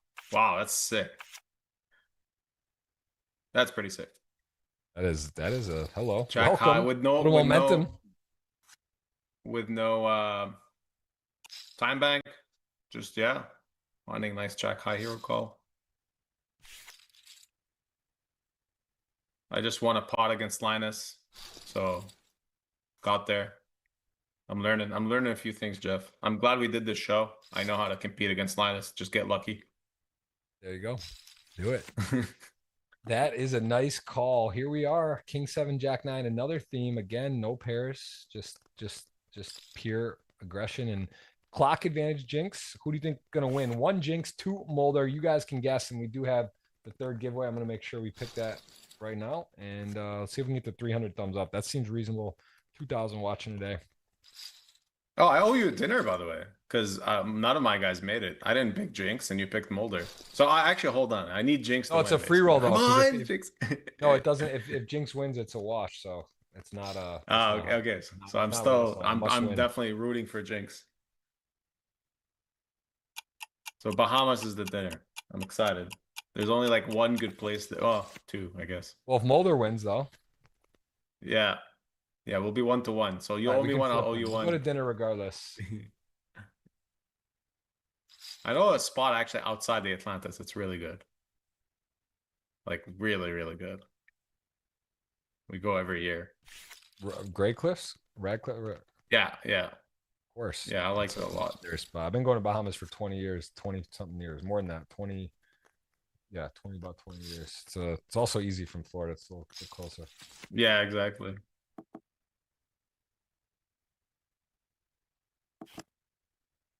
Oh, checking back king high by Mulder after opening. So, playing pretty good. And he's definitely going to get called, I guess, if he just goes. Yeah.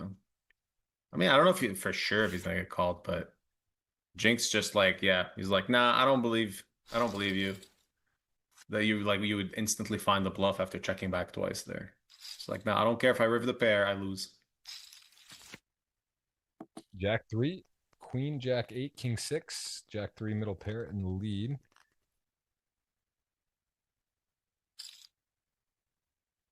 And gonna announce that winner once we hit 300.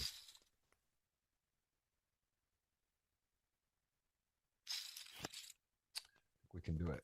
We can definitely do it. This is a strong audience, an engaged audience. And we already over. How many are we at now? I just didn't hit refresh. Let me get there. We're already over. So look at that. I'm just gonna hit it. I'm not gonna slow roll the audience, but all you have to do is just ask nicely. They are nice. That's not. We're gonna announce it here in a second. 1800, 2000. We peaked at. We got ourselves quite a day, and we have been in here for 3 hours 23 minutes plus the pregame. Yeah, we're over 4 hours total time today. Pretty nice. You earned a dinner. I think I might have to treat you, brother. That's like 4 hours. You've been putting in real hours here.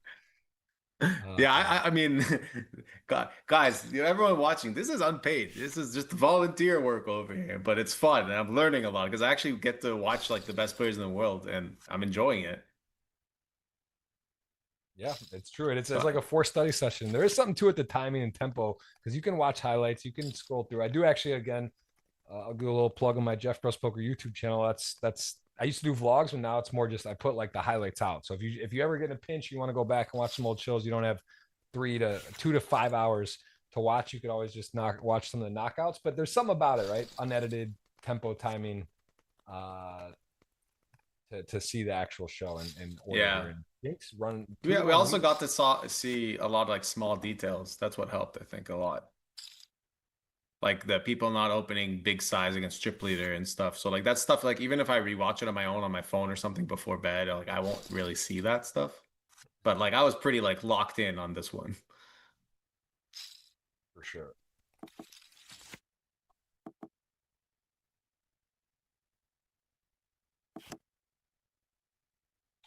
Queen 5, 10-3, Queen high good, Mulder, no clock. Jinx, 4 minutes clock. How much of a, would you say it adds, how much of a advantage is it like to have no clock, first clock in a spot? Like what, I mean, how would you Big advantage for sure. I think having a clock is a huge advantage. Every time I made the FT, and I've always used all my time bank, and I would regret it when we're like 4 or 5 handed. Like I had a couple of spots I remember where I made like a big call against Arthur where I didn't have time bank, and I know I would have folded for sure. I just didn't have time, and like you just panic. You're like, I don't know what to do. Like I don't want to make a wrong decision. I have trips. I don't think I can fold. But in reality, you take a bit of time. You realize that like, yeah, this is a bad hand. You just fold. Yeah, Jinx is just playing like a savage in general. Like he's been playing savage this whole final table, but like I'm kind of seeing it a bit more in heads up. Yeah, I agree. I feel like he's the type of dude. Oh, I thought he was gonna isolate 7 deuce for sure.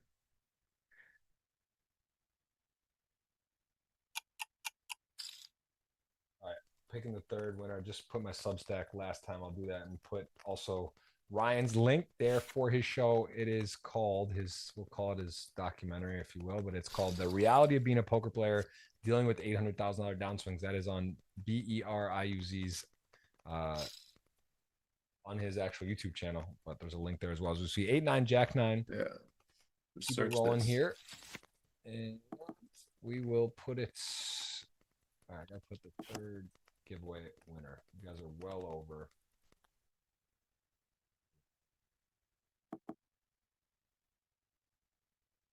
Appreciate that. I'm gonna drop it in there. So I could have ended in one hand too. You're right. There's been some aggression here. 8-9, blasting Jack 9 high. Not too fun. Gonna call. Has the best hand. Maybe up to some intention. Also, maybe just thinks he has the best hand. Jack high. Interesting. Just call there though, right? With no draw, and then check. Yeah. Sort of peculiar. What's Jinx gonna do?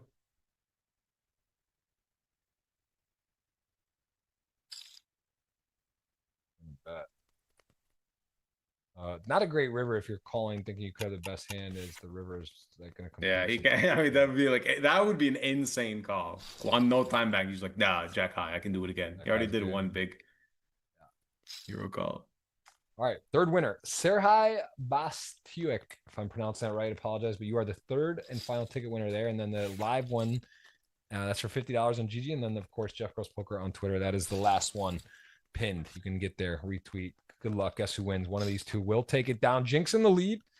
Can't bet against Tian Mulder, though. He is a crusher. 4 across the board. 4s everywhere.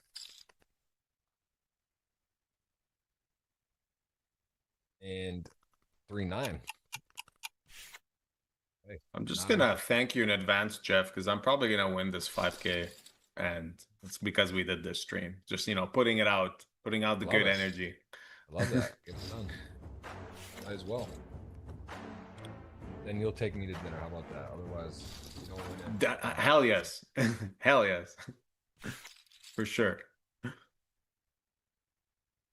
Okay. 13 million to 3. It's getting a little bit unreasonable at this point. We're taking it to the wire here. Ace 3 gonna jam. I mean, we are in record-ish territory. Not a record, but up there. Appreciate everyone sticking with us. Nice double up. There's people sweating you in the. Yeah. I've sucked out twice, so it's good. It's the good karma for doing this volunteer work. The self-investment in my own poker success. Just come do nice commentaries, have a good time, and then win every all in on GG. It's a good strategy. I appreciate Ryan Gleedow in the house tuning in. It's familiar faces here. Ace King, nice to get big hands. Going to show it. Jinx can taste another title. This wouldn't be his first. Yeah, again, we've mentioned he's got 8s now to Ace 9. Wow, this could be a ending hand. 8's hard to get a pair. Ace 9 fair fight. 6.5 in the million. Tian Mulder needs a helping ace or 9. Jack deuce 3, 4. He's got the 5 ace or 9 river. 3. That's it. That is it. Jinx 2 for 2. Takes it down. He gets it done. Insane. He's been here twice. He's won twice. Insane. Tian Mulder gonna have to wait for that hardware. gets a big score on here, not frequently playing online, but he is a great player. And you can see a different picture. Apparently the user had changed their picture. I don't know what that is, but respect. Gets it done. Jinx, man, talk me through it, Ryan. Are you still awake? You're in the 5K playing for a bracelet. You're in here mixed up. You got a bar in the background. Tell me what happened today. What's your key takeaway? I mean, we had a lot of expectations from all the big players, but then Jinx came in and did a lot of wild stuff and ended up kind of like getting away with murder a few times. And I really liked how he played, because when you come in as a random, if no one expects you to do something crazy and you do it, like, it's just gonna work. I think he really played well. And obviously, like, running well helps and all that, but yeah, I think it was really fun to see everyone get chip lead and everyone get to apply pressure in different ways. We saw, you know, everyone kind of having a different style. Not often that we see that. Usually we see one or two runaway players just pummel through everyone. Not the case today. I gotta say, yeah. what an absolutely legendary day. And he was only 4.4 to 1. He had such a big stack. He came in second, finished first. Team Mulder was 11.7 to 1, so close to a big payday for some people on that bet. Enrico, also the chip leader, finished third, had quite a wild ride, and Gilliam Nolay bowed out fast. It took a while. 5-handed was a long period of play. And again, everyone in the chat, appreciate you. We see some fans of Jinx in there saying good game. And again, awesome to see you guys. We will have a big show next week, and I have a very special treat for you for the main event, Final Table, on September 23rd. And of course, Daniel Negreanu, September 30th confirmed. And next week we'll announce who the guest is there. But Beruzzi, check out his documentary, called documentary, hour long, 57 minutes to be exact, on his YouTube channel. And again, thank you for the time. I will see you in the Bahamas, if not before, maybe Montreal here at the next series. And again, give him a follow on all the socials, YouTube, Twitter, Twitch, all the fun stuff. We'll see you next time, my friend. Thank you so much for the time. Appreciate the team and everyone. We'll see you next week. Awesome. Thanks a lot.